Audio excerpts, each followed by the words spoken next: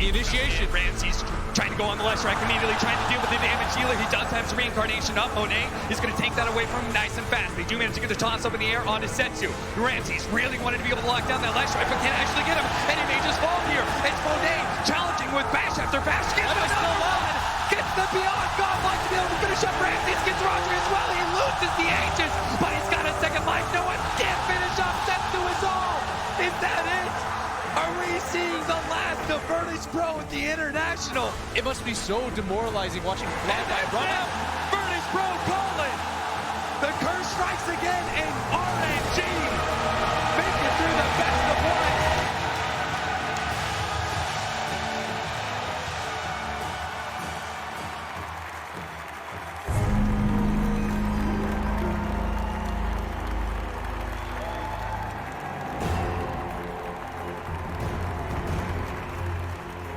Snowball comes out, they'll turn quickly, looking to burst him down the first, and in fact he's down to mana, he's dead without the chance short.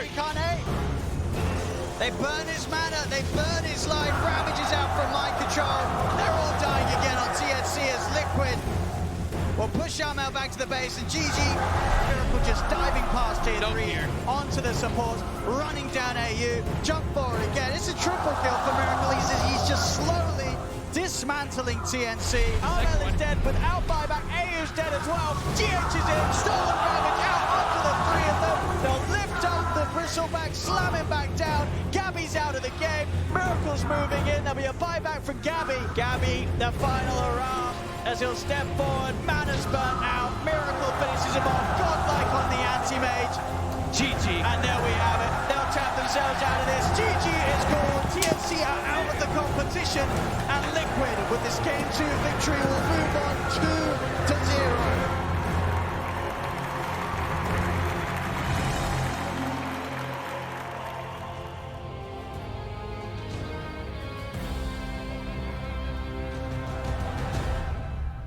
And there you have it, day number 2 completed here at the International 2019. Teams dropping out, including Virtus Pro. I really don't know what to say, Brian, about Virtus Pro, other than disappointing for them. You know, that's not the standard that they set for themselves. I don't think anybody knows what to say. It's insane to watch them all year be so dominant. Each individual player is so good, and the team's been playing together for a long time. I don't get it. They just crumble. This year more so than most years. Most years they get like 6th or maybe 8th. Yeah, 5th, 6th last year. Yeah. It's the best they've done. And now this is the 0-4 main event. All games just looked almost pathetic, to be honest, like, compared to what you're expecting. Yeah, absolutely. It's high standards.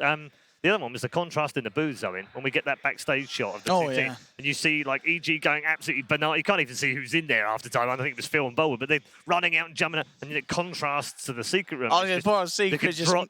I mean, it's just horrible to watch. Matt and somebody sitting at the back, you know, somebody reaching for the chips, like, kind of, you know, resigned to their fate. I mean, you can see it. They were surprised, I think, as a lot of the viewers would have been in that series. I think a lot of people would have said, Secret EG, look at how Secret was doing in the groups. Look at how EG had sort of a very rough day on pretty much the first day of the group stage. You had to favor Secret going into that matchup, but EG just pulling it out on the main stage. Yeah, if anything, somebody and Matt, they're probably a little bit impressed there. At the same time, they're like, wow. Yeah, how did they come did here? It. Yeah, absolutely. We're going to change pace a little bit before we get to our first game of the day. I want to talk to you. We've got 2 top players and a guy who is quite good on Ember Spirit occasionally, but he'll take it. You talk to me about families, because I know that a lot of you struggle or struggled at some point with acceptance and, you know, mum and dad giving you a hard time. What was it like for you? Because I think you missed out on a really big tournament in your start of your career. Well, for me, at least, I was a little bit lucky. My family was a little bit more open to me trying and stuff like that. They were always really supportive of me my entire life. But for, you know, the TI1 era, when I was playing Han, and then, you know, Dota 2 like started getting announced and stuff like that, my mom did not actually let me play. I got forced to go to work for like a year or something, and I was just watching really begrudgingly while I'm at work every single time, watching TI, and I'm like, man, I have to get in there. And yeah, that's when we formed Pound and Bottom and everything. And we started to do that, and I quit the job. My mom was super pissed at me, but we formed together. TI2 rolls around. We still missed that one, unfortunately, but, you know, we had reached that point, and it really is, it is kind of soul-crushing to watch. Like, seeing this TI1, like, missing out on that type of opportunity. I know I probably wouldn't have made it anyway, but if I would have at least had the chance to try and, like, push forward, Yeah. Tava. It's not an unfamiliar story. Actually, we've heard this story plenty of times from Western players, and you've heard it from talent yourself as well. But one of the great things about being here in Shanghai is that we get to learn more about the history of Chinese Dota. It's played such an important role in the world of Dota, and it's great to be able to figure out who got where and how did they get there. And that's exactly what we're going to do next. 对，怎么才来呀？我约你这么晚才来。有点堵。我们现在在哪儿啊？我们这是以前我们训练的网吧，叫新域网吧。我们聊个天，刚走过来吧，我们3个。我们去看一看，我们去看一看。感觉应该是这里啊，但是这里摇身一变，感觉可能网吧都没了。问一下，我问一下，网吧还在不在？哎，我问一下这个楼上的新域网吧。 他说怎么拆了？他说什么？他说拆了。拆了？对。你们以前在这儿训练吗？还是？对，我们在这里训练。那个老板是一个 Dota 玩家，爱好者，他人很好。啊。他知道我们就是没有机器训练的时候，他就给我们提供了5台机器训练。他说你只要想过来上网都可以，我给你免费。还可以管我们那个吃饭，网吧都不见了，那个老板也不知道去哪了。 本来还能回来感谢他一下的，是的。实际上，这个网吧也是我们的一个 Dota 职业生涯的起源地，可能很多人不知道。先去楼那边看看我们住的地方。不知道在不在啊？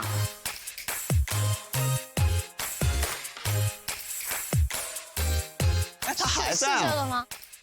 应该就是住在这里。我们有5个队员，有一个是长沙的，然后我是在长沙读书的。当时只有1张床，真的挤不下，他们3个人挤了1张床。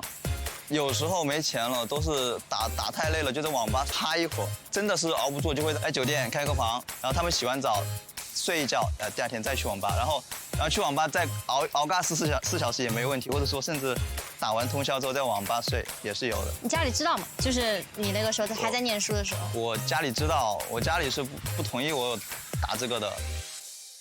我小的时候就是我也是偷偷出去，就我爸睡着了之后，我偷偷出去网吧玩通宵。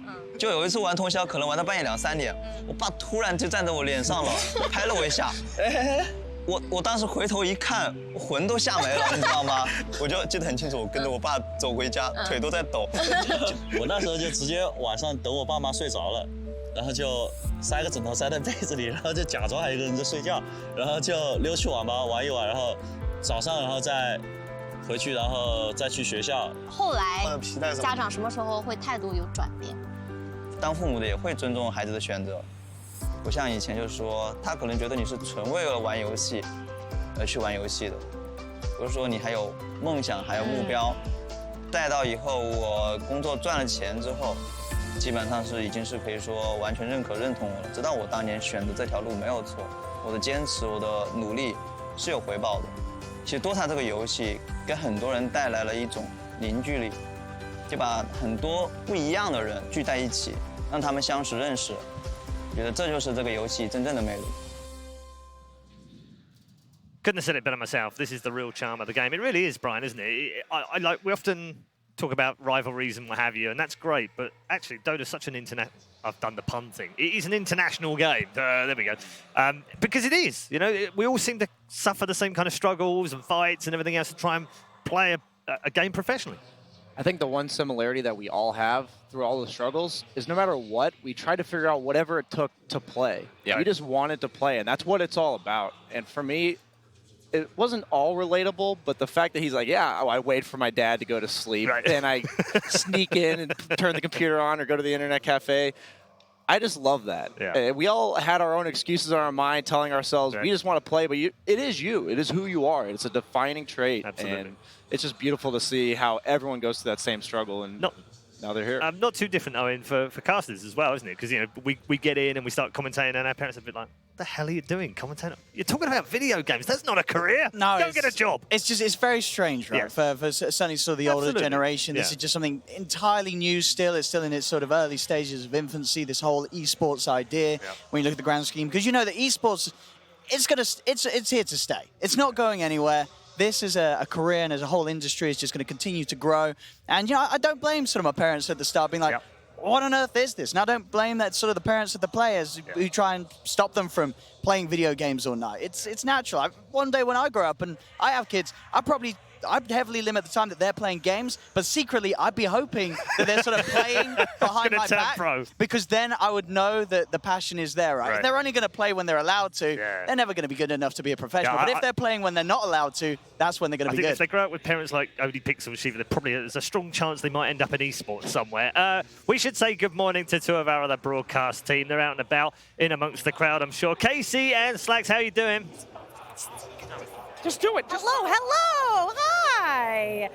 We're doing great. We're in the crowd. We're going to talk to people in just a moment. But first, it was really important to us before we came to Shanghai to try and learn a little bit of Mandarin, try to learn a little bit about the fans, wouldn't you say? A little bit about the culture, you know? I mean, excited to be here for the first time, the TI out of North America. It's great. And we took a Mandarin lesson that, if you haven't seen it yet, Jake didn't realize that it was real, but I had to let him in on another secret. Take a look.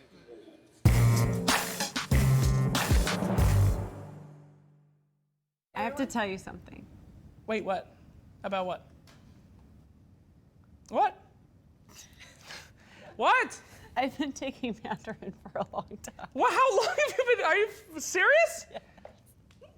Yeah. Buhao! Buhao! How long have you been taking Mandarin? Are you kidding me? I feel like you're asking how long I've been cheating. How long have you been taking Mandarin? How long have you been taking Mandarin for? A couple months. A couple months? This has all been a sham. This is ridiculous. Yes, hilarious. Very funny. Very funny time. You know, I felt so stupid in that class trying to learn Mandarin, and I thought you were a genius, or I was just super, super dumb, and I know you're not a genius, so thank you. Wait a minute. And that was Vicky that you saw, our teacher. She was amazing. I'd been doing once a week lessons for 2 hours with her and didn't tell you. But you were still supposed to take it seriously when we actually had the lesson. I was taking it seriously. We do a lot of bits, okay? I didn't know that it was a real class. You were taking class for a long time. It's been a long time since anyone's taught me anything. That's okay. I know that we're all about learning new things here and getting excited, so I'll let you talk about something that you're excited. Getting excited. Ladies and gentlemen, who cares about our class, all right? Today is Arcana Day, baby. The time has come to see who is getting the Arcana, and I want to talk to the audience. Okay. Do we have any? What? We got switched out here. I had a guy all prepped and I switched. The right person here. What is it? Yes, he's not. Sir, who did you vote for the Arcana? I'm not very sure. Maybe Og? You know, we prepped this with a different person and he ran. Ogre Magi or Wind Ranger? Who's going to win? I don't know. In China, I will say Og. Ogre Magi lovers? Raise up! Wind Ranger lovers? Oh, no one. What a surprise. Well, let's go back to the panel and see who they think might be winning this year's Arcana. Just stop, Jake, okay? Ogre Magi, Wind Ranger, sucks. We've had this going backwards and forwards on Twitter. You know we're going to win with the Wind Ranger. Just stop with the Ogre spam, okay?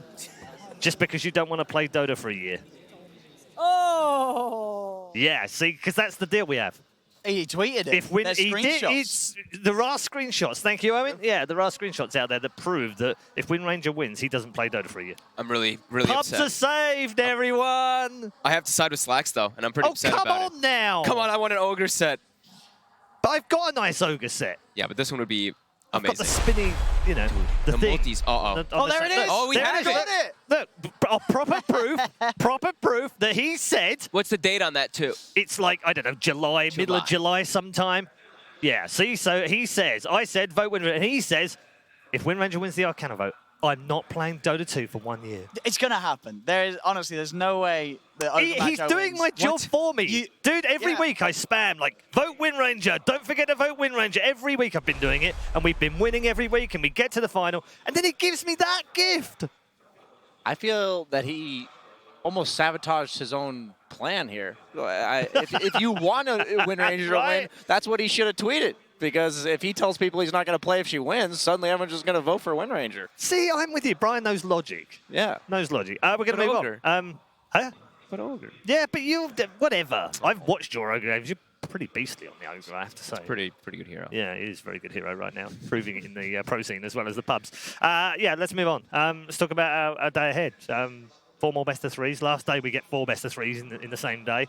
Some big games today as well. We're not going to talk about the first game too much because we're obviously going to get to that one as well. I'm quite excited about the first one of the day. But at the end of the day, OG versus EG, boys. The repeat. Yeah, the repeat. And I don't know if Notal and the boys are going to be that happy, but they said they don't really care, right? They're not that worried about it, but I don't know this year. This could, I feel like you could get the same result, or maybe EG have just had this kind of, this struggle this year, right? That maybe they pull through. We've also got Secret versus Mineski, which is a lower bracket game, by the way. Yeah, because you look at that going, oh, Secret, yeah, that's an upper. No, that's a lower bracket game, which follows our opening matchup between NEWBEE and Infamous, the first South American team inside the top 12. And we've also got, if that wasn't enough, we've also got the clash of the Chinese Titans, Vici Gaming versus PSG.LGD in the upper bracket semi-finals, that should say. I'm most excited for that one, to be honest. I know EGOG is the names and everything, but the year... intra-rivalry. Yeah. I had those I had Secret, LGD, and Vici as my top 3 teams. We have LGD versus Vici playing versus each other with this crowd. They're going to be going absolutely crazy in here, so I'm definitely looking forward to that series. It's always a fun matchup, isn't it, when it's intra-Chinese as well, because they've developed their own little meta. They know there's little quirks that they've picked up from whoever they've played and practiced against, Brian. Yeah, once you start getting down to a select few teams, players, they all know each other. They all know the little intricacies of their strategies, and it's amazing to know there's so much going on behind the scenes that we can't even see, right? We don't know what they know about each other, how much is going into the drafts and the strategy and the mind games. And I just look forward to every series today, honestly. There's a little bit of story to everything, the EGOG, like you said, but I just love good Dota. Yeah. And that's we're what getting plenty of that. I thought, we set a high bar in the group stage. I was a little bit worried, I have to say. When you come into the knockouts, you sort of, oh, can we match that kind of pace? And, the amount of kills we're getting, and the action, the team fights, and the brilliance of some of the plays, and it's lived up to expectations again. We just need mega group comebacks. That's what we're missing. We're missing that one, and maybe a 1v5 RTZ Rampage again. That's true. I don't think we get 2 in the same tournament, do we? Are we pushing our luck a bit, Owen? I mean, if EG continue to play like they did yesterday, I mean, who knows? RTZ could jump out the bag once more and bring us some good old highlights. What do you love most about the commentary? Is it those moments? Is it those Is it those moments, or is it just because that was a natural reaction? People don't know that. Exactly. You actually didn't know what to say at that point. No. It was just a natural reaction. I was kind of just dying in that moment. It was a very long series. It was a long series. I had no sleep the night before. There was this whole sort of run of events going on up to the Seb moment where I was doing my stuff. I was running out of breath. I was ready to pass out. That was my dying breath there. Me shouting Seb was a plea for help. And I mean, it worked. Everyone loved it. Those fights were so chaotic and hectic, right? We were like watching and we're like, there's like, I think in that one it's like the 4 illusion battles going on at the same time. We're trying to keep track of stuff, looking back and forth at each other. I'm just looking at Owen. It's been like a 2-minute, 15-second fight, and he just keeps going and going and going. And not slowly, Owen, either. It's 100 miles an hour for 2.5 minutes. So you have to take a break. Yeah, you do. And that was me, sort of checking out for a bit. My mind just went and bam, one word, see how long I could go. I remember at the time I was like, hey, I'm still saying the same name. Let's see how long I can stretch this out before I just run out of breath and sort of keel over. I'll just keep yelling this name. It worked out. It worked. I mean, that's all the best ones are like that as well. But yeah, team fights have been fantastic. We should also take a look at the brackets and bring you up to date with where we are in terms of bracket play right now. I know a number of you are tuning in for the first time, and you're tuning in for the first time watching TI, perhaps. So this is the story so far of both the upper and the lower bracket, as you saw in our recap earlier on. LGD and VG in the upper bracket alongside each other. That'll be the all-Chinese face-off this afternoon. And OG versus EG, a repeat of last year's semi-final of the upper bracket. In the lower bracket, however, things have got very spicy indeed. We've lost Virtus Pro incredibly in only the second round of that lower bracket. And RNG, congratulations to Royal Never Give Up. In their very first ever TI appearance, have made themselves at least a top 12 team. And that's a fantastic performance from them. Liquid are the team, however, that they will face up against. NEWBEE versus Infamous is our opening game of the day, of course, today, and Secret versus Mineski. Obviously, we lost Keen and Na'Vi in the previous rounds, alongside Fnatic and Alliance. 6 gone from the main event already. 2 from the group stage. They drop like flies at this time in TI, Brian. I get a bit worried. I'm like, who's coming next? Yeah, who's the next to fall? And whenever I watch the lower bracket series, I just can't imagine what's going through their head going into this. I mean, so much on the line. It's not just the next prize pool that you're making. We saw TI7, Liquid drop to the lower bracket and then made it all the way back up. You can still make it. You can still win the tournament. And if you drop a series that you don't feel like you should have dropped, there's so many what-ifs, could-have-beens.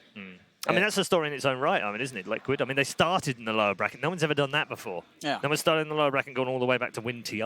They've done it at majors. OG have done it at majors, but at TI, that's a tall order. And, you know, Liquid, just sort of for all the imperfections they had in the group stage, they are absolutely a team that could go on to do that. They have the caliber of players to do so. We've seen it in the past.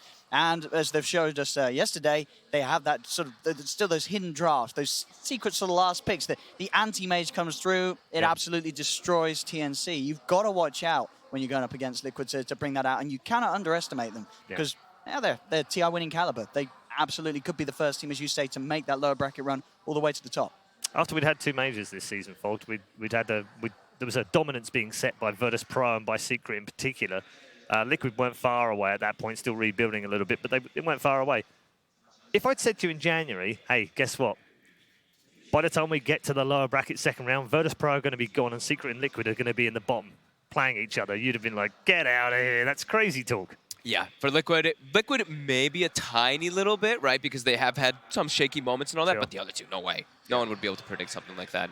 Yeah. The way that we've seen Liquid, I mean, like Owen was saying, the form that they're starting to build up, it's reminiscent of that TI7. They're doing this draft that people are like, oh, looks a little weird, and then they make the space and they find their ideas. So that's the nice thing about going through the lower bracket, right? You're learning. Absolutely. You're playing a lot of games. You're learning. You're watching everybody play as well. So you're learning a lot throughout this tournament. A lot of pressure on Meneski now, Brian, from the SEA point of view. They've already lost 2 of their big teams. Got to perform today. Yeah, you're the sole warrior remaining, and that's a lot of pressure. There's not like there's not enough pressure. That's the nice thing about going through the lower bracket, right? You're learning. Hey, how about you just play playing a lot of games? You're learning. You're watching everybody play. Get out of your best of 1, and you talk about us not expecting to see Secret in the lower bracket. I'm sure Meneski wasn't expecting to run into them after their best of 1. No. Yeah. So I think they're quite capable of taking the series. Obviously, Secret Do you think Meneski can win that? I'm saying that Secret has shown vulnerability. Right. I don't think they will. You know, the odds are against them. Sure. But the thing is, at TI, I've talked to a lot of players and managers, and they just talk about how almost the tier of Dota at TI is just a step down from the rest of the year because everyone's making mistakes. There's so much on the line, and mistakes honestly make for really good Dota, and I think that's part of the reason why TI Dota is on its own tier of caliber. Kind of sticks out, doesn't it? Let's talk Chinese teams as well, because LGD, Vici, they've lived up to that hype. They've lived up to the pressure that they were under. And we all talked about how do they perform under the pressure of playing in front of home fans, because generally speaking, in previous majors and big tournaments out here, Chinese teams haven't performed that well. They've done fine in the upper bracket, and RNG yesterday showed us they've got plenty as well in that lower bracket. They're definitely impressing. I think like I know Kyle was the one who was really on about the Chinese teams. He's like, they're all gonna make it to the top. Keen didn't really make it so much, but these teams, we're seeing how well they've done throughout the year and how much they've been practicing. And I mean, LGD, terrifying team, kept together for the entire year, and we're seeing why. We're seeing that they always will have that spike come toward it in this tournament. You still think a Chinese team wins on Chinese soil, Owen? Not in my bracket, but then again, a lot of things were wrong in my bracket. So mine too. We're all pros when it comes to brackets. Going from what's happened so far, apparently, yeah, a Chinese team will probably win, as I actually ended up having my finals being Secret versus OG, which could still happen, but China has got a good chance this year.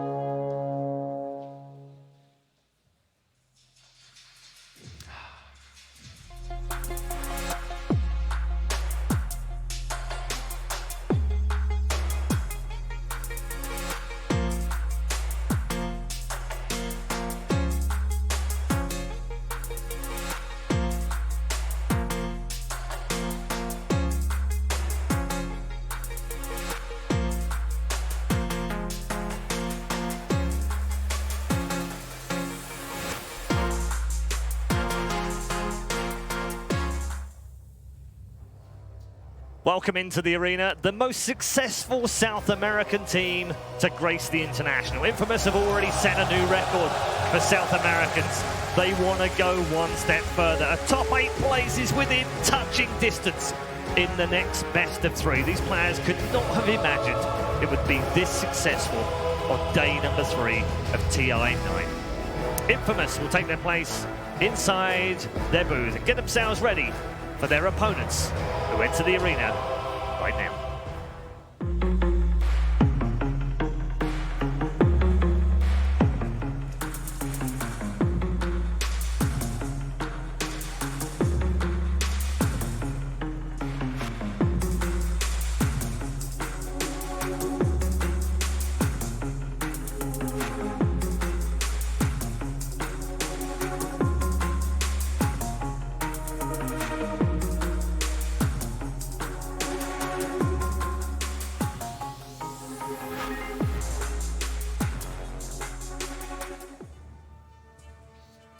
A Chinese name with a North American twist. NEWBEE enter the Mercedes-Benz Arena to rapturous applause, no doubt about it. The Chinese fans, of course, getting behind their hometown team with a slightly different look this year. Of course, NEWBEE moving on from Forward Gaming. They are in the lower bracket as well. They face Infamous. These two teams have only played once before, and really, it's not much to talk about. It was a 16-minute stop by the players from NEWBEE. They won't be thinking too much about that today as they get themselves settled, I'm sure, gents, because we don't really have much on these two teams going head-to-head. There's not much out there, and that one game is kind of whatever. Yeah, but they do know each other really well, they right? do, Sure, they haven't play with each other. Yeah, and pubs. They know each other, exactly. They play each other all the time in pubs. They probably flame each other all the time in pubs as well, which, you know, we love. I don't want to say too much, cool, but this guy does too. He's in there as well. Sometimes. A little Depends on my mood. All right. I've gotten better about it in the last few years. I've matured, I guess you could say. But yeah, they definitely are very familiar with each other, and it should turn out to, we should see that, especially like in the draft, especially in like a lot of plays and stuff too, the way they set up. They're both going to be pretty prepared for each other. I was really happy to hear the roar that we heard from the crowd, right? Even for like Infamous coming out. Kind of like new team, and they were actually really, really. Yeah, everyone loves an underdog, and they are kind of the underdogs in this matchup already. Let's not beat around the bush. But Brian, one of the cool things that happened to me a few days ago was I spent some time with Samael. We were poring over stats and talking, you know, form and his brother and all sorts of other things. And he said to me, this stuck in my mind. It was so amazing. We started looking through the Infamous stats and we're like, hey, look, this. And he was like, do you know what? This Hector guy is a beast. And if Samael was saying that, I'm like, oh, wow, he really rates him. And I think you do too. Yeah, he defines the entire playstyle for Infamous, and what they've had for success this tournament is basically a 4-protect-1.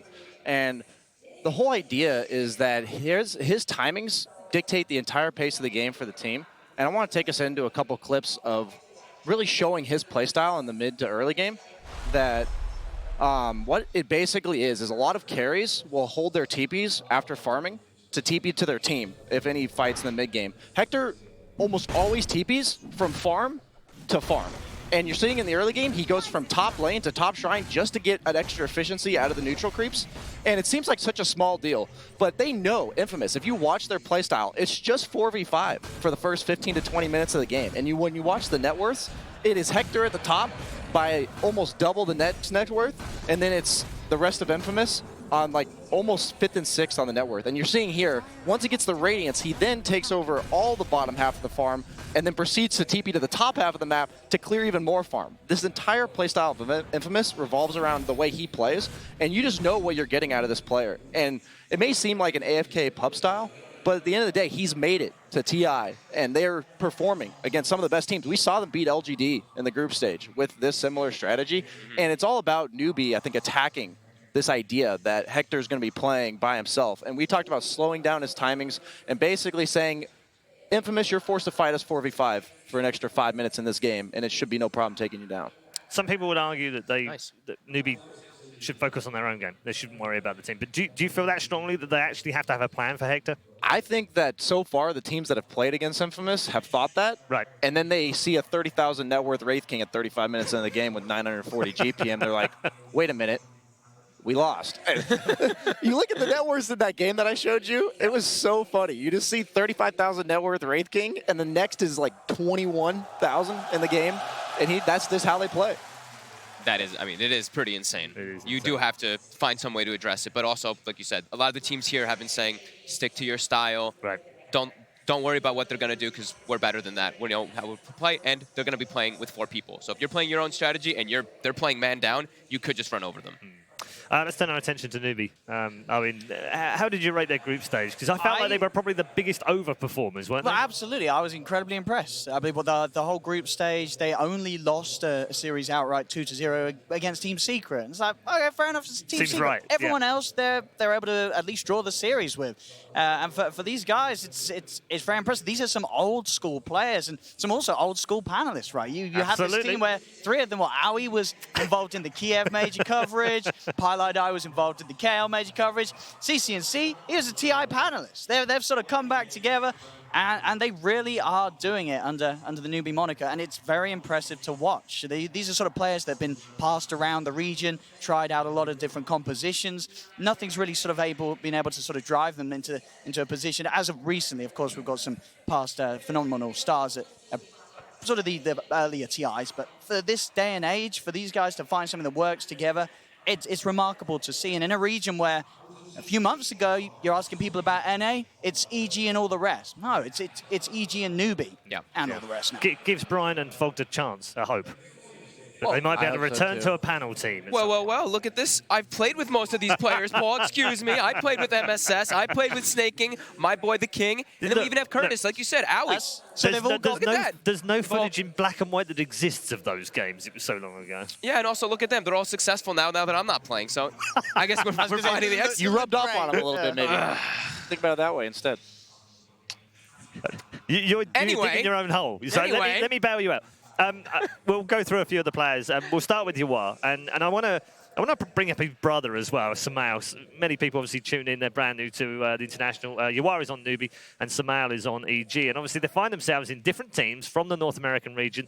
They go head-to-head with each other very infrequently. It has to be said. They have played each other in games, but never at TI, and that's what we're waiting for. Hassan Bowl in the international, and it hasn't happened. Didn't happen last year. Could have happened in the upper bracket. Didn't. NEWBEE now need to win for that to happen and carry on. But what I wanted to bring up more about Yawar is that he's very much been in his brother's shadow for the last couple of years. I feel like in the group stages, he put down a marker. He said, no, I can play just as well. I can carry this team too. Kind of becoming your own individual when you have a brother like Sumail for Yawar, I think is really difficult. And I think he's handled that whole dynamic of the way the community's almost flamed him, saying you'll never be as good as your brother, these types of things. And he's just he's a quiet guy. He's kind of sat back and said, I'm going to do my thing. I'm going to get better. 3 years ago, kind of an iffy tier 2, tier 3 NA player. And now you're seeing him at TI 2 years in a row, putting up a solid performance. I think he looks way better this year than last year. And it just shows how much hard work goes into it. And I think playing together with similar teammates, discussing the game, has a lot to do with it, like his ability to progress as a competitive player. Because a lot of it's the mindset, the strategy, the cohesiveness of a team aspect. Yeah, I remember when we first started to see Yawar coming up in the pubs and everything, and we were all playing. We're all playing in the NA pubs, and people were very impressed with some of his farming patterns and stuff. So now that we're seeing him, like you said, develop on all that, he's really starting to find his best form, right? He's I think he had average 460 last hits or something across games. That's insane. Yeah. That type of farm, he's playing at absolute top form, and now you're looking at, damn, he's really bringing it to Sumail. Yeah, highest average last hits during the group stage of any player, and highest average GPM as well, which is slightly blown out because of the out games and what have you. But but still, he's in the top 5 or top 10 for almost every stat you can dig out from the group stage on an individual player. So he's up there. He's doing it. He really is. And you sort of looked at the day one, and this, I think, was the first LAN ever where you're watching sort of Yawar with NEWBEE, Sumail with VG, and you're saying, well, this is the LAN, this is the time where Yawar, he is going to go further than his brother. Obviously, yesterday, then EG did beat Secrets. All right, okay. Sumail is kind of cranking it back up to 11. But for the most part, there's absolutely every reason to believe that Yawar could certainly make the run here with NEWBEE. One of the other players that's often been criticised, Brian, CCNC. He's been given a lot of grief over the last few years about being a bit of a flamer and maybe hard to play with and maybe not as high skilled as he should be. I think he's had pretty much everything thrown at him. Another one answering the critics here because he's played fantastically well again in the group stage. Absolutely, at the highest level, the players, they talk about other players, and a lot of times you hear about CCNC. You heard about his inability to win the mid lane. Right. He was like a solid mid game player. He knew what to do. He played around the team, but he would almost always come out at some sort of disadvantage in the mid lane. And now I think that's been solved. I think he's come together as an early game skilled mid laner. He plays 1v1s all day.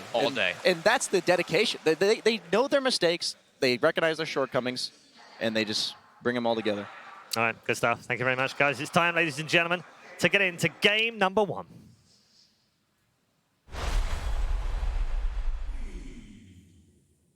Versus Game 1. NEWBEE versus Infamous. We're over here to start talking picks, bans, key players, teams. Joined by Blitz, Lacoste. Lacoste, what's your first impression here coming into NEWBEE versus Infamous? Both of these teams performed way better than anyone expected, I guess. And Infamous looking really good. As Brian pointed out, 4 Protect 1. This is not what we usually see, not in this meta, creating a lot of space. And NEWBEE will have to address this problem. They can't just play their own game. They will need to get the early towers and try to take some of these creep camps from Hector, because this guy is actually a beast when he gets the free farm. Yeah. Do you like the tools that NEWBEE have, Will, as far as matching up against Infamous? I think so, because I feel like they should know each other pretty well. I'm sure they've scrimmed before this event. I think NEWBEE, well, it just looked really bad against OG, but they can push a pace if they need to, and I feel like that's what you need to do to be successful against Infamous. We saw those 2 games that they played against OG. I don't think that any team, even if you think you're better at it, don't play to their strengths. Infamous is a very good late game team. Chris Luck and Hector, they are so good at finding farm. The only thing Infamous needs to do is not lose the laning stage so hard, because they can be ran over so easily. We've seen in one of those games where they lost in 15 minutes. And that's the crazy thing with Infamous, is they've lost some of the biggest stomps of this tournament. You mentioned the 15-minute game. I think there's been several games of theirs in the group stage where people are like, oh yeah, you know, Infamous, that's the team from South America we expect to get dead last. Here they are, though, playing for a slot in the top 8, and they've had some amazing games, particularly when they go late game. Yeah, I don't even know if NEWBEE's the favorite here, because Infamous, remember, this was the team that took first blood off of Vici. When Vici was looking unstoppable, Infamous absolutely smoked them. Yeah, and something we've seen so far is every team that's dropped down to the lower bracket has actually lost. Both Virtus Pro as well as TNC. So there is something to be said for the momentum coming off of a win in the best of ones. Do you feel like that is something that's going to come into play here? It could. I mean, if you look at how badly NEWBEE got smoked by OG, like that was a bodying for the ages. You saw the OKGG. I feel like that can do some mental damage to you. Whereas Infamous, even though they did start in the lower bracket, they're on a roll right now. Now, we've seen no GGs, we've seen some other stuff, some Instagrams at the end of the games when Navi played. But OKGG, this is the first time that we saw that one. And they open up with Mag. I see that a lot of the teams, as tournament progresses, they are shifting towards this big team fight optics, as always, pretty much. You have this Enigmas, Tide Hunters. And this is one of those pace-setting heroes like we talked about. NEWBEE needs to be a little bit more aggressive. We have seen them win these ultra late game situations like the game against Alliance, but I think against Infamous, all the games that I've seen, you don't want to get into these 60-minute clown fest where Hector pops out with 6 items. The best thing to do, I think, is just run at them, and Leshrac is proving to be one of the best heroes at doing so. Yeah, especially in this scenario where they already have someone who can empower Hector. You have this steroid for him, and I would not be surprised if they just pick Hectors here. Phantom Assassin still in the pool, one of the best combos you can get with the Mag. Oh, I mean, he also invented kind of the build on these strength heroes. I love the little thing when he buys Belt of Giant Strength, extra little top of it after he gets Hand of Midas. I'd like to see Tiny RSD picked up for Infamous. I feel like they play around these heroes very well. We saw Schofield Tiny just absolutely dominate in the group stage. But instead, they change things up a little bit, go for the Nyx. That's a great pickup, actually, because of the Carapace, a lot of uncontrollable damage on side of NEWBEE. Great hero against Celeste. You are forcing him to get an early BKB, which he kind of does not like to go, because if the game drags, his BKB will be 5 seconds, and the mana burn will be maxed out, so that's a lot of damage coming up from Nyx Assassin, and you can always stun this Elder Titan if he's trying to stun you with the Spirit. And I think this is the second time I've seen Infamous take Nyx. The first time being in the group stage against EG, which I think they lost that game. It was the one where they had Huskar. Okay. The one thing with Infamous, I do question it, like, these two heroes individually both sound great for them. Magnus, you got the Empower for your Hector heroes, Nyx Assassin as far as easy carapaces, but most likely a 3-4. And I feel like Nyx Magnus is not really a good dual lane. Like, those are not heroes you typically expect to see laning together or playing around each other. Yeah, that is the one thing about Infamous that's a little bit odd. They don't seem to pick a 3-4 synergy often. Instead, what they seem to do is they heavily prioritize on trying to gank mid and their safe lane. They're one of the teams that I feel like secures their safe lane the most for very obvious reasons. I mean, we've talked ad nauseum about how good Hector is. You know, put the game in the hands of your best player. Yeah. That is the best thing that you can do with these TIs. Faceless Sweat is still in the pool if NEWBEE wants to grab it. That's a lot of damage they can throw into the Chronosphere. Elder Titan also lash on top of it. And you have a good hero to play around the RP, because if you initiate first on Mag, he can't get in. Like, he can't counter your team with an RP, and you can get on top of RP as well when they group up with the Chronosphere. You can see the numbers there. Schofield, Nick's his most played hero throughout TI9. Something that he's well known for. The Magnus as well, so there is some flexibility as far as which of these heroes is played in the 3 or the 4 position role. As now the second Sage of bans coming out. So Lifestealer banned out. At this point, NEWBEE, you got to know some kind of Empower carry is coming your way, and you want to just ban out some of the scarier looking ones. Lifestealer with the built-in Rage Magic immunity, very tough to play against for both Leshrac and ET. Surprised that SD wasn't taken by either team. That has been like one of the most contested 5s for sure. Yeah, it's just so value. The Disrupt is, the Disruption I feel like is just straight up one of the best 5 position spells that you can get, because it doesn't just act as a save. You can use it offensively. It's so unique and versatile in that regard. Plus your Purge, the slow going through BKB, makes you such a great anti-carry. I've seen so many situations where teams try to jump the 5 position SD, and he lives for way longer than he should. He gets his entire toolkit off. If he gets Soul Catcher off, that's one of the best burst spells in the game too. And I think there's even more value for the SD when you see Axe on the enemy team. It just got banned before they picked the Axe, so I think they're hearing you, Will. They're like, okay, we want this Axe here, and what are they going to pick if we get Axe? SD would hard counter Axe as far as being able to save, having a save against Axe, because this Axe gives you a way to kind of preemptively counter whatever Hector's playing. He's playing some heavy physical damage core that doesn't want to get Blade Mail called by an Axe, theoretically. Yeah, I actually really like that. Yeah, with the Axe, you also have a BKB piercing ability, which is good at every stage of the game. And usually NEWBEE saves this Axe for their last pick. And I guess they were afraid that it's not going to make it through the last banning stage. Yeah. I'm started down to see Hector's hero right now, because I feel like you see your core matchup. You know that you're going to be against the Axe, but instead they take the Oracle, another type of save. I don't think they're preparing for Wraith King, because there's not much synergy between Oracle and Wraith King, because he already has 2 lives, so I still think Phantom Assassin is a great pickup for them. Even the Empower on the Wraith King is obviously fine. He get benefits from the Cleave, but he doesn't need the Cleave to farm. He's got the Skeleton, so he's not a hero that gets amplified by having Cleave the same way like a Phantom Assassin does. Plus, you're going to get Radiance, so you already have a Flash Farm mechanic. You're going to go Midas Radiance oftentimes. I feel like it feels a little bit redundant. Yeah. Any chance of just the classic Mag Jug as well? The only thing is, I hate playing Jug against Axe. I feel like every phase of the game, it just hurts you. You're so easily killable. I don't know how good it feels like with Oracle as well. When you get low, you're naturally just going to pop your ult instead.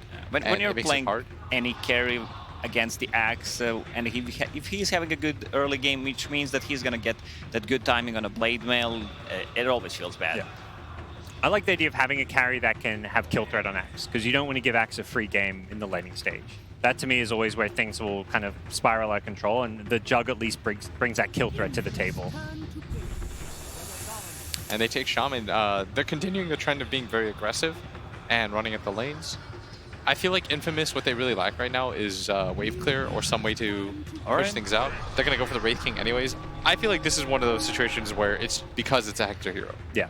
It's not maybe about picking the best hero to fit in their draft and play with Magnus and the rest and the Oracle. It's just like, hey, this is Hector. This is comfort pick. This is his best hero he plays in Dota. Let's pick it. I will say, I think even more so, they need wave clear. Like, when you have this kind of lineup, it's important that you have the ability to instantly push out lanes so that your Magnus doesn't feel super pressured.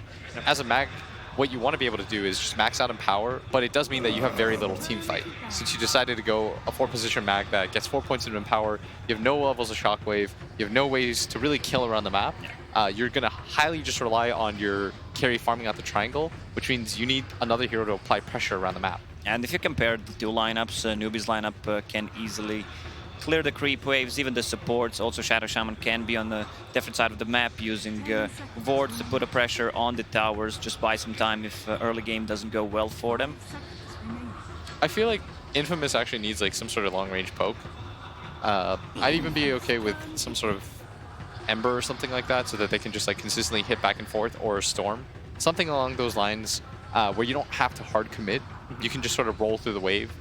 I mean, the Ember idea is also another hero that benefits from Empower too, so you kind of get you know, 2 useful things out of it there. Yeah, I'd like to see Ember Storm personally. And we do talk about them being 4 Protect 1, so as much as, yeah, we want to empower the Wraith King, he's just going to be off by himself. He doesn't need the Empower to necessarily farm. So getting another hero for your mid lane that can farm with it isn't a bad idea. I think what you need right now on the side of Infamous is a way to delay the game in case your laning phase doesn't go ideally. And I don't think that Infamous's heroes so far are ideal for the early game. Whereas I feel like NEWBEE's early game and their laning is going to be very strong. Because you wanted NEWBEE to play fast and try and run over Infamous, not let Hector farm. Do you think they've kind of drafted towards that strategy? Yeah, definitely. They have 2 supports who can rotate easily, and if Axe gets his good timing on his items, they can easily snowball, even without seeing the last pick. But thinking about the last pick, it's a really good Slark game, because they don't have many counters for Slark at this point. Have we seen much of UR playing Slark so far? I've seen 2 games personally. Okay. So something you can definitely play. I mean, you can always fall back to Faceless Void, but there's a lot of save right now. There's a Wraith King with 2 lives. Oh, that's a surprise. Monkey picked into the Leshrac. You're a bit of a mid player yourself, Blitz. I mean, normally you think Monkey against melee heroes. What's the idea here, picking it into the Leshrac? I think it's so you have a hero that doesn't get bursted and one that can make play has play potential around the other 2 side lanes. I think it might be a little bit greedy.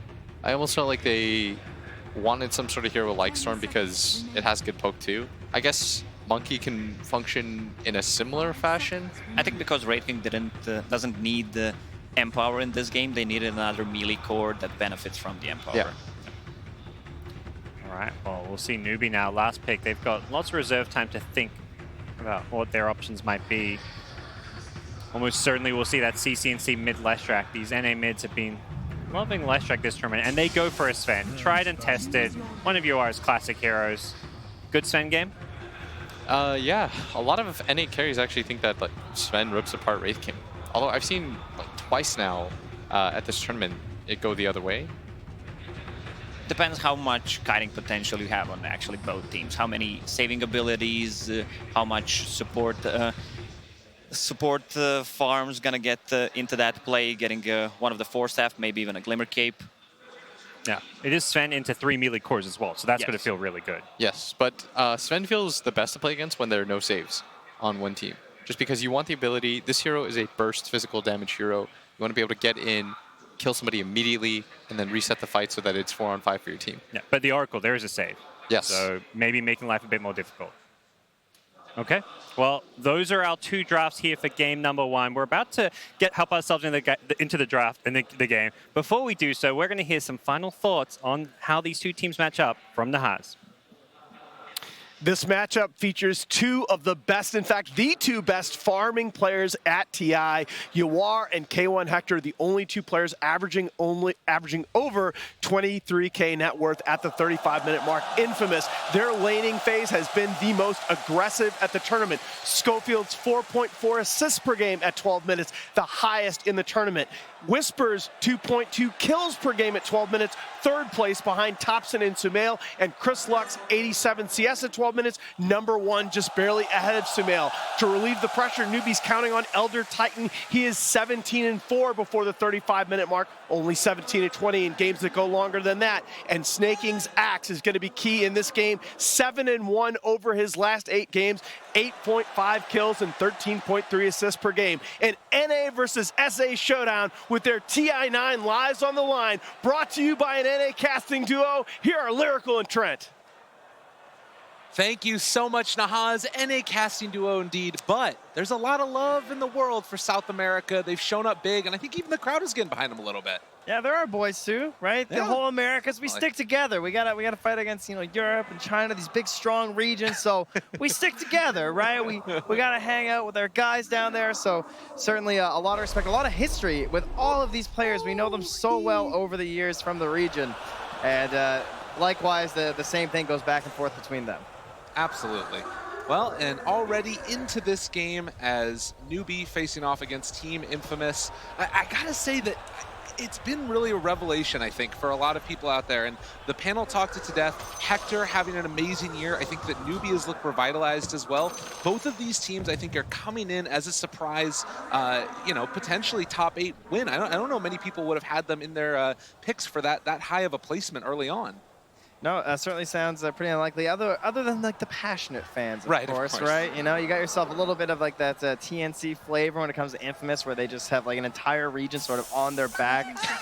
Feels like they have to carry from there, but nice and fresh here, right in the mid lane. Chrislock, he's feeling pretty good. Yeah, he's laying down those little sprays. You got to find ways to tilt your opponents, if at all possible. Goes for a war check too, and oh my, what have I found here?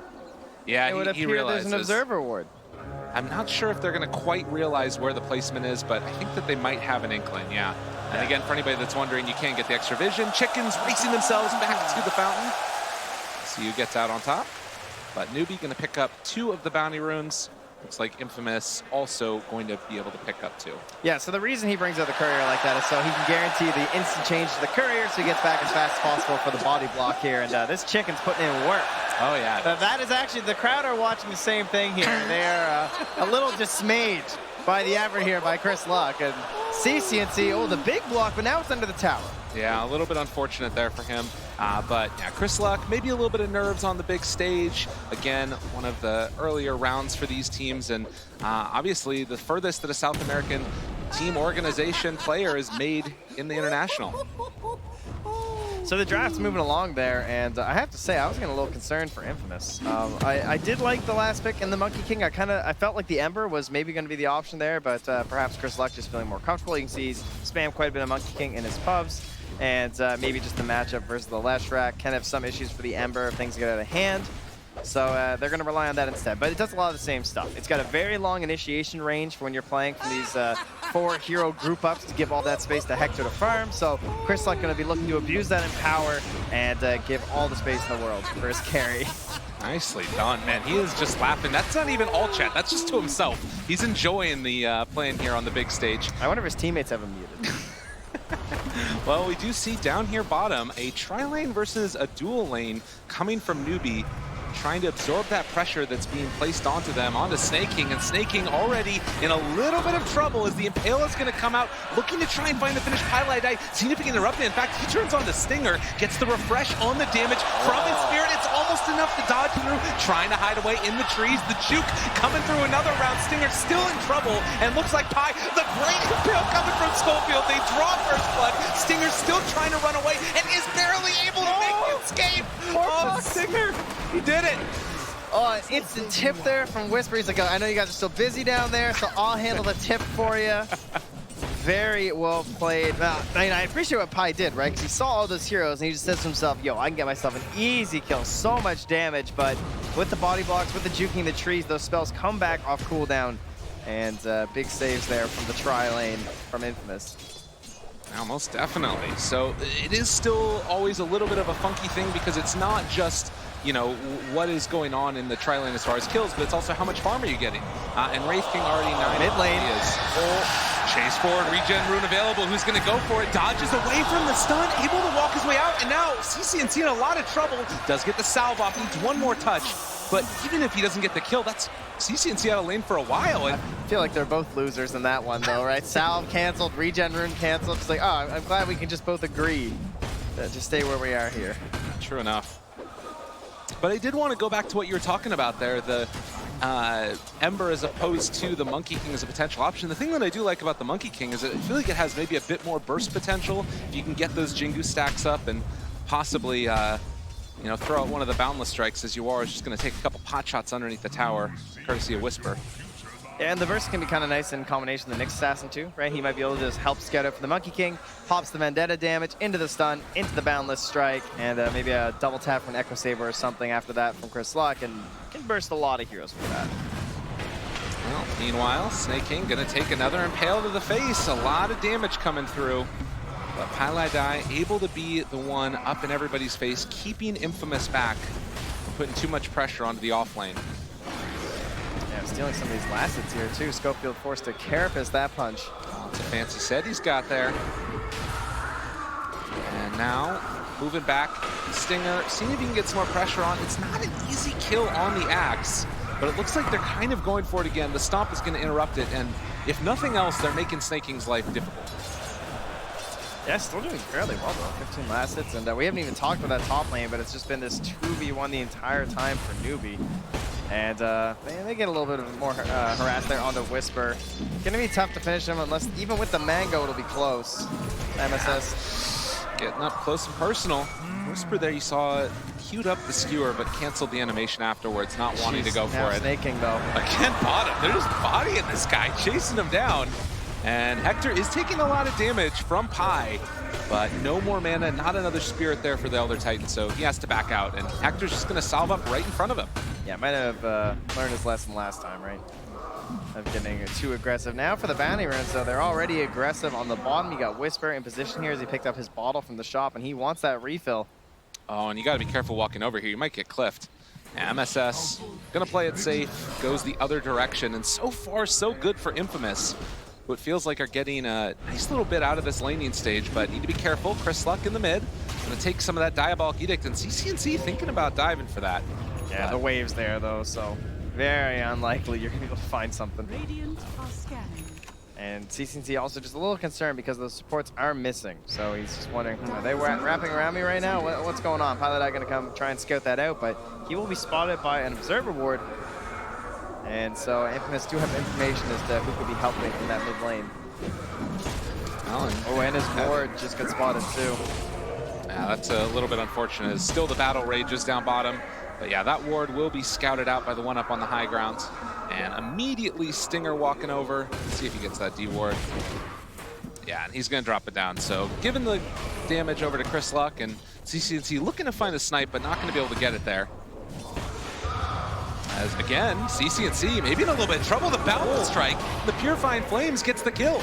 Have they gone in a bit too deep, NEWBEE, as they rotate in Schofield? Chris Luck, a lot of damage at this point as they're going to go for the jump forward, find the Impale, get themselves another round of kills. Man, Infamous are just cooking. Yeah, hands kill over. Yeah, he had to take the first one with the level 2 Purifying Flames because that's what Oracle players do. But he can easily hand off Pylai Die. Now Chris Luck even gets a regenerate, although he doesn't necessarily need it. Still very high in resources. He heads back to that mid lane. That did cost the rotation from MSS, who has to go and soak the mid lane before CCNC can make the return there. Well, and call me crazy, but I feel like it was Infamous that has tended to be very comfortable in the late game, and they're winning the early game. I mean, obviously, this is a bit of a different situation. NEWBEE have a lot of heroes that are very effective at providing support in the late game, but already Schofield moves in. Yeah, Spike Carapace steals some last hits. That's one way to get back into this game, right? Like finding stacks, and you're down 4 kills, but you can find other ways of growing your economy via the last hits in the lane. As you can see, they are leading on the side of NEWBEE, or also through these stacks, but scouting and stabbing some of that XP can be very helpful for a Nyx assassin who wants all the XP he can get. And now Pylai Die, well, I think you died here once before. Uh-oh. Gotta be careful. So they jump forward again onto Pi. They have the Impale available, saving it as he's juking, but he's not going anywhere. They don't even need to throw the Impale. No, I got the Orb of Venom. This guy just has a windlace, no boots, no real concern. Man, this Monkey King has been a bit of a revelation so far. All right, so what do you do when you're losing the kill battle like this? You just run to another. Oh, gets him right on the edge. MSS also going to go down. They are rotating to try and kill Whisper, though. And finding the kill indeed. CCNC there to get it. Back and forth across the map. 6 kills for Infamous to the 1 of NEWBEE as they get on the board. Yeah, good rotation. What will matter will be like the tower pressure too, though, but they're already rotating in the Nyx. He's at a resource on CCNC, so it's a kill, but it's not a big loss or anything there for Infamous, because when it comes to Hector, they of course want to sacrifice everything they can for all of these towers because of how efficiently he uses the jungle and how helpful it can be to have those towers to rotate if NEWBEE are indeed going to try and put pressure on this Wraith King. Well, and that's one of the things that you really want to keep your eyes on is how quickly does that farm raise up for Mr. Hector, as he is going to be slept by Pylai Die. But no real chance for a kill. Instead, the kill is going towards the mid lane where they have found one. Monkey King very low and is going to go down. CCNC picking up that kill. So that'll be some killing spree XP handed over as well there for the recovery of CCNC. Now ahead of the Monkey King in terms of experience, thanks to that. To level 8 for him. And Hector, in the meantime, has just been living down here bottom, and he's thinking about chasing snaking into the trees. Yeah, he's got this observer ward here too to help spot rotations in behind. And likewise, though, there are observer wards here from NEWBEE spotting out what Stinger's up to. So Snaking using these for optimal positioning underneath this tower to try and stay safe and try and absorb as many resources as he can. Up top, though, nice Hex. Should be an easy follow-up here for CCNC. Yeah, it's all too easy. Farming while getting kills, that's what you want to see out of the mid player. CCNC wouldn't work. Meanwhile, not again. Oh God, Pi. This is not for you, my friend. Get out of there. And they do manage to get the Chingu stacks up while also getting the kill. Do not enter. And no Pies allowed. Just gonna rotate bottom now. Yeah, Snaking needs to get the hell out of Dodge. Hector chasing in, see if he can find somebody, but nobody's home. And it's gonna be the trade-off of the tower, CCNC taking top, while simultaneously Infamous and K1 Hector pressuring at bottom tier 1. Yeah, same thing with the Bandits, right? Just another trade-off because of the force positionings from the tower pushes. Now you got Whisper. He has the point here saved too, and now he has a bottled haste room. So potential for a nice kill with the early RP, something that can tend to be a little difficult. Oh, this looks like a nice little stack stolen away by Infamous. So clearing out the jungle and now going to jump on a Snaking who has been kind of closed down on this entire game. And another round of Impale. Schofield doing so much on this Nyx Assassin, and now he's also got level 6. Yeah, I would say it's surprising he only has 2 deaths on the Axe, considering the amount of pressure. He actually had a pretty good last hits there too, but still going to be a good target there. And needing a sleep from Pi. There's that haste. Coming. He's coming for you, Pi. Just giving him the business all game long. And they have another round of Impales. Going to connect it, see if they can punch him down, skewer back underneath the cliff. And can they finish off this Elder Titan? Yes, indeed. Stinger's going to take that one. Pilot is not exactly a stranger to this style of play. His name, of course, letting you know that for a fact. And he understands the mathematics, right? By far the lowest net worth in the team. He's half of that of the Oracle. Ooh. This is kind of interesting here from Schofield. And could they make something happen? Yeah, they are making moving up. Carapace play off this last creep, right? See if you can find it. Carapace comes out. The Impale is going to connect, and the jump forward. Find the kill with the Primal Spring onto the Sven. Man, Infamous. They just know where NEWBEE's going to be. They're prepped. Perfect. He's even keeping left a couple of big creeps there for his Monkey King. And the thing that the panel talked about was, this is the way Infamous play. 4v5, Yep. They're winning fights while Hector just keeps farming. They are the vanguard. They play up ahead. They are across the river. And you go, where's Hector? And you just kind of draw a line between NEWBEE and then where are the 4 players playing, and then extrapolate further. Oh, there's Hector. Far away from anyone messing with his patterns. Spamming the skellies, and oh, everything respawns. Here I go again. He's back, another round of it. Gonna be about halfway to that Radiance now at just 12 minutes with Empower. I mean, he was already look farming what Whisper's fast. doing. He's just walking left and right in the mid lane, empowering Chris Luck on the right. Go farm some camps. I got some stacks over there for you. I'll have up some ancients, Chris Luck. Don't mind. Oh, where's my Wraith King? Then he walks over, gives Hector the Empower too.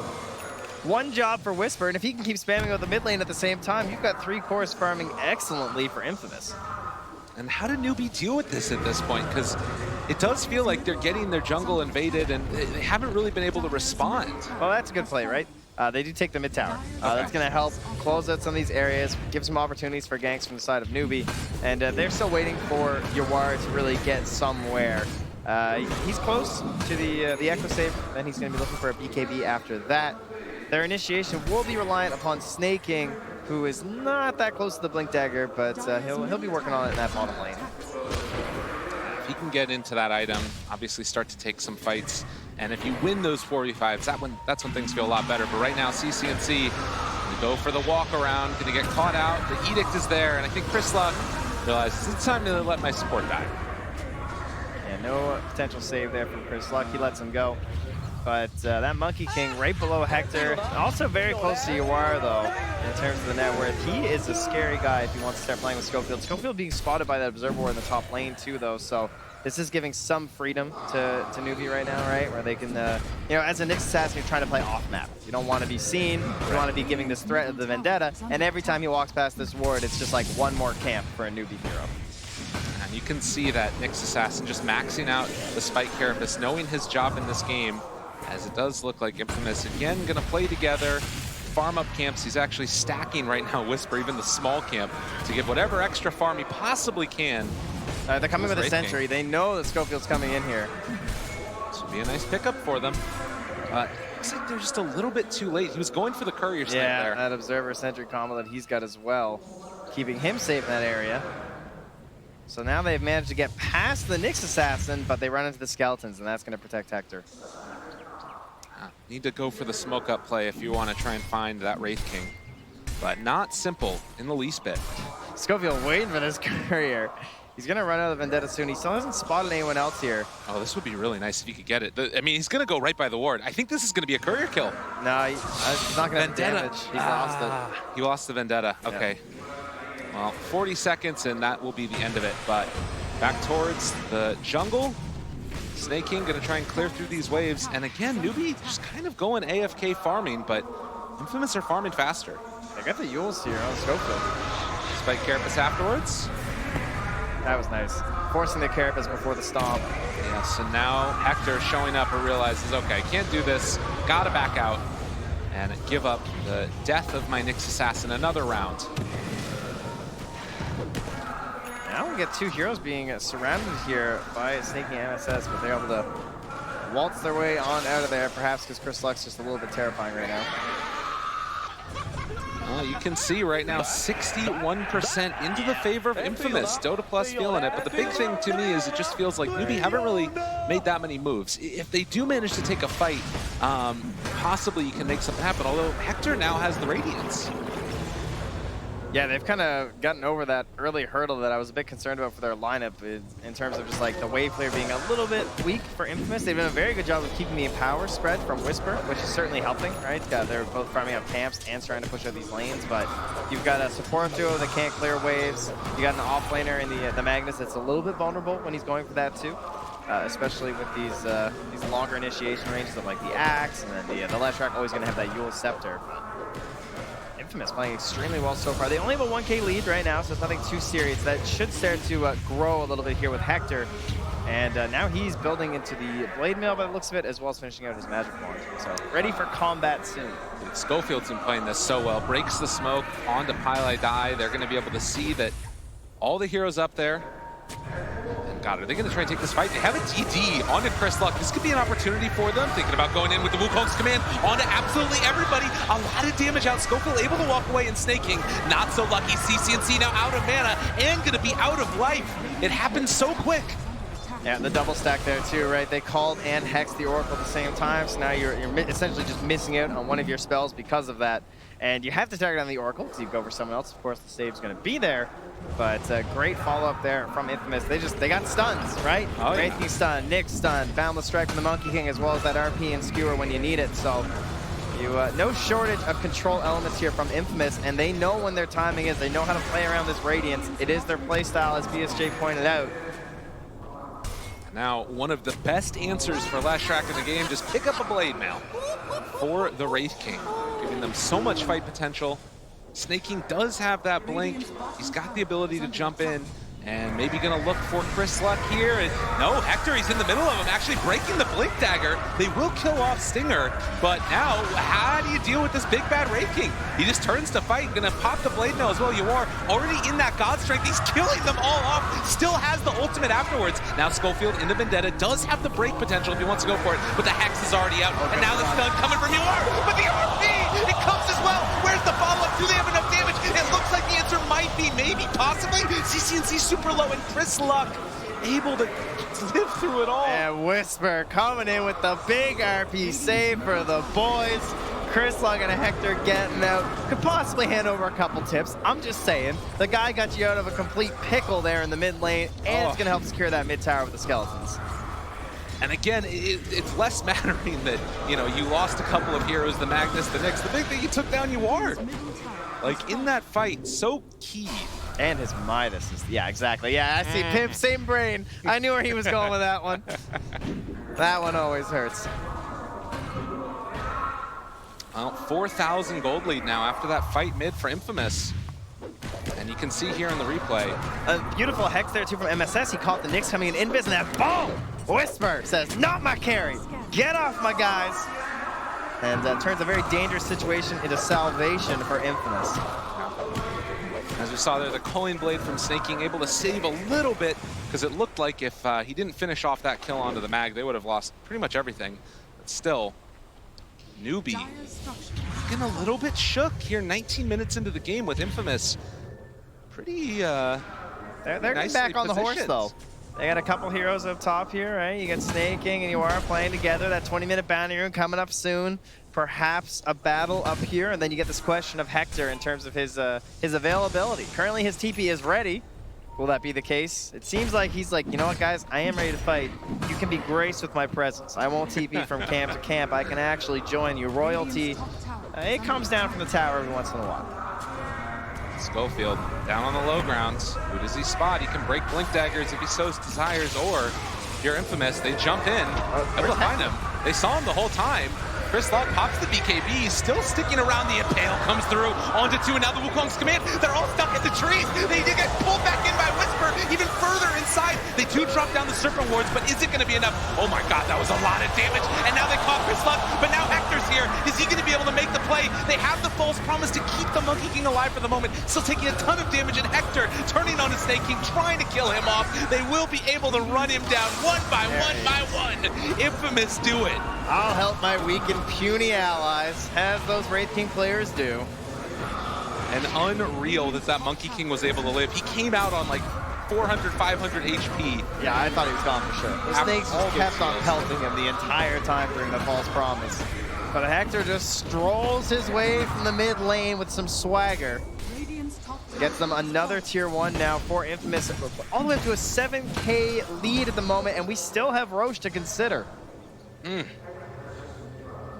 7,000 net worth lead right now for Infamous. When he shows up so late to the fight like this and you're still losing, that's a very bad sign for NEWBEE. Good positioning there, of course, from the Oracle, right? He's not getting targeted early on this time. Chris Luck perfectly done with the Boundless Strike too. That bonus damage from Whisper. I mean, we're talking about Hector making all these plays, but it's the rest of Infamous too that are making the saves. They're, you know, last second there, Stinger almost getting controlled before he was able to get that false promise out. I mean, Hector's just walking in here when everything's on cooldown, right? Like, yeah. You know, this is what they do. They know how to play around it. Unreal. And you can see he's feeling pretty good about himself right now. It's tension in the booth right this moment for NEWBEE. Schofield, will he be able to get CCNC? This is a very difficult game to try and turn. It's by no means over, because they have all this wombo combo. They have the big plays coming in the late game. Of course, that's where Snaking tends to shine, is making those decisions, getting those big pickoffs for his squad. But it's a sizable advantage at this point for Infamous. There's no doubt about that. Definitely has that feeling right now. And like you said, NEWBEE, they've made a lot of comebacks in this tournament. That's true. You know, you think about the group stage, there were multiple Mega Creep comebacks for them, and we're not even close to that stage yet. They still got tier 2 towers up and online. They have very good heroes for the pit, too, which tends to be what we start revolving our game around past the 20-minute mark, right? It's just like, can someone get an edge? Are they going into Roche? As he takes a swat at a Monkey King who flies by. Almost got him. But you got the Elder Titan, you got the Leshrac with the AoE stun, you got the Axe, the Sven, everything for the Roche fight. But likewise, you can just count as many spells inside of Infamous that are very good there, too. You can see here as well the soldiers being left behind as Monkey King has picked up that Aghanim Scepter after the BKB. Yeah. So wave clear is still a thing that was identified in the Infamous lineup as being a slight hope, right? They're just going high ground. Yeah, and that's what the question is going to be. Is if you can defend high ground right here from NEWBEE, you might get back into this game just by virtue of, like, okay, we pushed them off, and the other two lanes are pushing in our favor. They've dropped the snakes down bottom. Dude, they didn't even take Roche. They're just going up here. They're like, screw it, guys. We're going and taking your buildings. NEWBEE, what's the response? They take a tier 1 tower, but it doesn't feel like they have an answer for this. Early pressure be damned. Oh, you are. He can't TP either. Schofield's chasing them in the bottom lane. That's the issue. And they are not going to be able to come back and deal with this, so the chase forward possibly for more. TP's coming in now. Infamous, you got to be careful. Can't step too far forward. Call while simultaneously hitting on the stomp. But the Blade Mail doing a lot of damage back onto CCNC, almost taking him down. Chrislock going to be healed back up by that ulti, and now turn on to MSS. They find themselves another. MSS goes down, and Infamous just going to jaunt their way out of here. They're going to try and cut them off here. 2 TPs to the Shrine. but the Wukong's command. Chris Luck pump faking it. CCNC, he gets the Yule Scepter lift up. They can't see B out now. They have to fight. Infamous, is this going to work for them? They have the Wukong's command now. CCNC is dying. He's done. He does have buyback. Might need to use it because Yawar is dead too. He doesn't have buyback for a minute. Oh my god, the triple kill from Hector, and now Chris Luck looking for more. They're going to force this buyback and feeling like it's their moment. They get the RP, they find the follow-up kill onto Snaking. If they can manage to get it, does he manage to get away? Still running, he does escape. Now the stomp coming in, Chris Luck, boundless strike, trying to live, and he does. Takes down Snaking, 88 seconds dead. And then now Infamous, they're pulling in with the rest of the heroes. They know he doesn't have buyback. Man, Whisper, this guy. I mean, we talk about the Oracle being the save. I think it's Whisper this game. Always looking out for the big #1 and #2. He's a distant third. He's a third of the net worth of the Wraith King in this game. But he's doing everything he can to keep them up. Whisper keeping the hopes of Infamous alive and well in this elimination match. The sole representative from Bolivia in this tournament. Man, can you believe that this Hector guy's really good at Wraith King? I mean, I did not think they'd be playing Wraith King. I really didn't. I thought, like, once the first phase they didn't take it, I was like, okay, well, that seems like a pretty likely ban. You know, the guy seems all right, but I think they went for the know your enemy play, right? Oh my god. They went for this idea of, okay, we know how Hector plays. They're not idiots, right? They understand what the guy's trying to do. They didn't really pick any mana burn to maybe try and make that an issue pre-20 minutes if they got into a fight. And they just did knock it out of the lanes in a state where they could abuse the fact that they had the Shadow Shaman wards, that they had the Edict. I think they were trying to go for this like early game push and take away a lot of that farm space from Hector. It didn't happen. And then you had Chris Luck empowered, he's farming camps. You had Hector empowered, he's doing the same thing. And Whisper's just shoving out the mid lane and farming there as much as he can with the Shockwave. So Infamous, they just do it again. Infamous showing up on the big stage. This team is no joke, ladies and gents. You got to plan for them, prepare for them, and even then, they might still beat you. Let's head on back to the panel, hear what they thought about that game #1. South America's finest have shown us a great form. If you were in any doubt whatsoever that they have what it takes to make the top 8, I think those doubts may have been expunged by now. Gents, that was an impressive performance and a kind of mentally breaking performance as well for NEWBEE. We didn't get a chance to talk about it before game, but you know, we wondered, didn't we? We talked about it in the green room. Could NEWBEE bounce back from that crushing defeat against OG, or could they put it out of their mind? That's a tough loss. That's a real tough loss. I mean, that was pretty much what I saw, at least.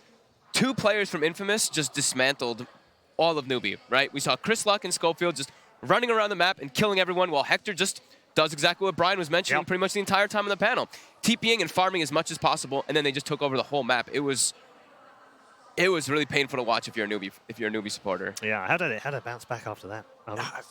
I don't know if they do. I mean, the obvious answer is ban the Wraith King. Right. You know, he's getting this hero that we've seen in the group stage that he is remarkable on. As you said yourself, Samael, the top pros in the game are looking at Hector, obviously for reasons other than the hero, but a large part of it is the games that he's on Wraith King. Right. It's remarkable, and he's got to be one of the best Wraith Kings in the world right now. What I love about Dota is we've seen other teams try Wraith King, and it doesn't feel like most of them have very much success. And I think Infamous, people are saying, have they proven themselves, you know, stop sleeping on them? I think if they got Wraith King every game, they could make like top 3 at TI. I'm not even serious. I'm not even kidding. They've taken games out of the best teams in the tournament. I think they are day and night difference with this hero, because it's not just Hector, right? I'm not saying Hector can only play Wraith King. The entire style of the team is based around the way that this carry hero plays. And I just want to give a brief shout out. I think Schofield might be the best Nyx player in the world. I think it's insane to watch him play Nyx. And nobody else makes it work, going off the point that every other team's picking Wraith King. Nobody's picking Nyx for a reason, and then somehow he just game changer with that hero. Yeah. All right, well, we've still got plenty more to talk about here at the International, but things are just getting quite spicy here in the arena. Maybe not as spicy, though, as when Fogged and Owen got together to try some hot wings. Keep them warm. Share body heat. I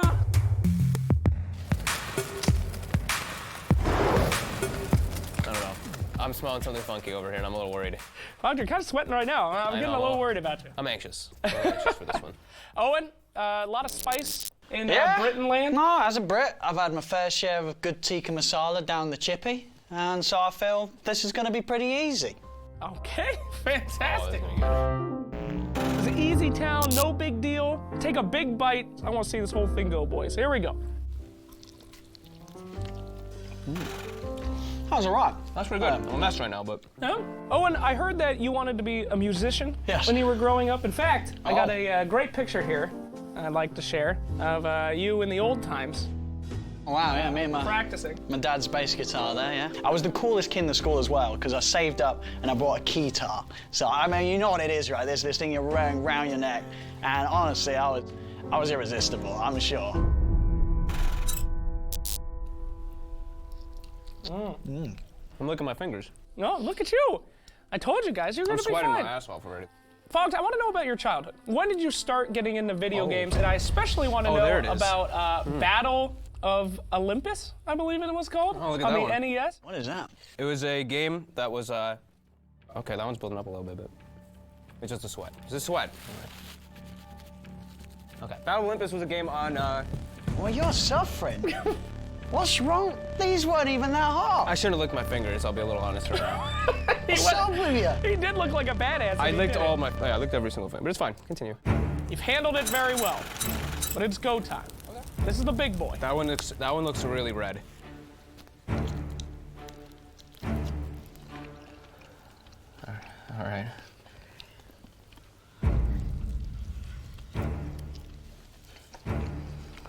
Oh yeah, it's unpleasant.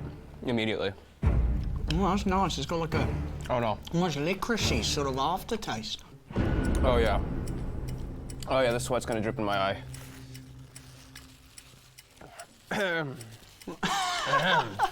I'll have some milk. It's okay, Fox. Get that milk, buddy. That one has the most flavor. The nicest of them all so far. What is happening right now? Guys, I got this little friendship bowl here. This is the laning partner bowl. Owen? Am I going in? You seem to be fine. Hit it up. What was the last thing? It was a bit hot.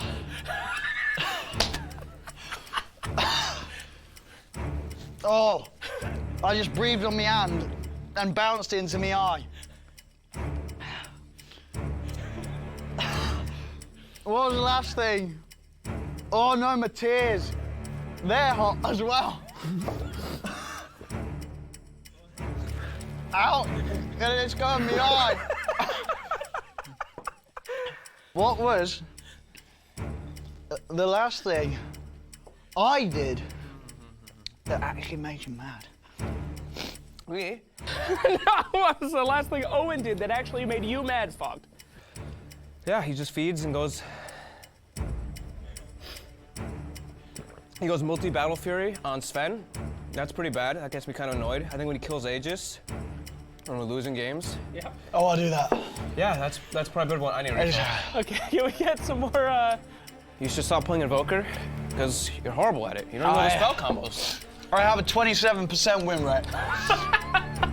Over about 50 games. Still trying though, right? It's getting better. I win the lane. I win the lane. He walks into the lane, he doesn't even have the orbs on yet. He doesn't even invoke a spell. If you'd like to, put a little bit of extra on the top. Yeah, no. Just I'll pass. All right. But I'm shaking. Oh, that's a big box. You've got the pain in you. Tell me. Oh, shit. Best game you ever casted together and worst game you ever casted together. Hit me. Oh, God, I can't even think of that. Oh, shit. It was DAC All-Star match, and I was absolutely abysmal. It was by far my worst cast. Best one? Best game? Seb. I have a game for. Yep. TIA Grand Finals was obviously, for many reasons, a great one. Let's tap it out. Please do. Let's do it, gentlemen. We did it. That was a lot of Finish fun. that milk. Woo, here we go. I liked it. And we'll see you next time for some more spicy wings Never again. and spicy questions. We'll Never see you again. next time. Thank you. Someone's gonna take care of me. Yeah. Come here, Jake. I'm gonna kill you. Oh my goodness. That actually didn't show the extent of my pain. I'll be totally honest with you. Really? I was literally like, aren't you supposed to be the more Latin of the two of you? I mean, the guy's, he's born in London. He's eating English food for crying out loud. Surprised. He should be able to cope with that level of spice. Licking my fingers was the biggest mistake ever. Even though that second one you think it's not spicy, when you lick all the pure spice off, nice. You got to be careful. So I didn't wash my hands properly, and Really? I had some issues later in the day. You had a bit of blowback off the hand as well at one point, burnt your eye. Blowback off me everywhere. It got spicy. It got spicy that evening. Not in a good way. Not in a good way. No. Has Shiva let you back into the room yet? Or? Yes. Yeah, all right, okay, good stuff. Brian, you want to do one of those? As of now, I'll take a rain check, but my favorite part of the whole thing was seeing Fogged in like physical agony, while also mental agony, describing the multi-battle furies and the invoker mids. Like the combination here is like this is agony in its purest form, and Dota players, we love it. We love to see that. it makes it so hard for you to think. The heat hits you, and you're just like, oh, you have this. You're trying to say it, but it won't come out. Your tongue's just like it's just stuck. That type of heat. Yeah, that was.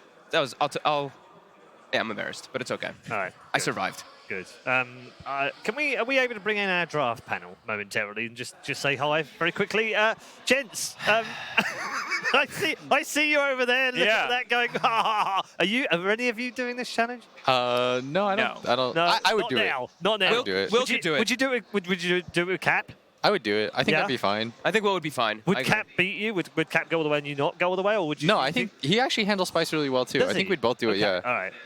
Okay. Yeah, we could do it. I'd be fine. I'm good with spice. You all right with spice? I mean, I don't know about that. That's a whole. I would not be able to reach 12,000. I don't think. Your spice MMR is not that high. No, not at all. There was something with like salt and pepper on it at lunch, and look, I was like, "This is spice." I'm like, I'm pretty sure it's just salt and pepper. That's just seasoning.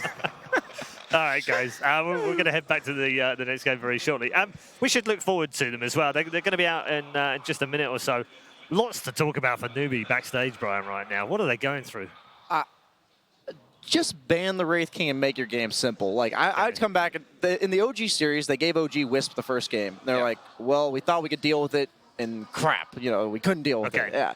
Let's, like, stop trying to impress ourselves or prove to whatever they're trying to prove. I mean, go back to playing what they were doing in the group, right? Yeah, they're a good team. They play well. Yeah. You just have to mentally drop that game and say, we're going to ban the Wraith King, and we're going to play normal Dota, and it has to be good enough. And if it's not, there's nothing you can do about it at this point. I mean, do you think that mental part of the game now becomes a factor because of the stomping they got from OG in those two games? You could kind of put that out of your mind away. Go, it's OG. They've been doing it to everyone. But now you've lost game one here as well. It's kind of like that's going to add fuel to that fire, isn't it? I think so. And I think at the same time, NEWBEE would have come into this series not necessarily underestimating Infamous. As we saw, they did well in groups. They knew that it was going to be tough. I think there's veterans on the team. There's every reason to believe that NEWBEE can swing the series back round. Teams coming back out into the arena for game number 2. Infamous from South America doing exceptionally well right now against all odds. They are one game ahead of their opponents, NEWBEE. It's going to be tough for both teams as they enter those booths. And we head into our second game draft. Before we get there, though, let's check in with Casey.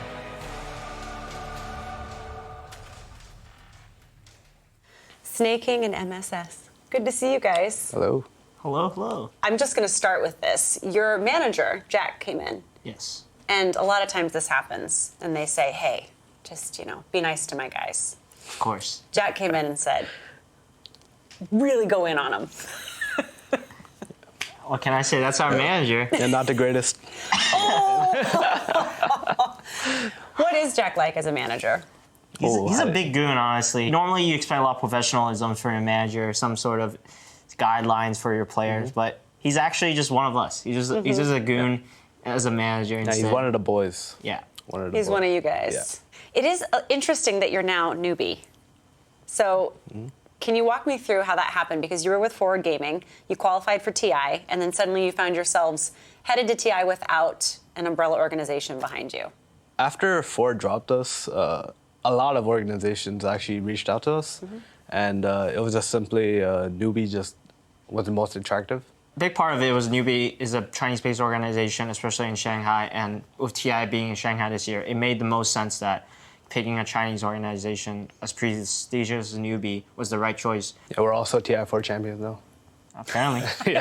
Representing. You know, there's a roster of players who might disagree with you on that. Of course. Do you feel that sense of pressure to play for the organization that does have such deep roots here in China, since TI9 is in China?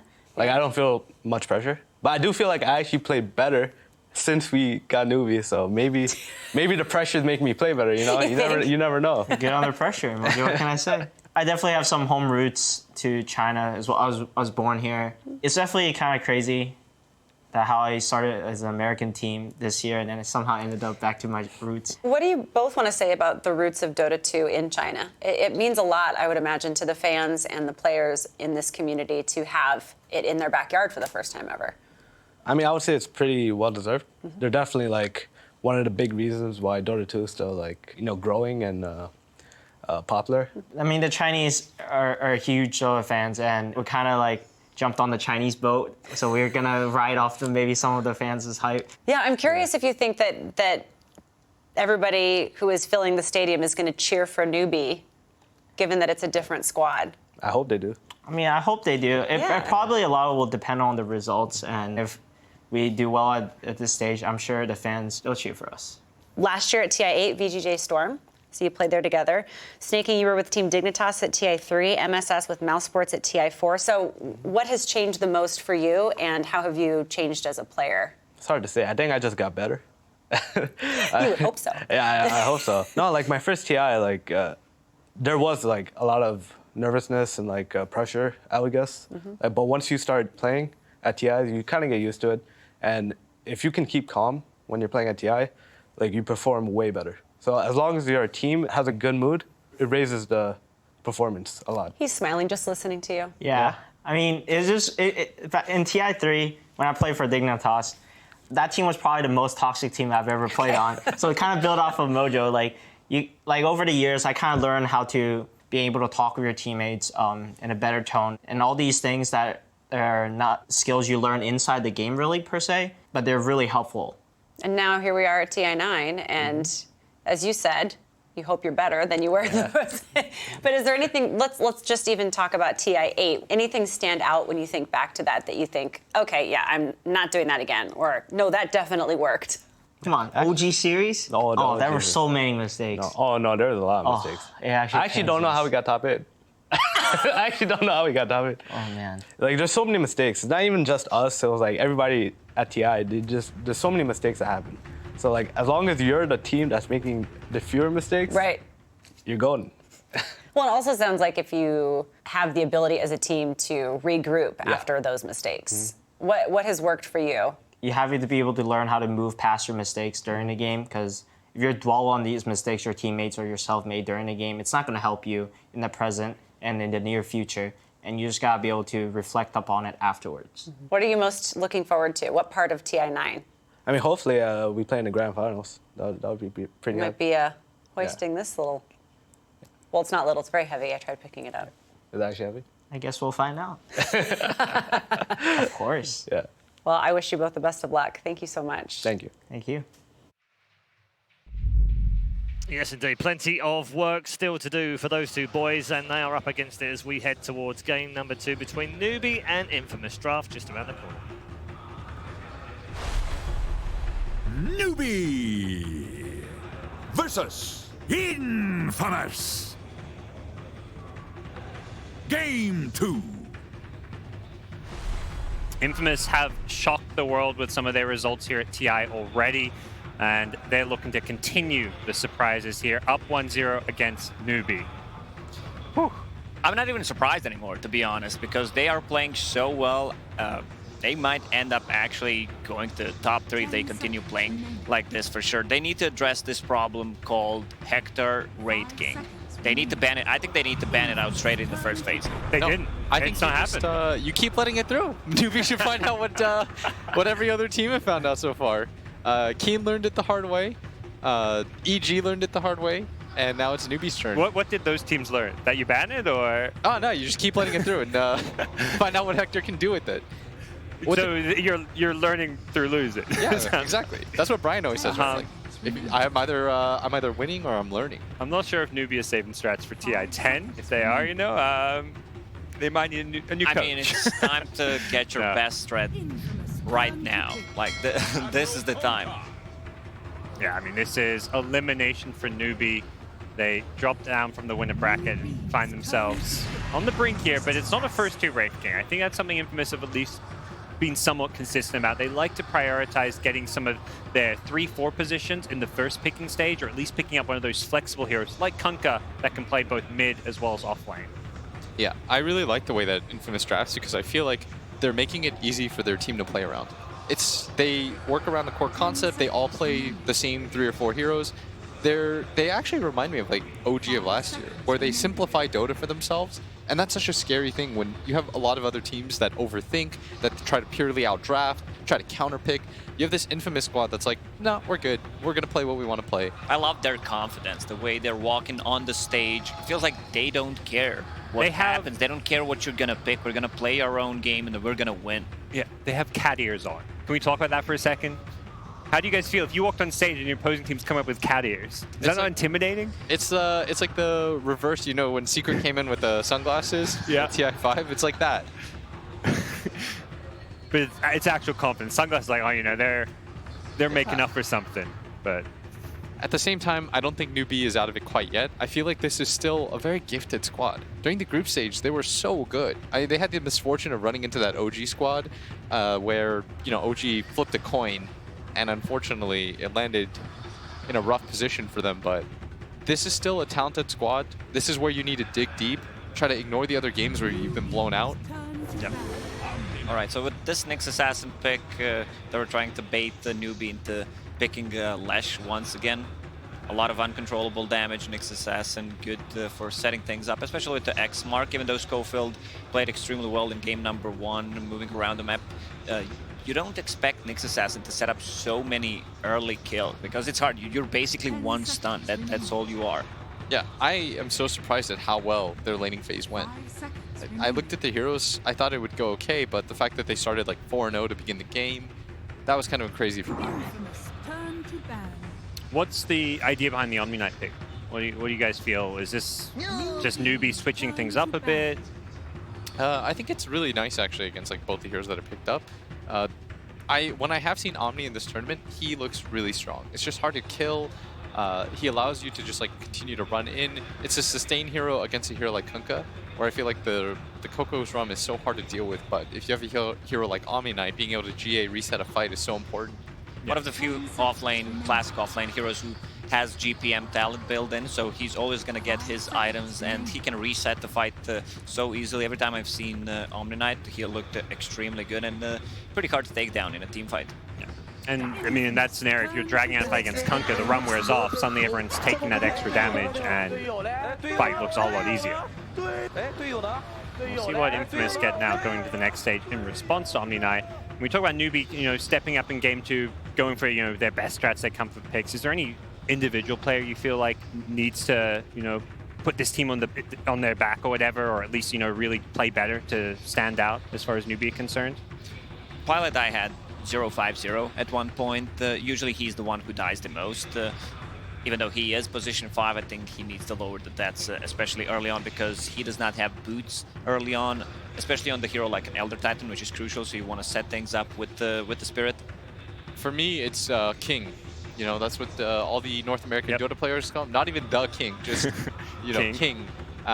He needs to step up because when they have been successful, it's been on his shoulders. If you recall during the NA quals, when he got that crucial solo kill that just sort of broke the spirits of Vici Storm when he catches Mu off one-on-one, like this guy throughout the year I feel like has really elevated his performances. And remember how bad this squad looked before he rejoined? I feel like he is sort of the linchpin for their team. He might not be their best player, but I feel like he's their most important player. Okay. Well, here's a look at some of those heroes he's played. Beastmaster and Axe. He's going to be on the Omni Knight this game. Not something he's played a whole lot of, but the 2 wins there, at least under NEWBEE's belt. And Infamous, again, going to go with the Oracle, that 5 position, giving them that save, giving them also a Dispel against Omni Knight, something you kind of have to be looking at whenever you're playing against Omni because of how powerful Guardian Angel is in team fights. And Infamous is looking for these prolonged team fights with the boat, with the Oracle ulti. They can sustain so much, go back into a fight even after 25-30 seconds. where did this hero come from? Wind Ranger, that was like a moment of silence where, are we seeing CCNC play this? Is there a chance of a support Wind Ranger? Position 4 Wind Ranger is really viable because she scales with the items. The only thing you need to buy early on is kind of Javelin if you're having a good lane exchange. It's the same principle as when you're playing Pango position 4. Once you get to that, you can easily transition into being the fourth core of a team. Yeah. I like it, as a 4 position, you've got Omni as an offlane. He doesn't bring some of the conventional things out of the offlane. Normally you're looking at stuns, initiation, team fight. Omni has the team fight aspect of the, the heals and the GA, but Wind Ranger brings something the Omni doesn't, which is that initiation, that lockdown of Shackle Shot to the table. Right now, NEWBEE's lineup's really vulnerable to any elusive heroes because they don't have a guaranteed stun. Shackle Shot and Elder Titan Stomp is really hard to get off in a team fight. And the Brewmaster pickup, this is what I like, even though we've seen only a couple of Brew picks, it also brings a lot of team fight, and you have a hero who can control this Omni Knight, and he is gonna bring NEWBEE's lineup together.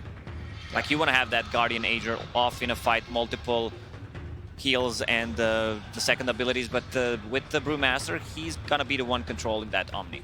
Yeah, plus I think right now he can't really get bursted by any of these heroes. Yeah, like that as well. 1+1 right now on any of NEWBEE's heroes, I don't think they can go 2-man gank this Brew. I could very easily see him have a really nice laning phase. For NEWBEE, I'd like to see like another form of catch, whether it's kind of hard because I think with the Kunkka pick, what that was really trying to dissuade was actually the Ember Spirit. That was TNC's counter 2 to the Ember. I think the idea is they don't want CCNC to play a hero like that, where it's just difficult to catch out and it extends the game. So you first 2 this Kunkka, and you have this Nyx in your back pocket too, that just gets rid of like a large amount of CCNC heroes. Because when I think of CCNC heroes, I think of like these in-damage dealing cores. So they do take the OD. You are picking it into the Nyx, which I think is a little bit annoying. It's very easy to set up stuns. So whenever he casts the Astral, you can wait around the area. You can always counter that. But it is a really nice lane matchup against the Kunkka, and it's a save against the X combo. Yeah, often the case playing against Nyx is you rule out all of these int mids that you just don't want to be picking, or even some heroes like the Ember Spirit you mentioned, but those are the heroes that suit CCNC best. And I think NEWBEE's saying, well, we're playing against Nyx, but we still just got to pick these heroes because that's what suits our style.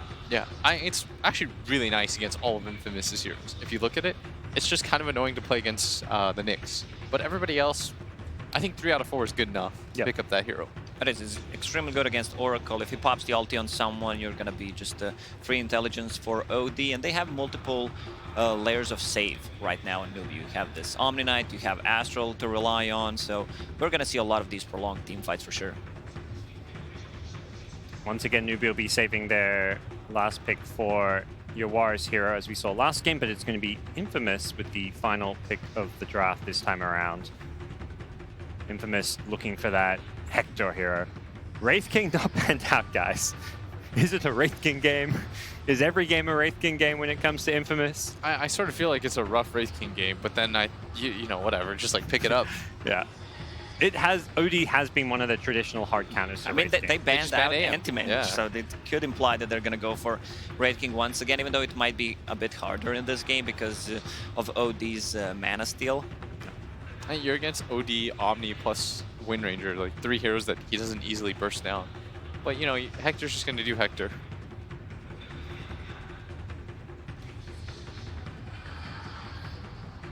Well, we'll find out that last ban and pick here from NEWBEE soon. Is there either team that you feel is drafting themselves in a more stable position that you feel more confident about so far?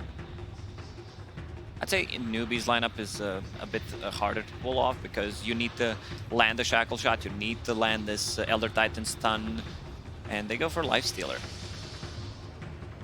Right now they don't have any abilities that go through Rage TP out or just Rage in general.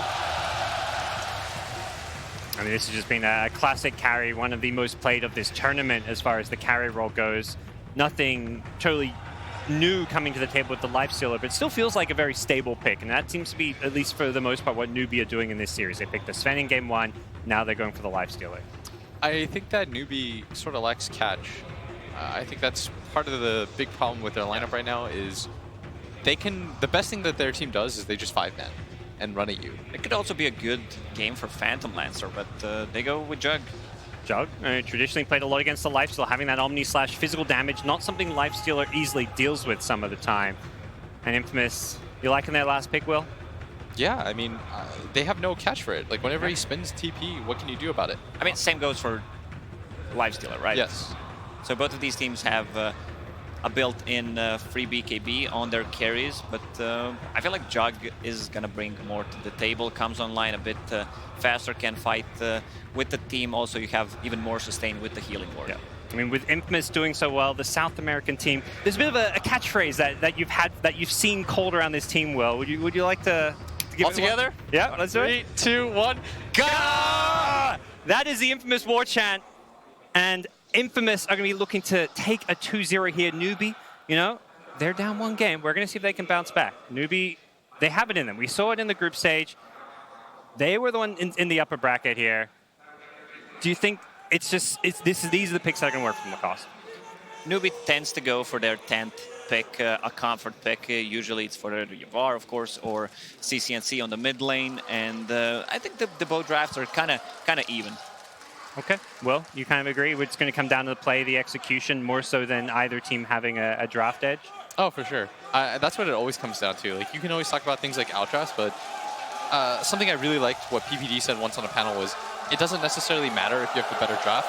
The better draft doesn't always win. All right, well, we've got Casey on the stage with NEWBEE's coach. Let's hear from them. All right, Aoi, I wanted to ask you about Wraith King. It was such a big choice for Infamous in the last game, but I noticed you didn't bother banning him. Do you think that the reason you lost had nothing to do with the draft first game? Is that why? I mean, I don't think our draft was particularly, good. Like, it was fine, it was playable. We could have done better in draft, but I don't think draft is why we lost the game. After the game, we sort of just said, we had a little bit of first game of the day jitters, and we just need to focus up and play our game, and we're going to be fine. How do you feel about the way you drafted for this second game? I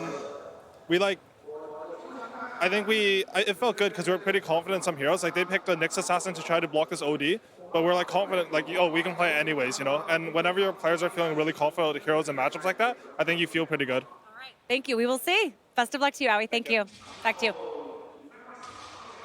Ladies and gentlemen, hello and welcome again, and thank you, Casey, for that interview with Aoi. A lot of information gleaned from that one, but the other thing we gotta keep in mind is the crowd. There's a guy right over my shoulder there just screaming Hector over and over again. They're starting to feel it. Yeah, he's screaming like Achilles, just over and over, calling him out there. He wants to see him perform. The game's already started, so get on in there, and nothing to worry, you didn't miss anything here. The draft, the second game, I'm looking towards MSS, I think, for this one. He's got to give us one of those crit-like performances that helped carry EG from the Wind Ranger.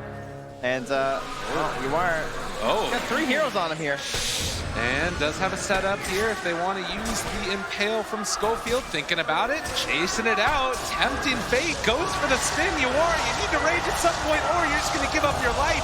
First blood, carry on carry, and Hector takes it. Yeah, had the feast already skilled up there, so the tips come through, didn't have a play, and tried his little dance, but to no avail. Schofield not even wasting the mana on the guy, just his tip. Well, that's certainly a way to start this one out for Infamous, and they also able to trade off bounty runes 2 apiece. We will have a short pause here, so we get ready to get back in. And key oof. Big oof, says Highlight Die. A couple of big oofs for them so far on the main stage. Looking to turn that one around here. Already ready to go. Okay, perfect. Yeah. I think that this is a team that's not going to be too hard hit by an early death there from UR. The only thing you need to be really worried about is if it happens again. And with a tri-lane on tri-lane, there's certainly that capability with UR still just level 1. We'll see if it ends up working out. But this also sets us up for an Omni Knight versus Brewmaster in the bottom lane. A bit of a snooze fest. I don't know how much we're going to be down here. That's true. Enjoy the view while it lasts, because likely just going to be quite a bit of farming. And Whisper, looking to be rotating around relatively early this game. We'll see what ends up happening with that one. But yeah, the ET always a force to be reckoned with in these tri-lane situations. Get a ton of damage, nice little chunk of armor, but does need to be careful. Now with Hector moving in, they have the spin available, but good shackle shot, gonna keep him alive for the moment. But Highlight Die sticks around, ends up going down. They trade their life for the kill onto Hector. Yeah, that's not first blood or anything either, so not gonna be worth it there for Infamous. And MSS and you are basically just full mana and health right now after that. Yeah, and they're actually going to switch things up now. So sending Hector down towards the bottom lane since you are TP'd up top to get back to lane more quickly. He still got it back by now though. Like, oh yeah, life is good. The only person that won't be able to go will be Pyjamas. But Snake King, yeah, he's in a bit of a pickle just because the lane's going to be pushing far away from him here by the looks of it. Yeah. Well, and I guess that kind of works. If you can't bring the ET into the lane, maybe that was the idea all along. As Schofield going to take some damage, a two-person impale, but I do believe this is still going to be the next assassin falling. Yeah, Pyjamas with all that damage, looking to put some on a Whisper there too. Already has the aura, ultimate punches, and now we're going to get a rotation here. Obviously no way for him to cancel that TP, so MSS and Schofield going to mirror each other down to that bottom lane.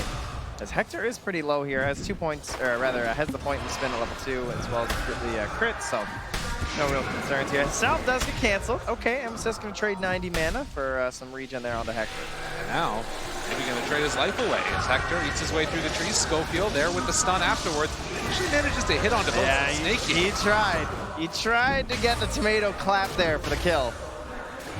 Not quite in time, and Whisper in the meantime up top gets pummeled, but there is going to be a salve. Go back up. The lane we haven't talked about all that much. CCNC kind of giving the business to Chris Luck here. You gotta like the tips from Whisper though. I mean, he took them all the way to the end there, right? For that drunken brawler in the salve. Yeah. Unsurvivable. Yeah, that mid lane is OD, right? He's in the mid lane. Life's good. Kunkka no longer having the annoying denies of the Tidebringer, so it's mostly just a harassing tactic, and OD always going to have a good time in these melee matchups. We'll see still if Chris Luck can get something out of it, as UR continues to farm. Facing off against Whisper. A lot of damage out, but the Drunken Brawler hit! Oh! Yeah. All right. He played the numbers on that one. I mean, that's a 50% dodge chance, so you take your bets. Yeah, flip the coin. Yeah, the last 50% for NEWBEE didn't go so well with the OG coin flip. That means the next one, the Gambler's Fallacy, clearly it's going to be fun. So he gets himself the kill there. This guy understands that. Yeah, I think so. I go to casino all the time. How do you do that? No, we'll just leave it at that. CCNC trade hits here. Chris Luck going to throw out the Torrent afterwards if he wants to. Schofield moving into position and actually going to make this rotation work out. The Impale comes through, and this is a huge kill if they can find it. CCNC in trouble, and Schofield takes him down. Yeah, couldn't find anything with the salve there, so great rotation. You know, usually it's the OD that puts the fear in the enemy mid laner in terms of an easy rotation setup with the Astral, but Kunkka, of course, can do just that with the help of the X and the Torrent. Particularly when the Astral's down. No way to try and outplay the Kunkka on the Torrent pullback. Hector going to get shackled, but not really any follow-up here in any fashion. Just trying to secure the bounty runes, where it looks like Infamous are going to be pressured back away from theirs. Unless Schofield can make some type of play. We'll have to watch and wait. And still up top, you are getting the better end of the deal as Whisper's going to be forced back and actually gets the open wounds now. I mean, clearly Whisper's having fun. I don't know about anyone else. Now you get the bounty This guy's tipping, getting bounties. Oh, the chase down for the kill onto Schofield. Hector needing to back out here. And it will be a trade-off of 2 bounty runes apiece as Whisper was capable of picking up both. I know China calls Lifestealer the dog, and Whisper, he's taking him for the walk. Just from one bounty to the next, he gets both. And you are now back to his tower, finally getting some last hits. Schofield not able to connect quite there in time on the Impale for Snake King. But yeah, very active early game. So far, 8 kills in just 5.5 minutes. As these tri-lanes often end up this way. And the movement was going over towards mid by the Wind Ranger. But not a great chance for a kill onto Chris Luck, who does have level 6 now. Yeah, a little bit frightening there, but same thing from CCNC. He's taking that sand, he's nice and early, and we got the power shot. Oh, he's got Shackle off the catapult too early. Yes, misses the chance, misses the power shot, misses everything, and now the Torrent, but they get the kill. The boat's coming afterwards. CCNC not going to get hit by it. They tried to go for it without it, right? Because ideally you'd like to save it for when he respawns, maybe get a secondary attempt with the Sanities, but was forced to use it there. Non-ability, we get to see too much in the early game, but it already does like 230 damage right there to the Kunkka, so it's a good reason to get in a game like this. So 1,000 leads so far for NEWBEE. Looking pretty solid in these opening minutes of this game number 2. Again, elimination match for them. Infamous looking to try and clear their way and continue on in this lower bracket. Yeah, that 1K lead largely made up between the 1s and the 2s here. You got a 400 gap with the Lifestealer and the Jug, and then additionally about 600 or so between the OD and the Kunkka. And as far as sort of team fight potential as the game goes later, oh, does he get it? All right, that guy plays Kunkka. Yeah. That's nice. Yeah, he's got the gold, you know. As far as teamfight potential going into the mid game, like, are we going to see Infamous try and get very active with the Bruce split and the Kunkka boat, or was it kind of just look like a farm fest again like last game? I almost feel like it's like a counter initiation style where there's going to be this group up from NEWBEE pushing in, and they're going to be looking to respond to that. Like maybe like baiting into fights, and then trying to turn it with the X, trying to turn it with a false promise, turn it with the Brewmaster. It's hard to play aggressive with these heroes unless it's like perfectly set up from the Nyx Assassin. Okay. So a lot of it likely to come down towards vision that Paladin will be providing for his team, and he is on one of these non-GPM heroes, so the sentry count might be a little lower. And trying to get a ward placed down, but Stinger already there up front and center, and now Crystallock able to make the rotation over. They'll find the follow-up kill onto Pyjamas before he gets those wards down.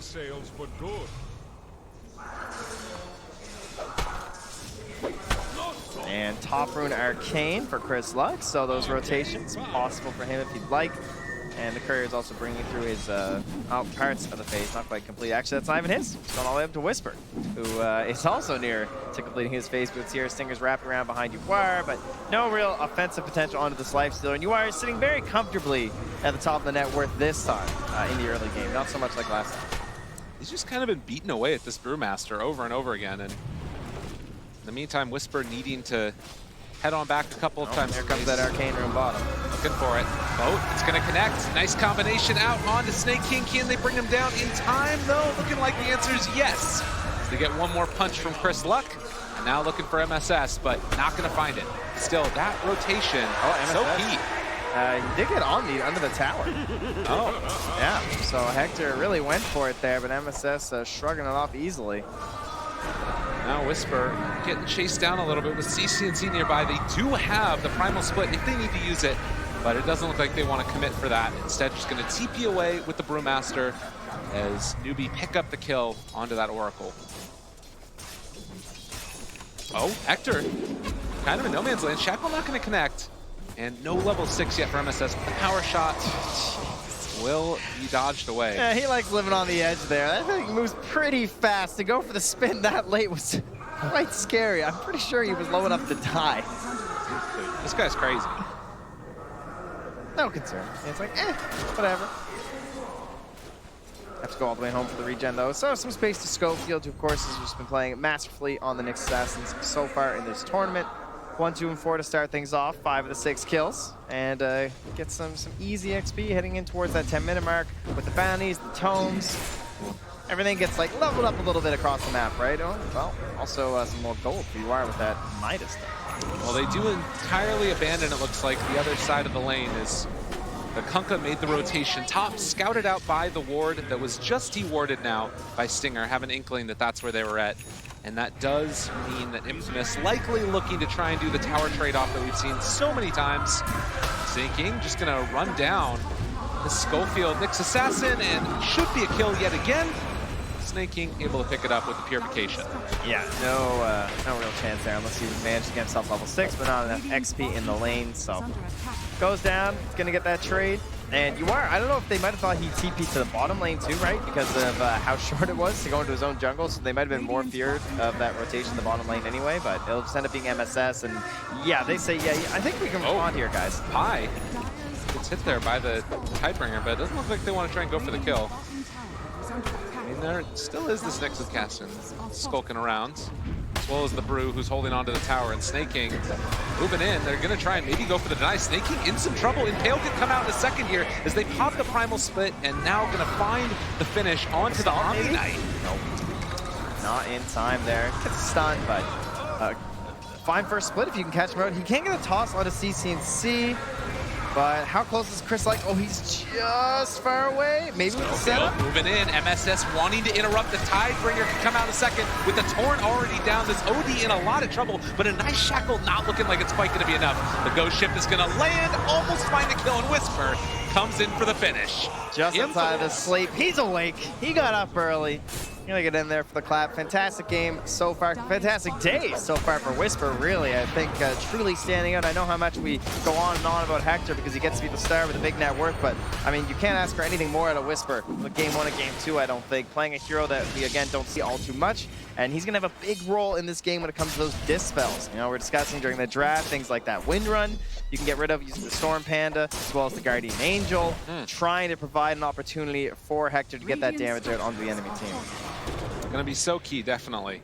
And already they're off to a really good start for it. NEWBEE still slight lead right now in terms of the net worth, but it does feel in these little engagements, it's kind of outplaying them a little bit, particularly taking that last fight.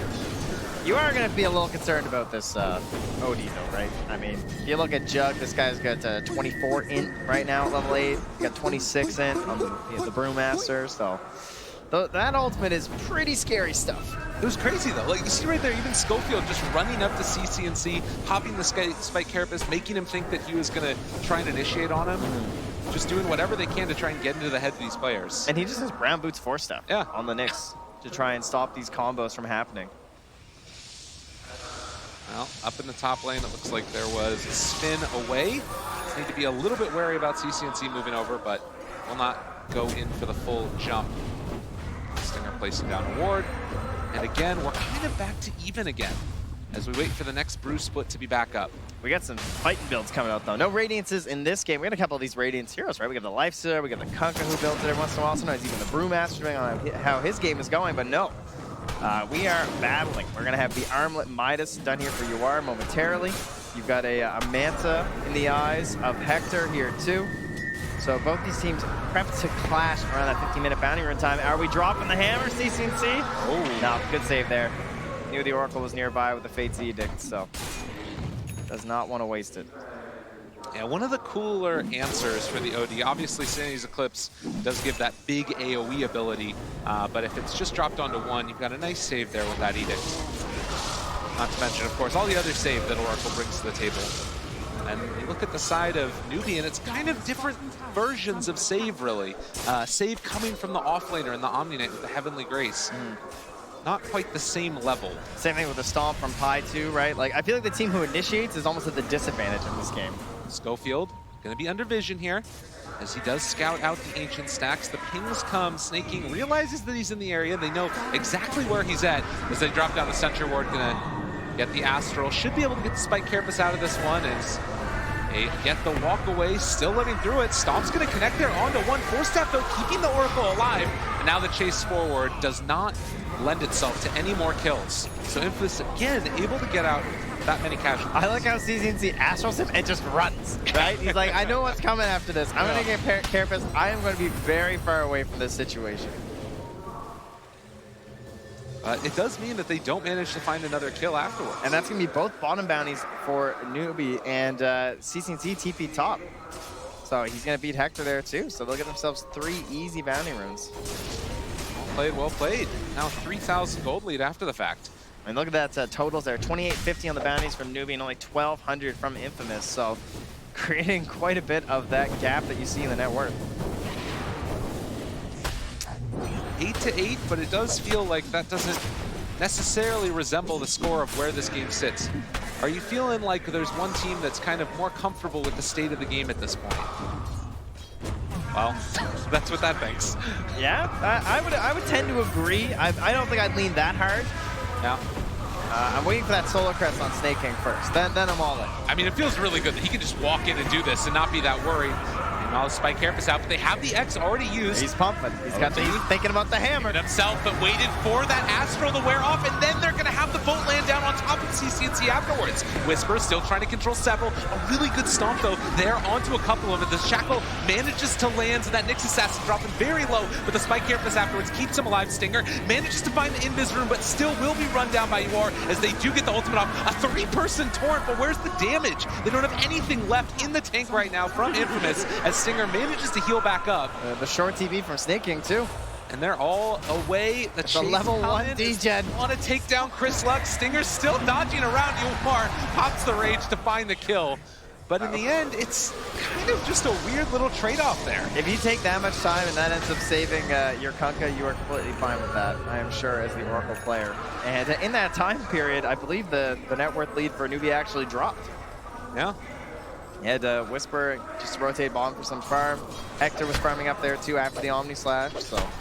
Well, and the other big thing is NEWBEE kind of playing off of their ulti timings here, and GA on cooldown for another 2 minutes. Still the Sandleys, though. With the Veil, this guy's terrifying. They are lacking the save department there in terms of like that instant sort of save, right? Just because you do have the ET. I wouldn't mind MSS maybe getting a Force Staff too, because I think they could really use a Force Staff on the side of NEWBEE, but I know MSS wants to go in for that damage.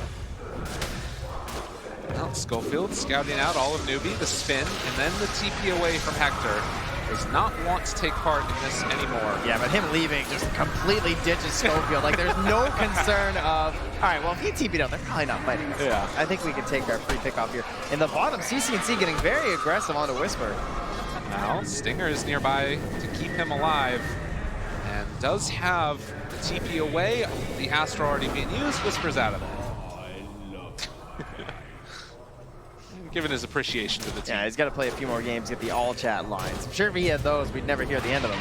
And sneaky TP out there from Stinger, too, doesn't want to go down again. So still sitting at about this 2,000 to 3,000 gold lead for NEWBEE, who I think have to be feeling a little bit better about this game, certainly than they did last one. As Pi is holding on to this haste rune nearby. Let's see if they want to make something happen with it. Meanwhile, up on the top lane, Hector with the Maelstrom completed. They spot by snaking. The ward dropped, immediately taken away. That always feels good. Might have been A-clicking for the other camp and just happened to get it. Yeah, Hector doesn't have the TP quite at the moment, so had they gone in there, could have been a bit hazardous for him, but he now has the spin TP back up, so very unlikely they can take him down. It's just something we're just going to be seeing the entire game between the Lifestealer and the Juggernaut. Should give them pretty free reign to farm across the map here. Even when Hector's in such a dangerous looking spot, he has to essentially get shackled in order for the chain stun to occur. And even after shackle, what's the follow-up that he can't dodge, right? Like if you go into a sleep, the second the sleep is broken, he's just going to spin TP. So you got to make sure you get all kinds of damage in that shackle. True enough. All right, MSS is going to get this man. I should. This one's easy. What if he torrents MSS though? He tries. I appreciate the effort, but MSS gives him the kiss. See you later. So things to keep our eyes on in this game. We've got the armlet already done on the Lifestealer with the Midas, but we talked about now going into the Radiance afterwards, giving him that late game scalability. On the other side, you've kind of got this Kunkka that's gone for a more mid-gamey oriented build with the Halberd early, obviously amazing against the OD. Yeah. A Stinger is just going to get run down here, but it does sort of raise some questions. The other ones we've seen have been the Radiance build that takes him to the later stages. Does look like Oro lives through that one, virtue of the False Promise. But you can see now that Infamous trying to gear up for that late game as they finish off the hand of Midas for Whisper. And Highlight Die jumped on. Kale comes out. Shackle 1-2. Well played by the Wind Ranger. Can they find any more? They managed to get the Bruce Split off though. Maybe a chance for a turn here for the fight, or maybe just a runaway. It looks like Infamous want to escape. They lift up the Omni Knight, keep him out of the engagement, and well, with that, NEWBEE realized we don't want to go without our Omni. Really hard to like fully commit for kills right now from either lineup. And you can see that in the itemization of CCNC, who was thinking about that Scythe right after, so some good blink initiation there. But yeah, you were mentioning going back towards the Radiance here, is they're probably feeling good about this game. It can often be difficult to read like exactly what position you're in relative to the enemy team, but considering the way that UR's been farming, I'm sure he feels like, yeah, I got a really good game here, guys. I can get up to that Radiance. I can really do a lot of damage in these team fights. And gonna try and maybe get over that hump of the BKB from Chris Luck, because he's gonna be very scary when that comes out right on the Kunkka. He's gonna have a lot of opportunity to turn these team fights and turn the tide in their favor. trying to halberd CCNC as much as he can, and then just kind of waltzing on through there with the BKB, maybe trying to force a bad sanities or bad shackles, etc. Well, and oftentimes what goes hand in hand with that vision, or rather the lockdown, is also the vision to find that lockdown, and that feels like it's going to be so important, because obviously if you can get the halberd off on CCNC before he gets his BKB off eventually, makes all the difference in the world. You just end up wasting your BKB. Yeah, and they have 2 different tools on each team, right? We got the Spirit on the side of NEWBEE, and then you've got the Invis on the Nyx Assassin there to try and provide those moments, either for that Blink Sight if it comes out from CCNC, or that initial initiation out of Infamous. And you know, a lot of people probably coming into this, they're looking at this matchup. Some might not have watched in a while. They're thinking NEWBEE, China team, you know, and then obviously South America team against each other. But this is actually kind of an intra-regional matchup that we've got going here. And things get super weird when that happens, because these players, they play against each other all the time. And that's why you're seeing so much chat wheel spam. And you can see the very actually unique his standard playing style. That's just for what CCNC does. That's usually what he looks like. He tries to emulate, you know, that like screaming bubble on the Dota TV? That's basically CCNC all the time. I love that. But yeah, this is often what happens in these matchups, is you kind of anticipate the movements because you play against these players so often in hub matches or what have you, and then things get funky. Hector gonna run into CCNC now. That's the Solo Crest though, because when you're playing as OD, the thing you always want is attack speed buffers, if you can, right? Oh, the splitter, that was nice. Yeah, so that makes it so he can't TP right there. And we'll be able to still finish the TP out, but really heads up play for Hector not to just spin TP immediately. Yeah. Meanwhile, on the opposite side of the map though, they did get another kill between UR and MSS. They catch that scouting Nyx Assassin, so the damage build so far from MSS working out there with the Javelin to help secure that one for UR with his Radiance, and man, he's already on his way towards that AC too. What a monster. He's getting up there. Yeah, and Hector just can't get enough of those Javelins. He wants another one. I got a Mjolnir, pop another one in my inventory. I'm gonna go for that MKB. Definitely. Makes sense, right? Like, at first versus the Wind Ranger, it's like, it's just the support, but once the Radiance comes out, it's like, okay, I'm gonna get some good value out of this, plus it's a high damage item anyway. They do manage to find the X Torrent onto CCNC. The pullback comes that much quicker, but because of the status assistance coming from the Heavenly Grace, they're going to back out. Again, UR takes down the tier 1 tower up in the top lane. It's raid boss CCNC mode, right? Pretty much. He reveals his exact item plan, though. He buys the Mystic Staff and the Void Stone, so if they had any doubts if they want some Lincoln Spirits or not, they know now. Definitely. But you pop the Solar Crest on him, put the Heavenly Grace on him, it's going to be very difficult to do very much to him at all. Nice blink away from CCNC, anticipating. They want to pick. They don't want to let Stinger just freely push his way through here. He knew the spot. Stinger. Use of the Observer Ward there made that pretty free for him. Like that. And the rotation coming from Schofield, but NEWBEE again going to back out, make sure they don't get caught out of position, and just playing around that vision consistently well. Schofield had the Force Staff if he really wanted it, but didn't see a good moment. 8-11, it's a 4,000 gold lead. Slow and steady rolls the tide. That's a Kunkka line. Maybe it's something from Pirates of the Caribbean. I don't really know. But, thank you. We're getting closer to those 25-minute bounty runes. I always appreciate the Dota lore. All right, can they find him here? MSS. And that courier is flying for that site. And it's going to be ready for that 25-minute bounty rune fight. That courier's got to hurry, though. It's like that short film. Oh, yeah. So he's not going to be there quite in time, but it doesn't look like there'll be a contest anyway. Also doesn't have a rapier on it. True. It's a different thing. So yeah, they'll trade off 2 apiece, it looks like. Another round of it. Hector going to get the TP away. And this is really going to be a continual problem for both teams. Is how do you deal with this just spin TP away or rage TP away? It feels like it has to be that catch them out beforehand with the Hex that we now see.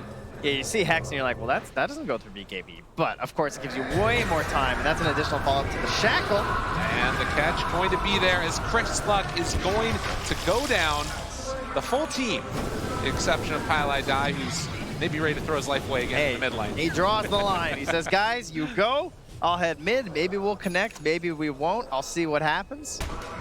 possibly I'll be directing from the grave, but maybe he prefers that, right? That's a possibility. Hey, he's only got 2 deaths this game. We got to give it up to Pi, right? Not feeding nearly as much in the early games of the previous match. And as the curse comes out there, it looks like Snaking is close enough to dissuade Schofield from cursing my words. Oh, it's a little bit scary here. Schofield, I mean, they're only 4 on 5 right now. They will get the Quelling Blade takedown of the Sentry Ward. Yeah, but Pilot, he's going for it again. He finishes it off there. Nicely done. Hector, in the meantime, pushing up top with a catapult wave. Already going to take down that MSS, mid lane, wants the shackle. Looking for it. Going to be able to get the Force Staff to keep him away. Yawar onto 1. They have the Primal Split afterwards if they need to use it. CCNC is too far away for the follow-up. Meanwhile, in the top lane, Hector, he wants to abuse the spin TP. Oh, he doesn't have a TP. Well, that makes it difficult to abuse that. Well, he's going to head back now and just run the other direction. Yeah, so no free damage on that tier 3. He does have the courier coming out afterwards, though. So can't and keep look what is upon it, of course. These things happen. They're the best of us. Or the worst of us. Well, yeah, that's more often to those people. Yeah. But it's a full MKB done right now for the Juggernaut, who's managed to keep up with the farm of the other 2, CCNC and Yawar. And Yawar quietly having a very, very nice game here on this Lifestealer. Very quietly. You know, just 7 kills. Just shows up and takes a few and ults his way out of the fights. And now they have that bash too, right? We were talking about these answers that they needed for the spin TP. And Chris Luck again caught. Do they have any save coming in from him? Looking for it. The disarm already there. And now he's used the Astral. Could have potentially, no, the Storm. Just turn it back around, but they able to get the wake up afterwards because of the Astral damage. Now Schofield looking for the follow-up, trying to get out Snaking. You're going to be able to get the Omni Slash off, just blows up high. Not necessarily the greatest of targets, but maybe they can turn onto the rest of them. The Torrent lands onto CCNC right as he's coming out of it, trying to walk away. The turnaround there with the Ensign, and it's not going to be quite enough, though, as they find another kill. Disarm, runaway, but Whisper has him in his sights. Another round there of the Astral Imprisonment as they find themselves 3 dead from Infamous, but maybe they can find out CCNC. Not going to happen. They catch Whisper, and they kill him as well. Very nicely played from NEWBEE there. A messy fight coming out there, and all kinds of lines being drawn from both teams. It looks like Stinger has something to say to the team after that one. Hanging stuff out here, drawing some lines, maybe not happy with the way that wraparound went for them. No, definitely not. And now the Aegis gonna be into the hand of NEWBEEs, who have taken a firm grip on this game. That highlight, that stomp though that you pointed out, absolutely massive to give that fight to them. And CCNC, he smells blood in the water. He says, anyone coming? Anyone want a sight? Come to Papa. He's chasing. Torrent's still gonna land. But CCNC not stopped in the least bit. And again, that timing on the Astral coming back off cooldown for CCNC, which allowed him to hide away from the Omni Slash. And now some scary moments here too, right? That Blink Shackle from MSS, the Blink Sight, a single step out of position here, and you're gonna lose a core hero here on Infamous. Buyback status for them, not too hot. Very far away for the Juggernaut. And yeah, MSS, as you can see there, 1 camp stack, not his job this time, right?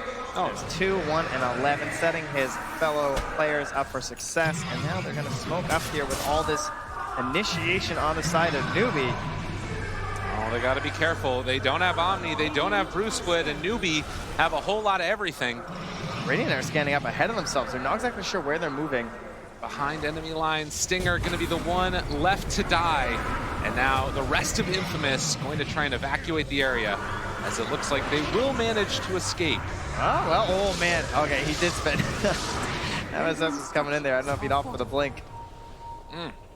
MSS has the dust. Is he feeling it? Well, he could be. Oh God, Schofield. Oh God, no, the courier spotted him. Now they walk back the other way. He's just been dead and war off. Oh no, they catch out the Nyx Assassin, and Schofield looking like he might go down, although Chris Luck may be here to save his buddy or at least find the kill on the Pi. Okay. So they get 1 in return, and as long as this Kunkka escapes, be some semblance, but no, they find the Jug up on the top side. The Banish comes out, but do they have anything for him afterwards? Well, Hector, he doesn't have TP though. Saving it, saving the spin, just trying to run. Healing Ward already taken down, taking away that hit as Snaking runs in. Whisper, they drop the ultimate right onto his face, and now Whisper needing to run away as well. He is caught and gonna be under control, even though the ulti's going. This man is going to likely go in the grave afterwards. Is this duration not going to be enough? They're body blocking the Earth Panda. The next level play coming out as Infamous will lose their off-laner to boot. Tries to go for the big save play there, but CCNC catches him with the pickoff. All these item pickups from NEWBEE, exactly what they needed to try and shut down Hector and shut down this game plan from Infamous. Taking the early game, but then on top of that, squashing out this split push on the side, still holding that bottom tier 1 even. And this is one of those moments too where there's so often, great gameplay from Infamous playing together, making the right moves, but it feels like in the last couple of minutes it's falling apart. Everybody's trying to move individually. Felt like that foursome effort that they have, their little quartet didn't quite have it. All right, well there's a Lincoln's. Not bad, not bad, but the chase forward now as they will kill off the Knicks. Does have buyback, so they'll have the full roster in just about 10 seconds if they can hold out that long, which we'll see if NEWBEE want to go for another set of racks. Yeah, not a lot of game when you're down like 800 HP from Yuar. You see quite a bit of his survivability. Go back, take the shrine, heal up a little bit, and then perhaps consider heading back towards the mid lane. Yes, 12,000 net worth lead. Now the Wind Ranger has the that's a core. SS is a monster. That is a ton of damage now. Solo kill potential. You can see here the replay. Just building up that int already. Yeah, let's see, 41 minus 8. I'll take a few more here, and CCNC gets a calculator. Okay, he's got the mental math. He's not allowed the calculator in there, you see. You can see they're not that worried about it. Well, maybe, okay, maybe they are. It was a moment where he smiled, realized he got caught out. But Infamous still holding on in this game number 2. NEWBEE, an elimination match for them. They have to win this one if they want to keep their hopes of moving on with International alive. Just about 40 seconds here left on the Aegis for Yuar, so don't want to do anything all too risky. You can see Infamous are pushing out some of these waves as well, scouting for Hector as they usually do. Schofield trying to keep an eye on who could be approaching from the rear. And a sentry placed down from Pyjamas. It will spot Schofield, the MSS not nearby. CCNC is though. Chasing, looking, Hex is out, and with that, he's going to be one dead. Schofield is going to fall. Stinger tries to run away, does have the TP out, but is it going to be broken in time? Can they get him? The banish comes out at the last second, and this Oracle 2 will die. This Infamous continue to lose one by one. Chris Luck is here near MSS and staking. Hold fast. Nope, not going to get it. Gets it on the creep right after, of course. And Observer having to work extra hard here because they're going on players all over the map. Down comes out as well as they have the control. Chris Luck, he's got Coco's rum, but is it going to be enough? MSS just barreling into him over and over with the MKB procs, but Hector's shown up trying to keep his buddy alive. And with that, NEWBEE going to have to retreat afterwards, or just run forward a bit more, because why not? They got the chase down, Spin trying to run Hector. Another still under fire. The Torrent lands there onto 2. And chase down more. Stomp, not quite going to connect there onto the Juggernaut. They don't land the Shackle, but NEWBEE smelling blood. Yeah, ready to go for it. The Torrents have been on point from Chris Luck right here. The rum, no hangover from that. He is hitting them all, but does escape here, keeping their hopes of a high ground defense alive.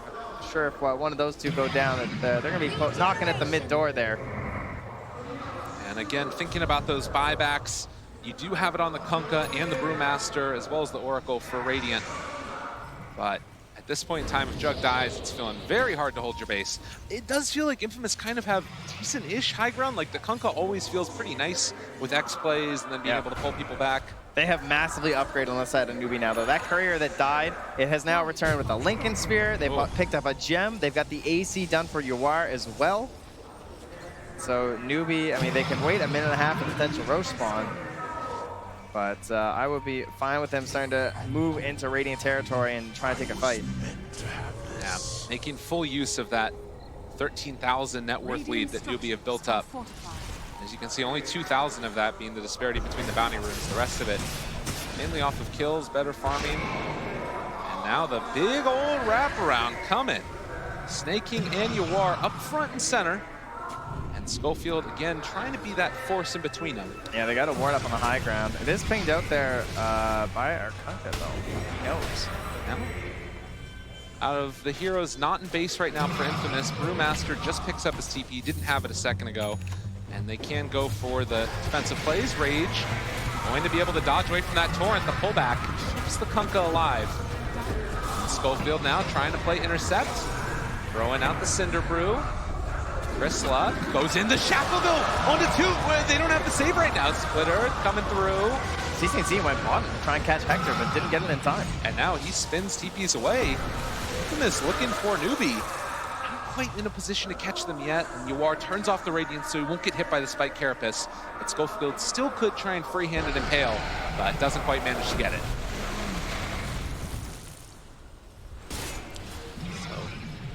13,000 net worth lead still going to be maintained by NEWBEE. And they're waiting for that next Roche, which is going to spawn in about 30 seconds. Relatively short timer.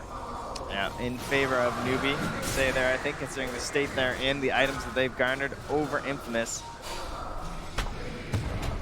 And very collected play here from NEWBEE. Not really dropping anyone alone. No one getting picked off. Pilot Die only 4 deaths this time, which I think was the same as the first 5 minutes in the previous match. Keeping things nice and tight. And as Aoi pointed out when he came out of the booth, just trying to play their own game, right? Yeah. Oh, he's in. Oh my god. Jumps forward, finds the Hex. Spike Carapace was out, but the Torrent lands afterwards. CCNC still thinking about chasing. Rooted, but immediately taken off. Heavenly Grace and NEWBEE, as you said, very calm, very consistently reserved and not making an overextension. Yeah, and snaking with the Agonist on that Omni Knight, very helpful. Hector goes for the TP away, and oh no, he didn't get it in time! Dead for 80 seconds! Oh, he moved off to the left before he spun TP'd. Is that what it was? It looked like it. Yeah, I don't know if it was the TP or the spin. Either way, something went wrong, right? With that, it is now a very easy Roshan for NEWBEE. No chance of a contention at all, and Juggernaut still 1,600 gold away from buyback. Yeah, that's not happening. Nope. The possibility of marching in the mid lane is there. They have the ever-present Guardian Angel now that Whisper is going to have to be concerned about because that thing is global on snaking. He has very short cast range with the Heavenly Grace, so he's going to have to be up and in the front lines there. Doesn't have an Aether Lens or a Blink Dagger, but with a Pipe and a Solar Crest, I think he'll be fine. Kunkka does have enough for the second Daedalus and then buyback, but or rather the second Daedalus, but no buyback at that point. So it seems like he's wanting to keep a hold of that gold just in case things get too testy. MSS is looking for TP cancels, but he's gonna have to force out Whisper's BKB. Oh, he did BKB! And the Hex up top. Chris Luck in some trouble. Sleep, chase away, BKB already out. They're fine for now, still running. There's the Torrent, catch up onto 1. The rest of NEWBEE is not here, but they also have been able to control the brew as Whisper runs back home. MSS just haunting, chasing him invis, cancel the TP as he obviously wasn't going to BKB. He had no idea he was there. The Shackle lands. They do have the Primal Split afterwards if they want to use it. Whisper still trying to run and buy his team a little bit more time, but this Brewmaster is going to fall. Does have buyback. Very nicely played there from MSS. Guarantees a simple fight inside the base. They didn't really gain too much more out of it, but easy stuff here so far for NEWBEE as Hector will return to the top lane, keep his push up where he died last time, and NEWBEE looking to finish this out with the Strangle. The second Rax going down, and Yawar can keep the pressure on, holding on to that Aegis, finishes off the Abyssal Blade. Not a lot of mana though, which is one problem. That's what the Aegis is for. Yeah. That's fine. So the buyback comes from the Brewmaster. CCNC going to be controlled. The Impale coming through on a 3, but there's no follow-up.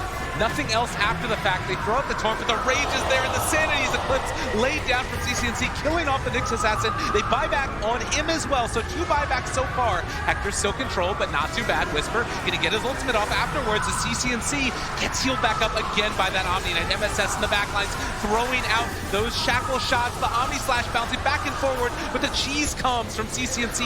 Another Torrent with the lifted point simultaneously. Yawar is dropping somewhat low, but they managed to find that Shackle again. A second round, and Hector going to die. No buyback at all. NEWBEE have done it as GG is called. Very clean team fights out of NEWBEE. Pretty much after the 20-minute mark. It felt like Infamous, if you look at that graph, they're not going to have a whole lot of blips in their favor, right? Those kills, it's It's a lot of red. It's all red. They painted the town there from NEWBEE and answering back very loudly. Yeah, most definitely. You can hear the crowd feeling it right now for them. They want to see success from them, of course. I mean, they also cheered very loudly for Infamous, too, I will say. You know, who doesn't like I don't even want to call them an underdog, more like a just exciting team to watch. Maybe someone who you didn't expect to be this far in the tournament, but up against NEWBEE, certainly evenly matched here, as we prove with a 1-1. Absolutely. So interesting things to watch, and always one of the big questions that comes about. Game number 1 felt a little bit like a stomp. Game number 2 feeling like it's the stomp but the other direction. That often sets us up for a very exciting game number 3. Let's see if that's what happens as we head back to the panel, getting ready for that one.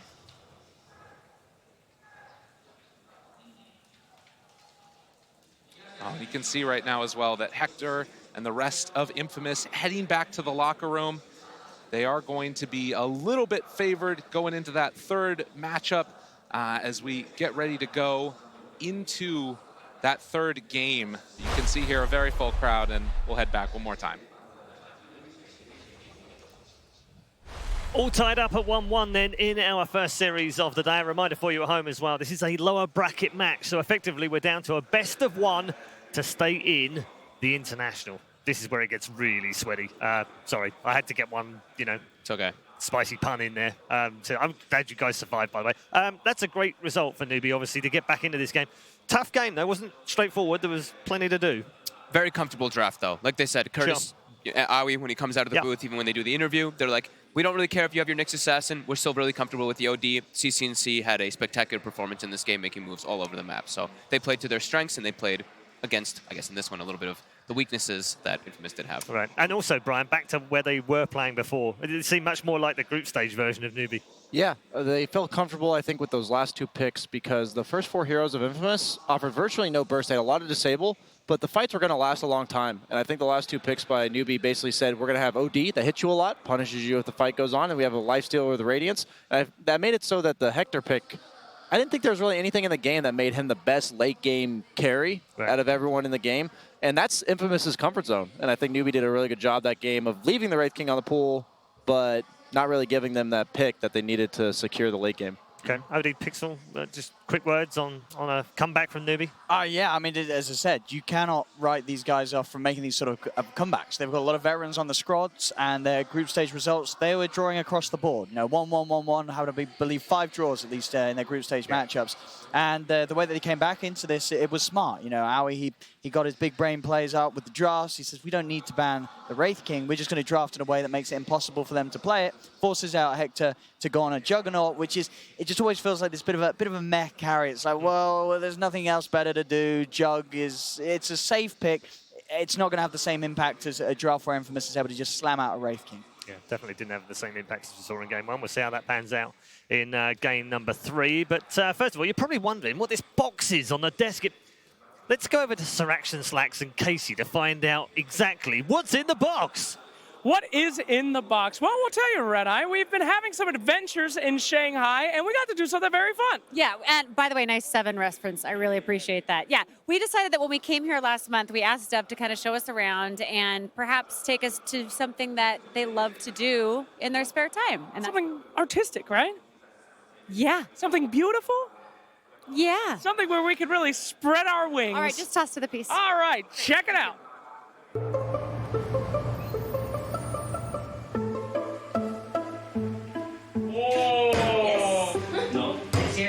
So you hold this with your left hand, and then use your right hand thumb to dig, a hole. Oh yes, on the palm. 然后这样子压。No. Use your thumb. Oh, your thumb. Yeah. Oh, I see. The thumb does a lot. I got it. Oh, it's like magic. Are you helping? No cheating. It's not cheating. This is a classroom. No, it's a game. Everything is a game. And I must win. So have you did this before? No, never. Isn't that clear? You're very good. I'm very good. Yeah. Thank you, Casey. What? I cannot live in this world. 你不要太小了，他也拉不了。 Because that's too little, you can make it to a mug. Look at this. No. Nope. Oh, this is relaxing. I feel in a zen state.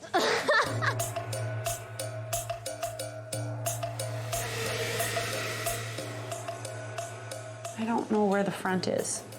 You can decide. I know that sounded stupid, but I mean, there's got to be a best side, right?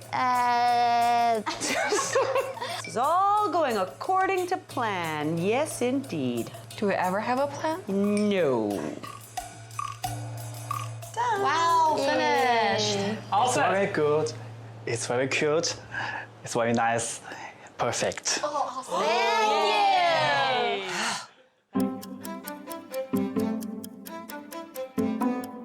And now it's time to unbox our creation. Yay! Yay! All right. Oh, so cute. Oh, those came out really good. Oh, cheers. Cheers. Cheers. I even got my signature here. Oh, I didn't do that. It's gonna be pricey, I'm sure. Hell yeah, dude.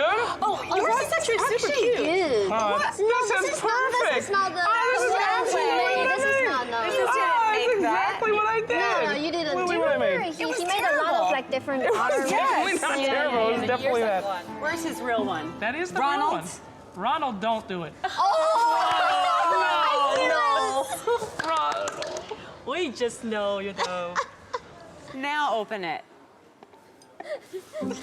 Oh my God. See, that's what I remember. Oh, his nose came off. Oh, he's hideous. My son. Oh. I love both of my sons equally.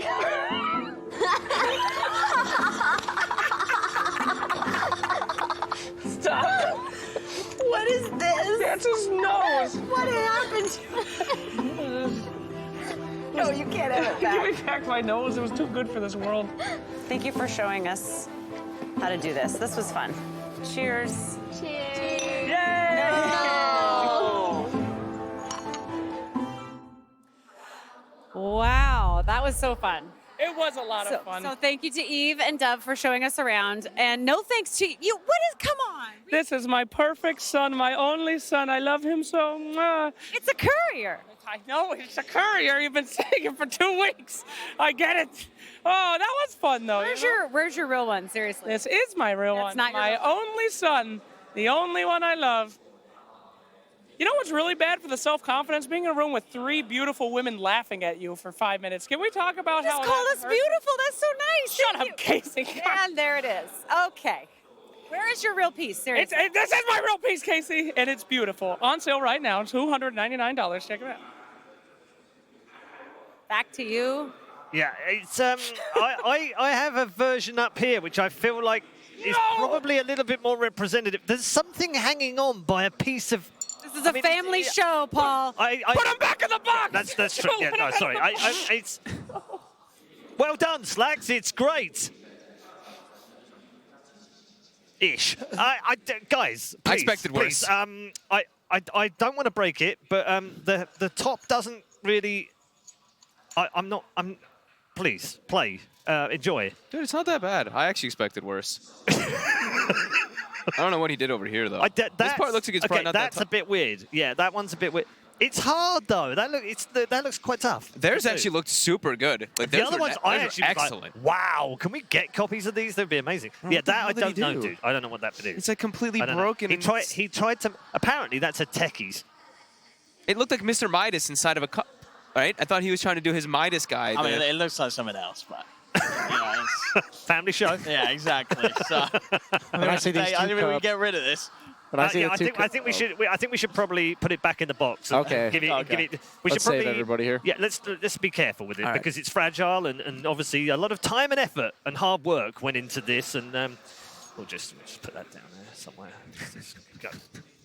Down there. It's fine down there, honestly. Whoa. No, it was fine. It was fine. It was already broken. I think you fixed it. It probably did. It's improved it. Game 3, gents.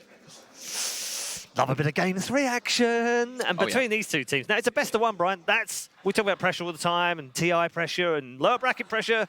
If you want to add a little bit more, make it a best of one. Yeah. I think NEWBEE had the right approach last game where they said, let's just pick our heroes. Yeah. It doesn't matter if it's not the perfect game for it. We're comfortable. Let's just do our thing. We saw last TI, I think the last game OG just picked our 5 favorite heroes. And I think when a best of 1, I like that approach a lot because you don't want to go out saying, maybe I could have played this hero better. Maybe I could have been more comfortable in this game. And these 2 teams, out of all the teams here, I think are 2 of the most, I don't want to say limited, but they have their select hero pool that they're very good at, and they kind of don't want to deviate too much, I think. I mean, Infamous played the least amount of heroes in the group stage, 34 different heroes during the group stage. Compare that to someone like Chaos, who played 57, by the way. Slightly out there, but it's a big gap between the first and the last in terms of heroes. Some might say that that's because they're sticking to what they know. Some might say that's because they've figured out the meta. Some might say it's because they've got a limited hero pool. Where do you stand on that? I think it's...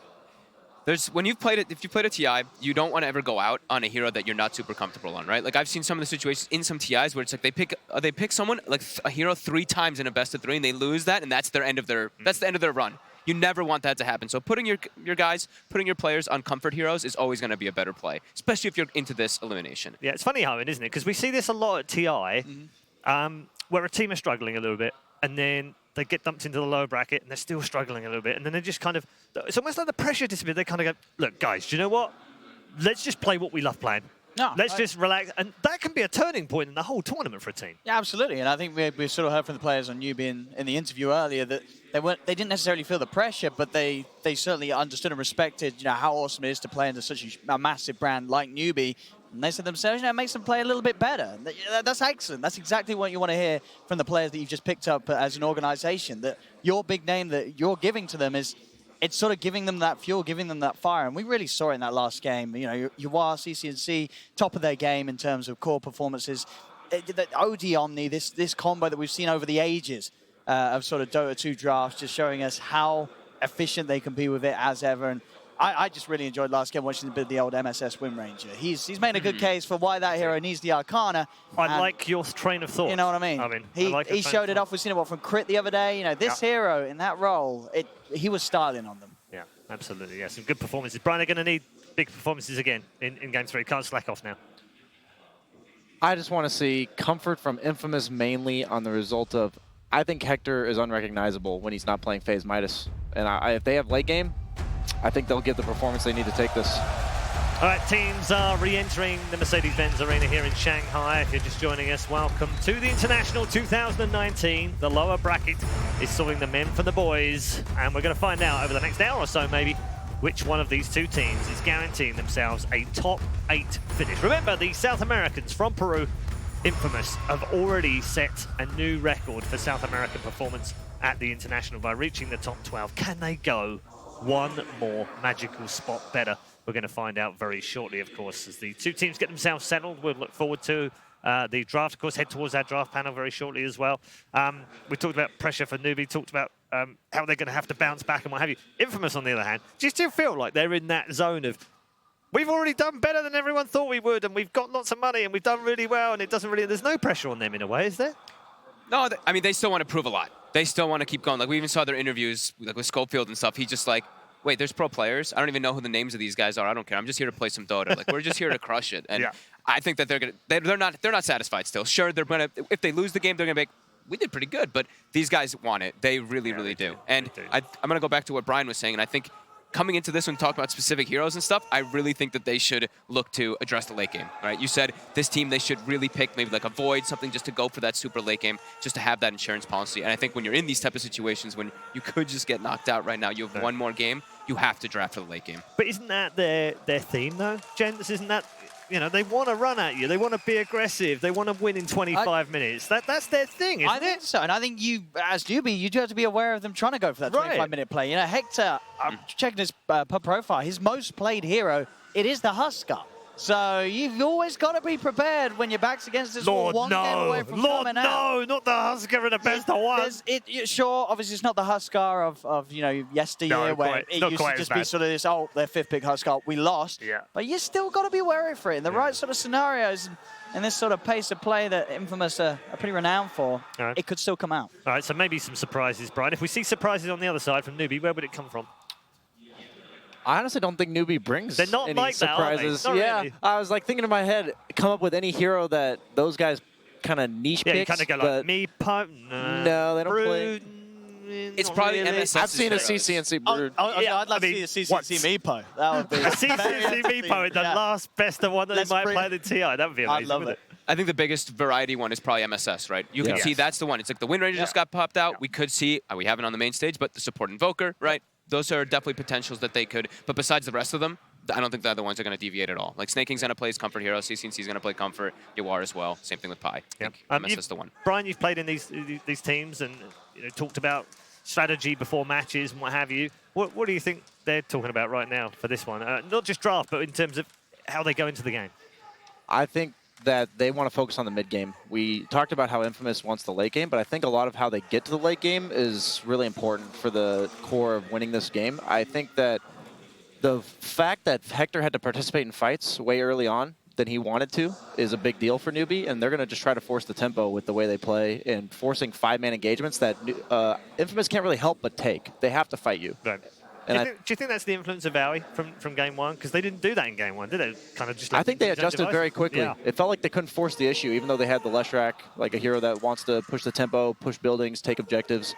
And suddenly in that second game, they didn't really have tower takers, but they had brawlers, low cooldown, fight us all day. Definitely. We hear the crowd. Who are they yelling for? Are they still yelling for Hector? I know I heard a couple of Hectors, but there's someone is really loud. It was very, very loud from above us. I don't quite know where, but it's absolutely packed in here, and everyone's very much looking forward to game number 3. NEWBEE versus Infamous. Game 3. Those magical words, game 3, the decider, one game for these two teams. Someone's being sent home, someone's going to advance in the top 8. It's do or die now. And I gotta say, this draft, this is where it all begins. This is where the story of this elimination match starts. This is when things are getting shaky. Whether we go for this one pick could decide all. Whether you want to go for a comfort pick or you want to try to counter what they have. You've seen some of these interviews that some of the teams prefer not to counter pick too much. You just go with what feels the best for your team, what you practice, instead of putting yourself in a bad position, especially in this elimination. We're going to call it a best of 1. Well, we call it a best of 1, it is one game, but all those past games will still definitely be fresh in their mind as far as some of the picks and heroes that affected them. Magnus being one of those ones that Infamous used so effectively, and Infamous immediate response already from game 2, they're banning out the Omni Knight. Yeah, that's usually when a team's saying like that was the real problem. Not your OD, not your Lifestealer, it was the Omni Knight that enabled all of these. And I semi-agree because, like I said before the draft, I think that Snaking is sort of the linchpin for this team. Him having a good game, being able to enable his other teammates, I think is huge for NEWBEE. Well, we'll see what other deviations might come out. NEWBEE are adamant they want to keep banning this Whisper Enchantress. That's been his most effective hero as far as Infamous are concerned, so no surprises there. Are they just going to ET open up? I mean, they did it 2 games in a row. Yeah. Win-loss. It reveals so little when you just first pick this ET. Like, you can go so many different directions. It gives you team fight. It gives you strong lanes. And the reason why they banned out Omni Knight was because there were 2 saves. You have OD and you have Omni Knight, and they itemized so aggressively. On NEWBEE side, you had this fast blink hex OD, which got him a lot of the kills on the side lanes. And Lifestealer also went for a basher. He has a free BKB built in, and they could play aggressive. No need for early BKBs or anything because you have these 2 saves, and they open up with the Tidehunter.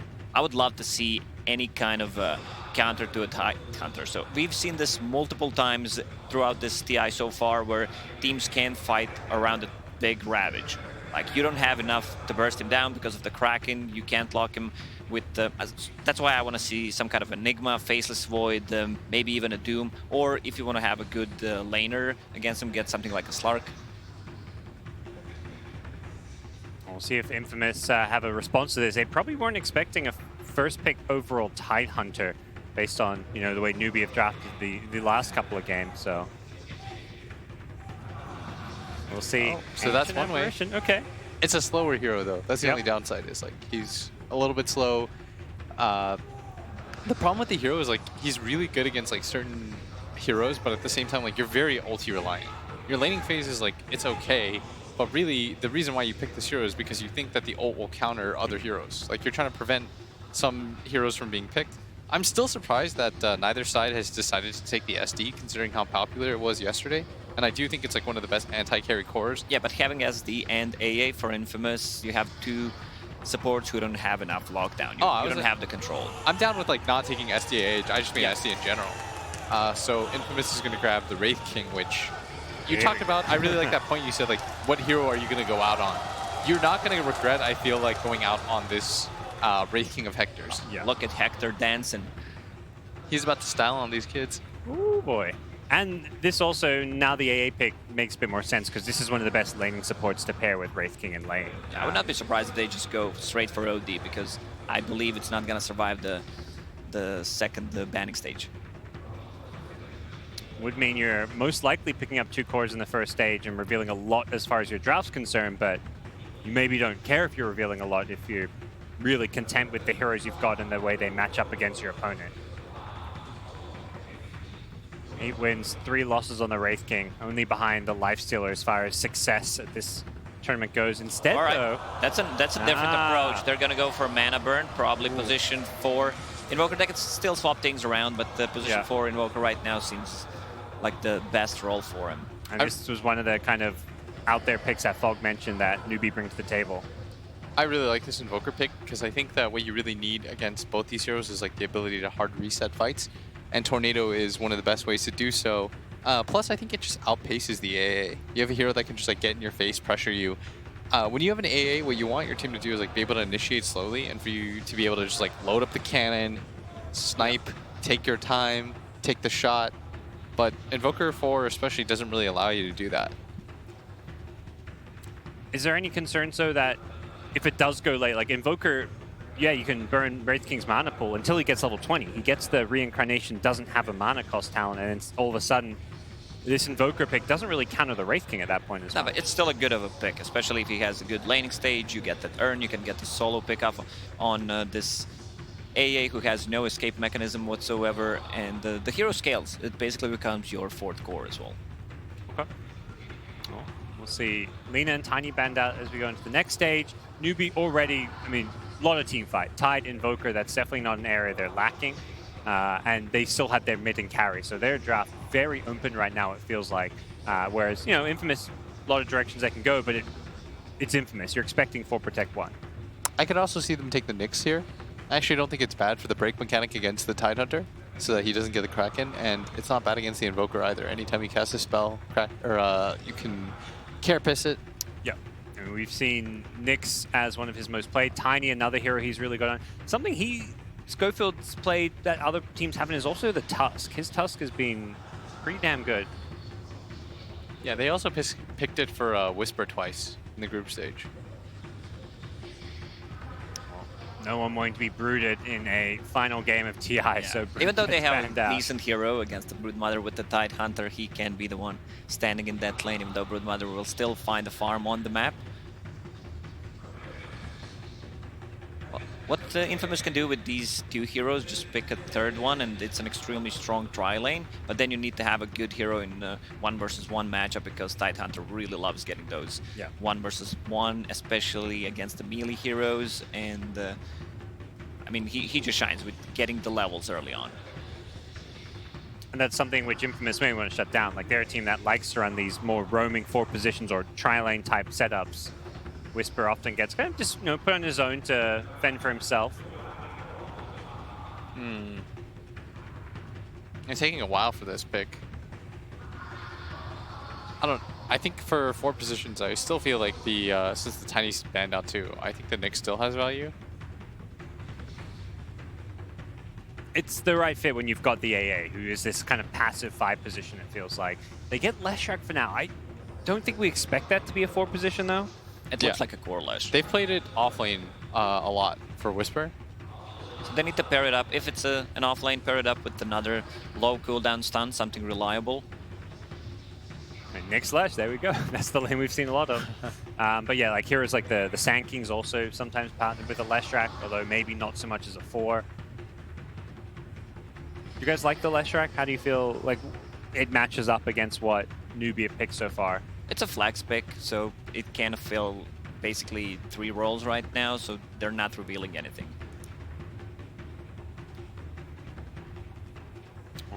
As for NEWBEE, they've got some flex picks of their own with the Invoker, but they're going to pick ET for now. Typically played in that 5 position role. It's going to be so hard to play around NEWBEE when they are the ones being initiated on, at least from Infamous side of because you have Tidehunter's Ravage, you have Tornado, EMP, and Elder Titan with probably 2 of the best counter-initiating spells in the game. It feels like, yeah, NEWBEE's going teamfight and more. Teamfight Infamous is just saying, well, we're not even going to try and match your teamfight. We're going to play our style of Dota. You know, we're going to look to get Hector so farmed to the point where we don't care about these teamfight spells. Go for your BKB timing specifically. That's where all of a sudden, NEWBEE, you jump them with BKBs, they don't have a good response. Earth Spirit, Schofield, going to be playing one of the more aggressive and active 4 positions. That's a lot of team fight on the side of, actually both sides have just a ton of team fight. Like the 5v5 potential of this game is going to be sick. Like if I'm Trent and Lyrical, I'm pretty hyped about this game just because I feel like they're just going to fight nonstop. There will be a time period where both sides just have to engage. Why do you think they picked the Earth Spirit over something like the Nyx Assassin we were talking about? I actually think the Nyx is still good because it's good against the ET, the Tidehunter, and the Invoker. But I think part of what it is they want an easier way to gank for mid and for him to be able to rotate and secure both lanes. Whereas I feel like Nyx is good in that regard, but like he's not going to have that dream game like he did in game 1, I feel. Like Earth Spirit's a little bit more reliable in that case. Well, looking to win multiple lanes using that roaming Earth Spirit, and we'll see how NEWBEE address this. There's often certain mid heroes that you want to maybe play that have those escape mechanisms when you're up against an Earth Spirit. Yeah, Queen of Pain comes to my mind, something that has this, as you mentioned, escape mechanism when Earth Spirit rolls in. They're going to go with that. It's just a comfort pick for NEWBEE. Yeah. And it's also pretty good when you look when you talk about Earth Spirit having a magic immunity going into that fight. Leshrac AA, a lot of magic damage where the Rage is going to be very useful. I think it's good against 3 of the heroes on the side of Infamous. And it's not a terrible core matchup for you either. Like I think it's quite good against the AA, the Leshrac, and the Earth Spirit. He doesn't really care what they put out. My favorite part about Lifestealer games is when you can pick a core that has his own built-in BKB, and he's not hampered by his pace in the game. And we saw in the game number 2 the itemization from him, getting that armlet as the first item after Midas, and then transitioning into Radiant, so he can still take a fight with his team before 15-minute mark. All right, well, we're going to be heading into those final picks, and likely both teams looking for a mid laner here. We have not seen much, if any, mid invoker from NEWBEE. It's almost always been that 4th position for MSS, so it is going to be NEWBEE having to pick their mid first, pick it a little bit blindly, and they're going to be a bit worried about what kind of counter picks can come out, which does make this final pick a bit more difficult. NEWBEE needs a playmaking hero, something that can go in, make stuff happen. Otherwise, they will be the one just counter-reacting to what Infamous is doing. I mean, their lineup is really great with counter-initiation. Are there any cheese picks Infamous can bust out with that 10th pick? I mean, Husker was mentioned. It was also banned out 10th last game. Is anything along those lines possible? I feel like Husker pairs it a lot better when you have some sort of save for him. I kind of think that they want one more core that can teamfight or another core that can scale. I'd even be okay with some here like TA for Chris Luck. They have no ways of breaking refraction so far, so it looks like a good TA. And they have the last pick. It also doesn't feel like they have good lockdown for something like a Storm or an Ember Spirit. They don't have that real instant stun factor. Yeah, I'd be super down for like a Storm game on the side of Infamous. But we'll see as they ban out the OD on the side of NEWBEE. I would like one of those like scaling mid cores though. Storm, TA. I'd be alright with either of them. Depends on what NEWBEE pick for. Yep. You're about to see, and then you can just counterpick the pure lane and just take one of those depending on who lanes better on what. Kunkka, that's where the OD ban makes a lot more sense. It's one of the counters to the Kunkka mid, so CCNC. The Kunkka, what's the Infamous response? They did have Monkey King in game 1. That's one of those melee heroes that can feast upon a Kunkka. in a 1v1. Any other options that stand out as far as hero matchups that you really want to play here? Oh, they're going to take Slark. So, by the way, they've done this Slark mid like 4 times. They even did it against Brood mid once. Yeah. And surprisingly, he got destroyed. But they ended up winning the game, so it's fine. I love the Slark pickup. I mentioned it after I saw the Tide Hunter, and you're playing against, 2 melee cores. I think it's going to be a really good Slark game to start with. They had a whole minute of reserve time to think about their pick, and they did not hesitate at all. They were very confident in it. So Infamous seemed to be feeling pretty good about their draft will. Yeah, I think they should. I feel like it's pretty well layered, and something that they really missed. What the panel mentioned was Infamous needs the ability to be the better late game team. I think that's where they're most comfortable, where they can take advantage of those things. So I think, I don't know if they had the better draft, but it's more a draft that fits their playstyle. Yeah, as Lacoste, as for NEWBEE, they've got this big, crazy team fight going on. Does that feel like their comfort zone as far as being an elimination game? Do you feel like they're going to be happy with their picks? Well, I think they drafted a good draft for themselves, but they don't have much counters for Slark. EMP will be needed to place on Slark. He can't play without the mana. Okay. Well, we're going to hold our thoughts for a few seconds. We're not quite ready to hop ourselves into the game. What key players do you think need to really have a stand-up performance? And we always talk about Hector with Infamous. Is it him? Actually, before that, no, we're going to head over to Aoi. He's on the stage with Casey. Let's hear some final thoughts. All right, Aoi, last time we chatted with you, you felt pretty confident in your ability to just stay true to your game. How are you feeling after that draft, and what do you think worked so well for you in Game 2? I mean, honestly, whenever we watch these games, we never feel like our drafts are like what we want from these drafts are just solid drafts that we feel we can play our own game in. And it's not like we just want to do well in lanes and then be able to like control whatever we want and fight them. I think this draft does pretty well at that. It's like sort of similar to Game 2 in that sense, so we feel pretty good with it. Aoi, thank you for your time. Appreciate it. All right, thank you. Back to you. Thank you so much, Casey. And yes, we are here in the final game. One of these two teams, Trent, is going to be going home, and I don't know who it's going to be. It's been crazy so far. Game number 1, stomp. Game number 2, stomp. What's going to happen game number 3? Well, I like what I always said, right? We want to play our own game. We just want things to give us tools early game, mid game, late game, because things get messy. It is elimination time here at TI, and the best way for it to happen is in the Game 3 of the lower bracket. Both of these teams, they've shown they can take on the other. They've got that one win, but it's all about the second one to send them home. And this is where it all comes down to this, the pressure feeling on it for both teams. NEWBEE, many of these players used to it definitely, and Infamous maybe under no pressure at all. It depends on how you feel at this point, as they were already the underdogs coming into this tournament, but have proved to be a force to be reckoned with. And a Schofield Earth Spirit. I feel like I've seen him play this hero so many times in the day, but the Chris Luck Slark is also going to be a very interesting matchup to watch early on here.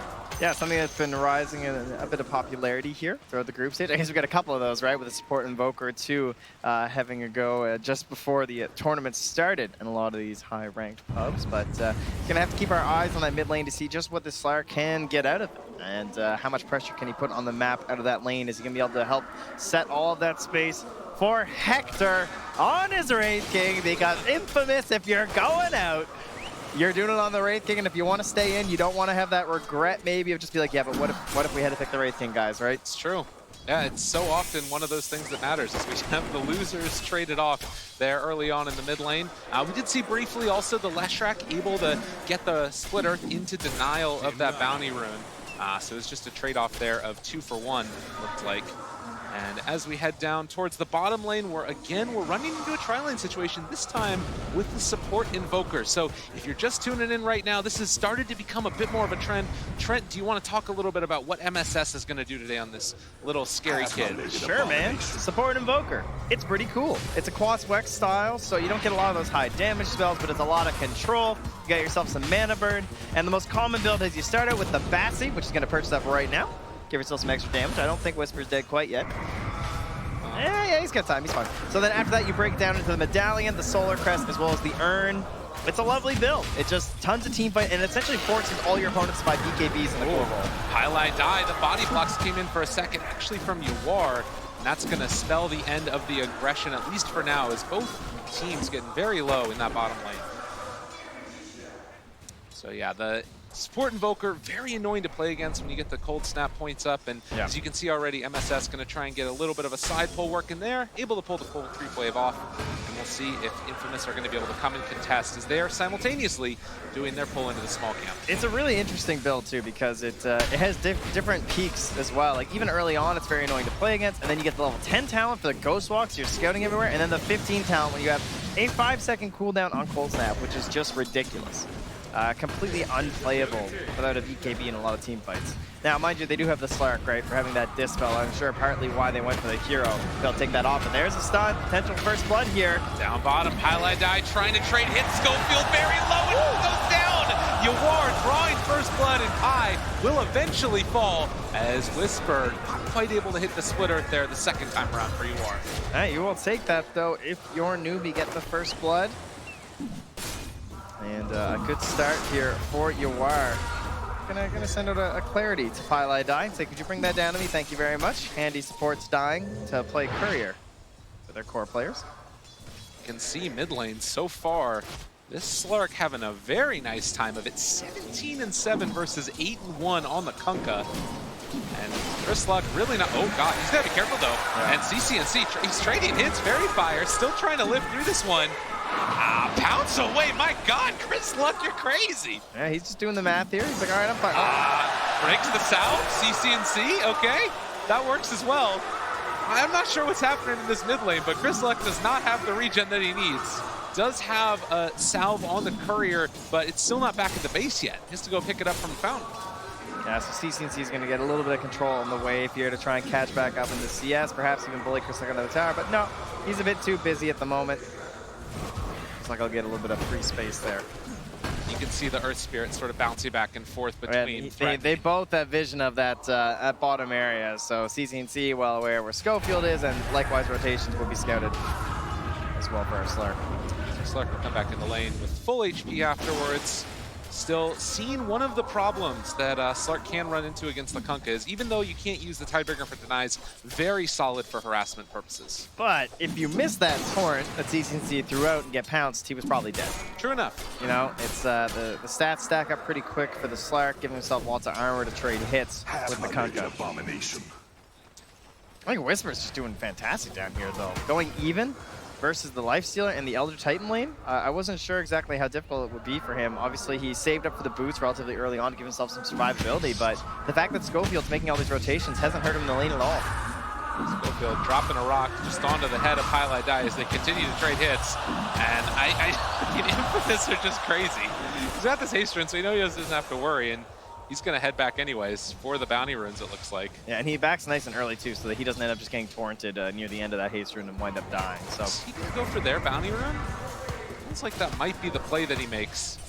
You are, in the meantime, keeping control of it. In the mid lane, Chris Luck is getting real low here. Dude, this guy is so crazy. Fairy Fire, another round of it. Oh, I think he got in, and CCNC with the outplay, and that's the tip. Proud of his mid laner there. The boy's growing up here, getting kills in the mid lane on the main stage. And yeah, he has been playing very dangerously in that Slark. Almost felt like that was destined to happen at some point here. I mean, that's the flavor though, right? Like, that's what they add in. That's what you love to see from time to time, because when it works, it's beautiful. Well, that's fair enough. But when it works, it's beautiful, and you demoralize the opponent. I feel like that's part of the strat in a way, as you are going to get rolled on down their bottom. And 1,000 gold lead for NEWBEE, but still very early goings. Oh, up top, the mana burn on the Hector there too, so hard for them to really continue that harass onto Snake King. And 6-minute rune gonna be coming up here very soon. Die looking to secure bot. It'll be an invis, so I mean, not the best for an ET, not the worst though. As he'll pass right by Schofield, just gonna make sure he doesn't tag him up there. The call is we're gonna go on to Whisper now, see if we can find him out. Split Earth down, and Whisper going to back away. Obviously do have an idea. As up top, it looks like there could be a go as they've made the full rotation. Snake King trying to scoot down here and find Hector, able to get the Great Fire Blast off first, which means there is no follow-up. That hurts. With the Torrent. A mid-rotation and not securing the kill. Down bottom, though, Schofield, they also can't get him. Salt miss on Whisper, and I think he's dancing away, too. There's no open wounds left for Yawar. Just super maneuverable. High movement speed, combo together with runaway spells, make it work. And Chris Luck, let them know about it. Oh, that mid lane's so empty. He's just wondering where CCNC is. You know, does he have the same torrents that Chris Luck does from the mid lane? We'll see. CCNC, look, see, piece of cake. He's got this too, he says. Yeah, able to get the stack off there. And you are now taking a bit of a beating. The roll come in. They get the rage off though, because that was a little bit of vision off to the side. You are realizing that Schofield is in the area, and Whisper going to be able to get some extra damage there off on a Pyjamas before they back to the hard camp to farm it up as well. So, back towards mid, Chris Luck, Dark Pact, sidesteps the Torrent. And how would you rate this Slark mid so far? He's got 15 denies. Seems like he's having an okay time. Yeah, he gets to the point where he just bullies the Kunkka back, right? Where he takes enough stacks and he says, okay, I can't contest you anymore. But without a rotation, he's not going to have the damage to bring down Chris Luck unless he's quite low, especially once he gets past level 6, right? That's the big tipping point for this lane, and that's why suddenly it feels like CCNC's barely playing it. He just maybe shoves out the wave a little bit and then goes back to trying to find rotations. So find Schofield and Whisper. Probably almost baiting here. Back the other direction. They do have the X. Whisper already broken. Schofield trying to control CCNC, who is in trouble. He does finally get that rum buff off onto him, which is going to keep him that much more survivable. Schofield still thinking about chasing, but they've already killed off Pyjamas. And now with Chris Luck moving into position, NEWBEE in trouble as their mid laner is going to get pounced on. They find the catch for the kill. And no other answers. Man, Infamous, they're just rolling through this one. Yawar almost goes down as well. But MSS in the area to save his buddy. Yeah, almost forced a tornado. Force of the tornado. The TP came down just to try and save CCNC first. And now Chris Luck just continuing his presence in the Radiant territory, and that's keeping them off the lanes, right? I mean, Whisper's down bottom, farming freely. Now Yawar's going to have to TP there. Schofield keeping the jungle occupied too. They don't have any real way of just gaining net worth and trying to propel themselves back into this game from NEWBEE through these stacks, which we've seen before, right, these Tidehunters. Well, and speaking of net worth, you can see the top 3 cores all held right now by Infamous, as Whisper is going to get pummeled by Yawar a little bit. The stomp comes through and lands. Yawar trying to go for the body blocks, but the Torrent follow-up is going to be there, and Schofield not able to save his carry. In fact, he's going to get brought down to boot. Yeah. So CNC finds another kill. In the meantime, Chris Luck does kill off the support poker. That was with the Ghost Walk, too. Looks like he had just gotten off, I guess, as I don't see any detection there from Chris Luck. Oh, there's Sentry on the high ground. Aha, I see it now. They got it. Blocking off that camp to stop the constant stacking from the Kunkka.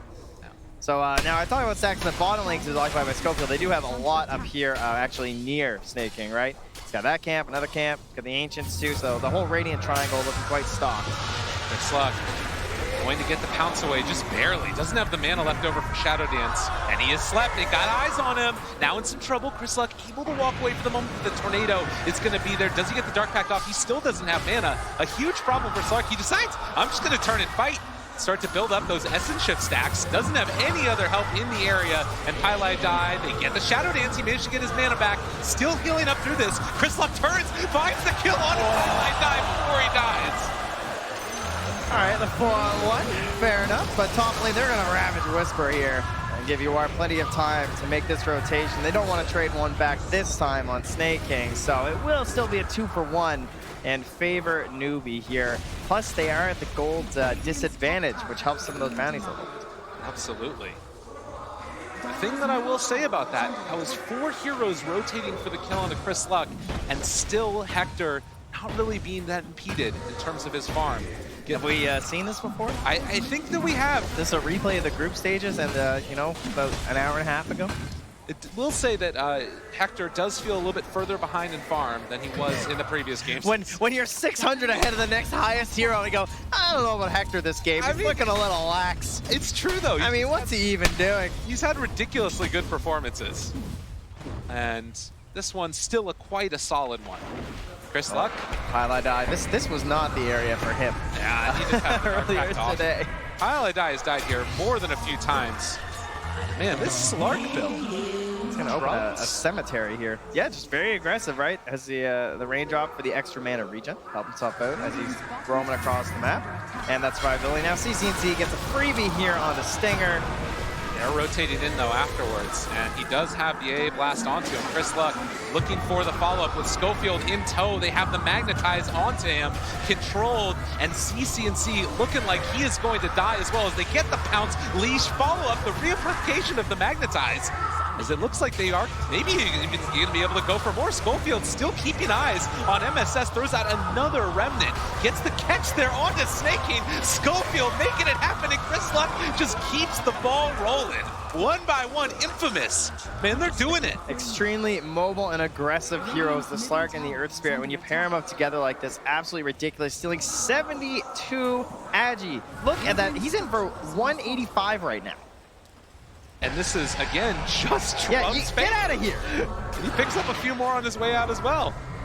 Remember that game in the group stages for Sumail? I think he was like 10-0-1 or something on Kunkka, something like absolutely ridiculous. And it still felt like it was kind of like this even game for EG. Like they had to work so hard out of that mid lane to try and keep this game going in their favor. And I feel like that's kind of what CCNC has to do this game. Right. He's dropped a couple deaths now. He really needs that big pop-off. He's trying to go for that halberd. And in terms of friends to rotate around with, it's not necessarily that great. Like MSS is sort of queued more towards big team fights, right? Rather than these little small skirmishes on the Invoker. And Chris Luck again, snaking, seeing if they want to chase him down. They do have the Torrent follow-up. Ice Blast to land though afterwards, and now maybe the turnaround comes as they deal up Schofield in the area. The Ravage lands, a nice combination, but it's not enough to bring down Chris Luck. He's slept for the moment, tries to run away, barely gonna be able to walk out. No, they find that kill, and now Whisper in very deep, and one by one, Infamous are going in. They don't quite have enough damage though, as NEWBEE still being brought down so low, but not enough for the kill. Whisper will fall, but NEWBEE live. God, the spread of the damage there. You combine the HP of Snaking and Pilot Eye, they're not even 100 HP. They're way back there, they're still going. Stinger down. And they're still living as well. And all the magnetize, though, this might be the big game changer. All of that damage over time. It's a triple kill for UR, but a double for Schofield. I think he went down first, though, right? He did get MSS first, so Schofield will grab himself a little bit of XP there on the Earth Spirit, and you really do want every little bit that you can get. And 629. It goes into say again the power of that Coco's Rum, just bringing everybody super low, but damage mitigation. And a very good job spreading that damage as well there from NEWBEE. But this comes with the high risk play that they're going for. The super mobility, the Earth Spirit, and the Slark. They're forcing these fights in usually very dangerous spots, but obviously they're playing quite fantastically. Chris Luck knows he's under vision there with the help of his ultimate, so he just kind of walks at the Kunkka and runs away. But one missed Dark Pack like that can just cause you so much trouble in the Slark. Incredibly difficult to fight into, and this is that hero that just wants to keep rolling through the engagements. And now Stinger having level 7 with his ultimate being thrown around a couple of times, it feels like they can just start a fight anywhere on the map and everybody gets there. Whereas NEWBEE, they need all 5 together to make that engagement happen, and this again buys space for that Wraith King to keep his farm going. Yeah, and looking at MSS, we talked a lot about this build. It just was like the core one, right? The urn is the medallion for these invokers. Oh, that tornado! Split Earth comes still dies though. I mean, it looked cool. Got a mid-roll. Look out, Chris Luck's back again. The fight's going on the other side as they did get the boat dropped onto the Ancient Apparition, but he's living, and well, they jump back in. Chris Luck, this guy just wants to battle. And we got fish in the water. Schofield's coming with the magnetize too. So be careful. Ravage in 20. Time is ticking for Infamous right now. They do have the silence if they wanted to land it out there, but the slowdown coming from Pilot Eye. Whisper moving into position. They have the cold feet applied, and Chris Luck able to take him down, but he did get the Earth Splitter off first. And now Schofield still chasing. They get the Ice Blast onto CCNC Tornado. Lifts up onto Chris Luck. In for the follow-up. Can't quite catch there onto CCNC Ravage to get the turnaround, and they do manage to catch the Slark. Whisper down low, gets kicked. Oh, Schofield! He did it to him! He blessed him, and he got his buddy out of trouble. Chris Luck, though, is he going to be so lucky? CCNC going to throw out that boat. They do have a Shadow Dance still living through it. Chris Luck trying to run away. Do they have any extra control? He gets the pound off at the angle. Oh, please, Infamous. That's pretty. Look at that regen right now. Hiding in the tree line there, back up to Max, and easily able to go back when it wasn't for that shrine there, too. And whew! Infamous are playing so deep on that Radiant territory, and there's a 0-0 Wraith King in the jungle. He's doing everything he wants. 195 last hits, he's got his Midas, he's got his Radiance, and he's working on a bit more there. They are playing this entire game 4v5 and looking fantastic. 99%! Oh, Hector. Oh, 6 Hector. seconds wasted. That's the best I've seen. Oh, man. You talk about efficiency on this guy, and it doesn't get better than that. And it's not just the Midas, it's everything. It does. Shut up, Trent. Get the hell out of All here. right, just wait. Watch the statement here. Come on now. I'm always looking for improvement. One must strive for perfection. That's fair enough. All right, 17 minutes in, 5,000 gold lead right now for Infamous. And again, it's just all of these movements that they can make, running into the jungle, creating chaos. And NEWBEE, in a way, it feels like they're not really able to get out of this mentality where they feel like they have to come and fight because otherwise they're going to lose heroes one by one. Yeah, and look how bold they just feel from Infamous because of this Slack, right? That's another amazing thing about this hero is just the vision control that you get thanks to his ultimate. And it allows you to play in these very deep areas. Like, 17 minutes into a game, you don't tend to get to like play all 5 heroes like this, but they just know they're safe from initiation because of his ult. Well, and one of the hallmarks of teams that win is controlled aggression. Infamous here, the temptation is obviously just to go balls to the wall and try and run at them.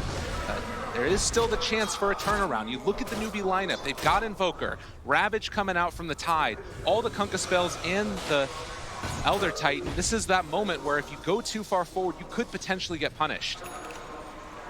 Yeah, they still need a little bit of help though, right? You are trying to get towards that Radiance, and the Lifestealer, when you go this build, previously we saw him finish the Midas, the Armlet, and then he got the Radiance after. This way, going for that Radiance just means you have this giant period where you don't really help your team all that much. I mean, again, you talked about it earlier. Right now, Yawar is 5-0-5. He's been involved in kills. He's been running around making things happen. Wraith King 0-0-0, and he's 3,000 gold ahead of him. He just farms. This guy's a monster.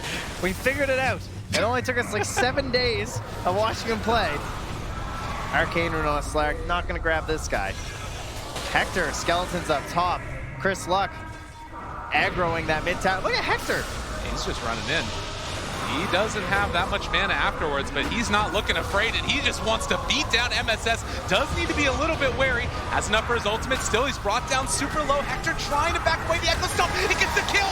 He bleeds. Hector goes down, and he didn't have his ulti available because of the mana drain, and now the kick away Whisper still living through it. Infamous realized we need to get out. That timing was terrible. He just threw out the stun, and just perfection there from Paladin. Like, oh, the stomp. I got him. I got him, guys. He's dead. So yeah, all that EMP adding up there, I thought for sure he was going to be fine, but not able to get the reincarnation there means that they at least have thoughts of backing. Whisper now going to be the next one that's targeted here. Good they silence. decide to go. Good play there. Yeah, Nice stops the go. combo from CCNC, and they're even going to smoke for the additional move speed to try and get themselves out of here. That's mostly Stinger trying to live, I'm sure. Oh yeah. Does not want to get caught out. Do not feed away kills one by one. And NEWBEE, signs of life here for themselves as they get that Radiance completed. And are going to be able to pick up 2 bounty runes as well. And now find Schofield. He will have that silence again available. 1,580 HP as well. Just throwing out the Magnetize. Okay. Are they chasing for more? Whisper is super low and in trouble as they catch him. And the Lesh is going to go down. So Infamous losing hero after hero these past couple minutes. Pop down there, very nice. Things still looking very good for Infamous though, right? I mean, 5K lead, Hector's terrifying. He's got that blade mail. He still wants to force another fight. And Chris Luck, probably the BKB is that big thing that they're waiting for. Seems like it. Obviously, Wraith King, once he gets that level 20 talent, does make a huge difference, having the no reincarnation mana cost. But at least for now, there are still ways for NEWBEE to deal with them. Man, they're considering double Halberd here. I like it. One on Yawar as well as the one onto the CCNC here. So, I mean, they understand where all the damage is coming from the Slark as well as that Wraith King. Of course, the Radiant's frustrating, but you can negate a lot of that AoE because of the run buff, as you pointed out. So just stop them from attacking us. Sounds good. Yeah, absolutely. One of the things that Slark cannot take off of them. Yep. And in the meantime, 21 minutes in, 5,000 gold lead. NEWBEE trying to play for the later stages. Again, oh, Chris Luck Fusel Blade, but no chance for a follow-up there. Yeah, just, there's 5 sentries on Stinger, but he's a bit too far back. MSS even currently under a sentry, actually, because they have some lingering vision in all that area they've been controlling on the side of Infamous. And some beautiful wards, too, right? Like this one in between the tier 3 and the tier 2 in the mid lane. Same thing in the top lane, also between the tier 3 and the tier 2. Trying to spot exactly where they're rotating out of the base from NEWBEE, and that helps you pick these good team fights for yourself. Caught. Chrisluck going to be able to back off the Dark Pack, keeping him survivable, and Chrisluck keeps on spamming it out. All the chat wheels you love to see. Illusion. And now you are. Where does he go next after this? However, I mean, he's got the AC queued up next. Are you feeling like he's in this game? He hasn't really been able to make that many plays, mainly just following up with what the rest of his team is doing. I guess the question is, like, what is his role in the team fights, right? Yeah. Trying to add on some burst damage, I would think with the Infest would be great to try and bring down the Slark. If they manage to get some sort of a stun, that's the big question to me, is how are you going to find that currently if you're playing for the side of NEWBEE? How do you kill this Slark? Like, when he goes in too deep and the fight gets really messy under a tower and stuff, they've been able to get him, but I feel like these fights that if they're initiating it on the side of Infamous, Chrisluck probably has a very good chance. And then if the BKB is out, I have big concerns for trying to kill this Slark.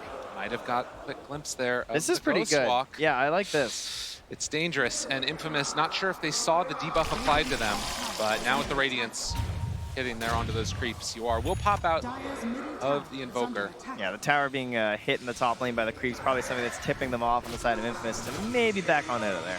And it feels like right now, Infamous, they're just going to wait for that level 20 likely of Hector. Hey, look, well, where's Hector going, guys? Oh, he's TP in the farm. He's TP in the farm. No, you guys don't want these camps? No, it's fine. I got him. This guy knows what's up. In the meantime, they're also stacking up other camps on the other side of the map. Hector getting very close to that level 20, which completely changes the way he can play in this game. They have the BKB already there for the Slark. I swear, I just saw him skeleton, and now, again, it's just, every time it's back, he's got the max charges, right? Like, he's farming so fast at this point. Those other skeletons are still going. No, Chrisluck, a little bit of a bother, but he has the BKB, and that's going to make it absolutely fine. The leash is out now. The boat going to not connect because of the BKB. Now Schofield still chasing. They're all grouped together from NEWBEE. What else can they find? Hector walks forward, wants to get a stun onto one, and Force Staff keeping Schofield from getting stomped there. Yawar, is he going to be able to get out of this one in time? The splitter timing right after the Rage Warp, and Yawar's down. Oh, they got him. Off to the side. They're keeping him controlled. Chrisluck will fall, but Hector is here, and he's just going for it. As they find CCNC, the splitter lands after the Yules. They find themselves another pickoff. Infamous take 3. Yeah, Snake King and Pylai died. They're hitting those big ultis that they need with the Ravage and the Earth Splitter, but they're still only able to take down that Slark. A big kill nonetheless. I mean, that was his first BKB, but Infamous still taking charge in these engagements here, and so much XP across the board for them now. 5,600 from that fight. Very well played indeed. Look at this nice balance on the Wraith King from Hector. 50% physical, 50% magical. Snake King does have the pipe to try and help with that now. And now an 8,000 gold lead. Infamous on the verge of moving on and continuing to be the furthest placing South American team at the International. Stinger is going to get caught here, though, it looks like, with the Ice Wall follow-up. The Force Staff coming from Schofield, and he's fine and dandy. They back out. Does not feel like the kills are even. No. Oh, we get ourselves a replay here, too. Schofield so close to going down and living on the absolute edge there, but taking down Yawar. He still had the Infest, couldn't quite get it off, probably because of the Ice Blast, of course. Didn't have any sort of a moment for it to get the final kills there, and just the run down after from Team Infamous is Chrisluck, you know, taking his time in the grave to ensure the tips get out there. Ooh! You can see they're feeling it right now, knowing they're on the verge of moving on. Unless NEWBEE can do something about it. It feels like it has to be around these big team fights from NEWBEE. Draining the mana, causing chaos, but BKB is such a good answer to this lineup. You can see the disparity, more than double the amount of bounty runes taken by Infamous in this game. They're about 2,600 gold to the benefit. Oh, Chrisluck DD, this is scary time. Yeah, they've been waiting for this Roche for quite a while here. Didn't necessarily have the best items for it, but a DD will help. Fortunately, they are respecting the side of NEWBEE and their team fight, right? Just 20 seconds away from the Ravage. The Earth Splitter is already back and available, so they know it has to be kind of this perfect moment. They needed good scouting here, and what's the NEWBEE plan? So winning on 15 for MSS and his talents. Looks like they won't even have to approach the pit. They'll still leave it here as the Spirit will confirm their suspicions that Infamous has left. Meanwhile, some confused skeletons will hang out with Roche. So a little bit of again, reset. Where did we get to this point? And it feels like it's, again, been those 4 heroes from Infamous making space for the Wraith King to farm up. Hector is now online with level 21, has the talent, and he's just running walking. He literally does not care. He's going to farm their Ancients in front of him and dare NEWBEE to come and fight. Stun already out. They have the sleep. The slowdown coming with the boulder smash. Hector popping the blade mail, still thinking about chasing. This is now all of the run buff onto all of NEWBEE, but they've committed everything to kill off this Wraith King one time. Can they get him a second time? Chase forward. Chris Luck with the BKB, wanting to find himself a target. Hector also pops the BKB. They've gone in really deep. Snaking does have Ravage. If they're able to wait this one out, have Infamous gone a bit too far, or are they going to turn now? The run buff is going to wear off, but Snaking with the Ravage jumps forward, hits it on a 3. Chris Luck able to escape. Now the follow-up coming from Whisper, who runs back into all of them. They find the damage. All of the heroes of NEWBEE starting to drop down. Whisper will fall. And meantime, the chase forward coming from more. Magnetized onto everybody. Chris Luck, he's on such low HP, but this Magnetized being reapplied. Finding CCNC. Another round of kills. Hector he doesn't have anything. 1 second. Oh! And he's coming back again. Turns it now onto Snake King as the run comes. Need to get out. They've gone afar as the buyback is there as well. Another kick from Schofield, trying to keep Hector alive as he turns, throws another stun. They don't have another ulti this time, but the walkway is coming as Chris Luck finds space and time for his team. He will give his life for his carry as Hector and Schofield escape. Man, this guy has just been dark packing everything in these big fights. So Infamous, they take a victory in that one, forcing it to the buybacks overall. I guess, obviously, NEWBEE, they have sent them back, but Slark perhaps forced the buyback if they can potentially peek into the Roche pit, but I don't even know if they can do that from the side of NEWBEE. That fight looked so good for them, too, like the way they were drawing them all back in there. But it looks like Infamous are still going to be the ones gaining on that gold, thanks to the fact that Hector lives. Hector lives. I can't say anything more about it than that, but NEWBEE now with Chris Luck dead for another 30 seconds, feeling confident to try and pressure this mid-tier 1 tower. The silence does come out and Hector shows up. They find the Ice Blast afterwards. Forstaff trying to escape, but now Yawar trying to TP out. That means the rest of his team is potentially going to be caught out here. Hector chasing, they find Snake King, get the kill, 70 seconds, no buyback. And the question is, do they run to Roche right now? One would think so, with the dieback confirmed. Now, he did pop a Skellies down the mid lane. Oh, actually, no, those are the old Skellies. Sorry. These things just keep on coming back, so Hector heads to the pit. He'll be a very disappointed, because look, did you see that? Midas was ready. He's like, oh, yeah, wait, almost went back. They don't have the Lesh here, and they're going to lose the AA. Infamous, they're still thinking about fighting this one. They don't have Earth Spirit or Lesh for this fight as of yet, but they still want to go in and take Roche if possible. Buyback is there for the Ancient Apparition. Oh, 30-minute bounties. DD spawns right outside the pit. Well, I mean, they probably have it anyway, to be fair. As that's not a courier, it is a forward spirit heading in there. I would say confused by that. Stomp comes out, able to dodge away, just putting Roche to bed. To take him down afterwards. They're trying to slow down this push if at all possible. They do have Ravage if they can hold it out long enough. Still 10 seconds until that Tidehunter is back up. But they're throwing out the tornadoes. I think you gotta try steal. I don't think you can fight this. Dispel the DD. They still are moving in. 2 seconds until the Ravage is back in online. Hector, they're throwing everything that they possibly can, trying to keep it down, but there's gonna be the Aegis picked up, and a little bit too late. Snake King not able to get there. Yeah, can't quite find even the Roche kill, I think is pretty much what they were angling for at that point. I think going into that battle was not gonna end well for NEWBEE, and they knew it. 11,000 net worth lead.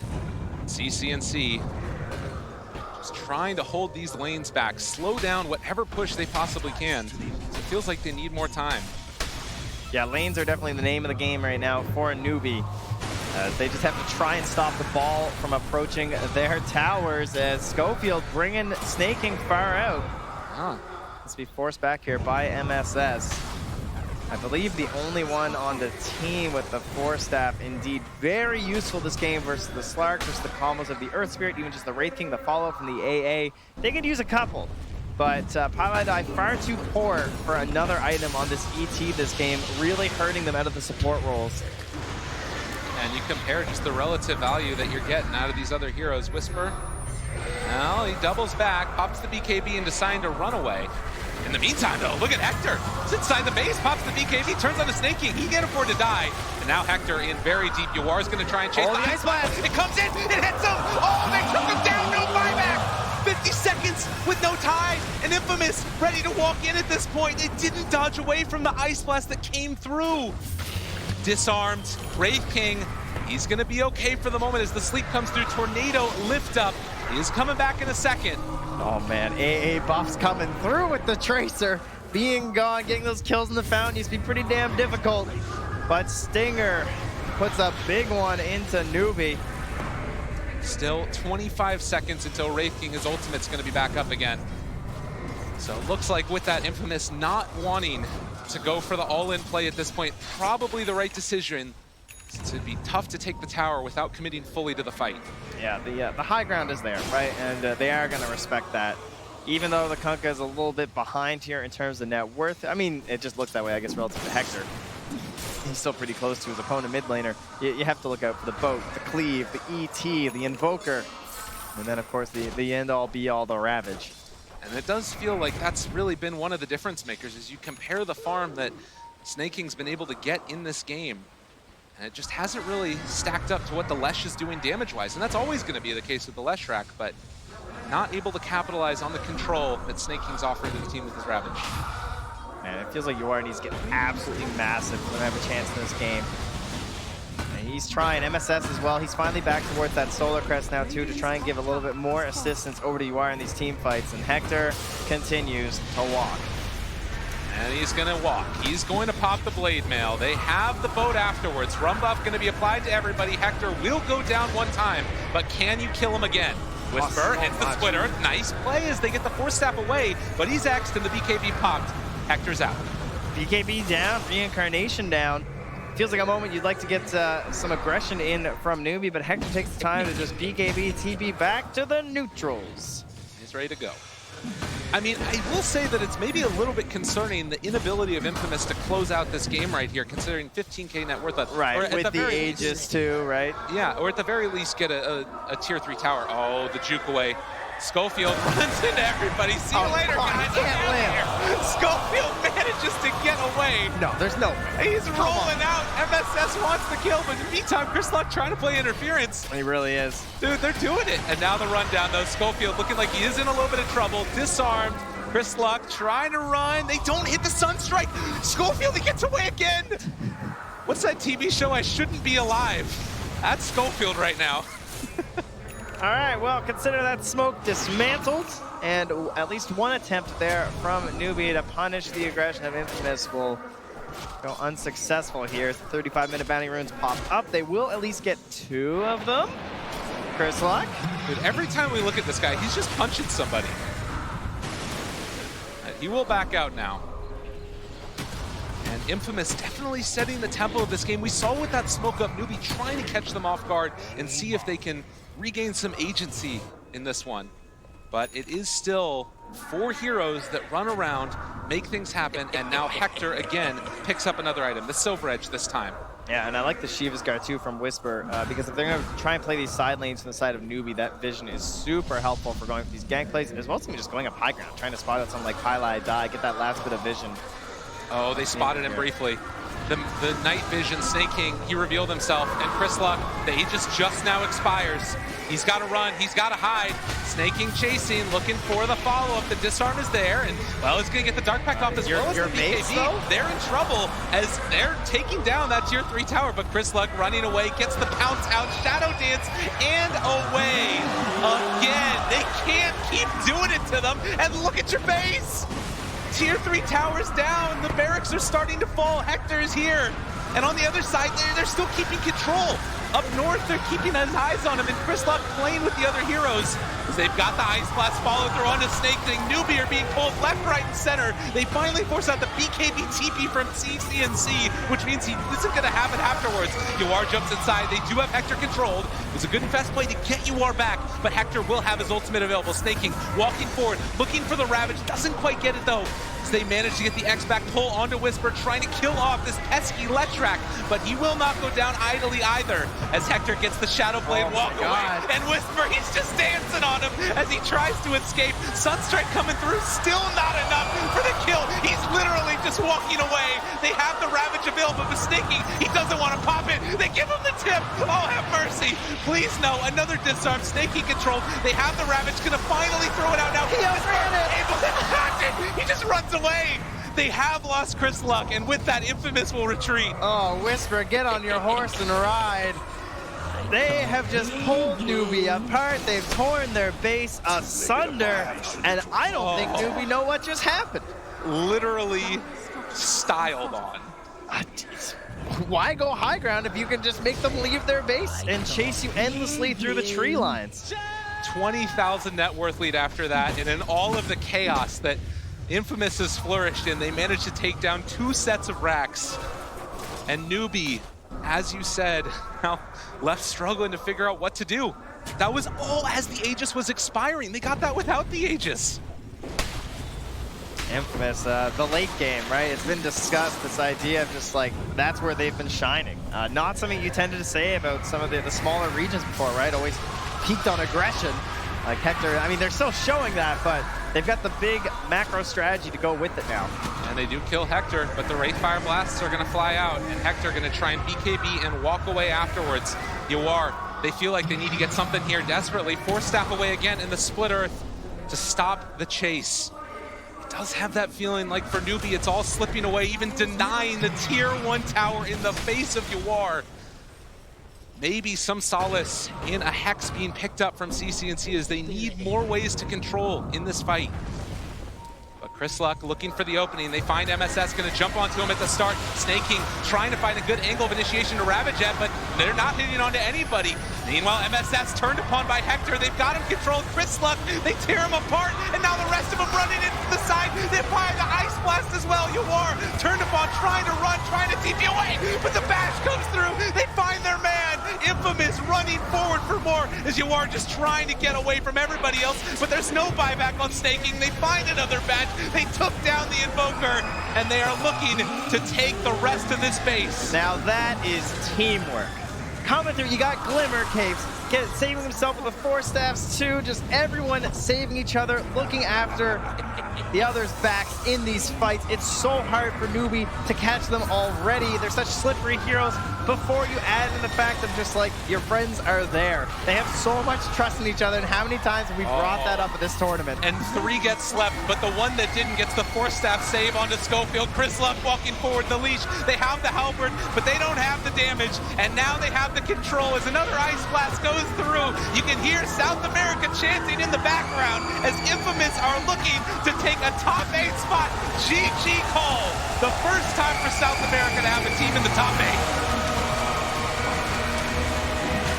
You can see the love, though. I mean, these guys know each other, even in the chat right after. It's like, congratulations. Of course, much respect to their opponents as NEWBEE will be sent home. The adopted sons of China coming in, getting some help at the boot camp here. Still overperforming past some of the expectations people had for them.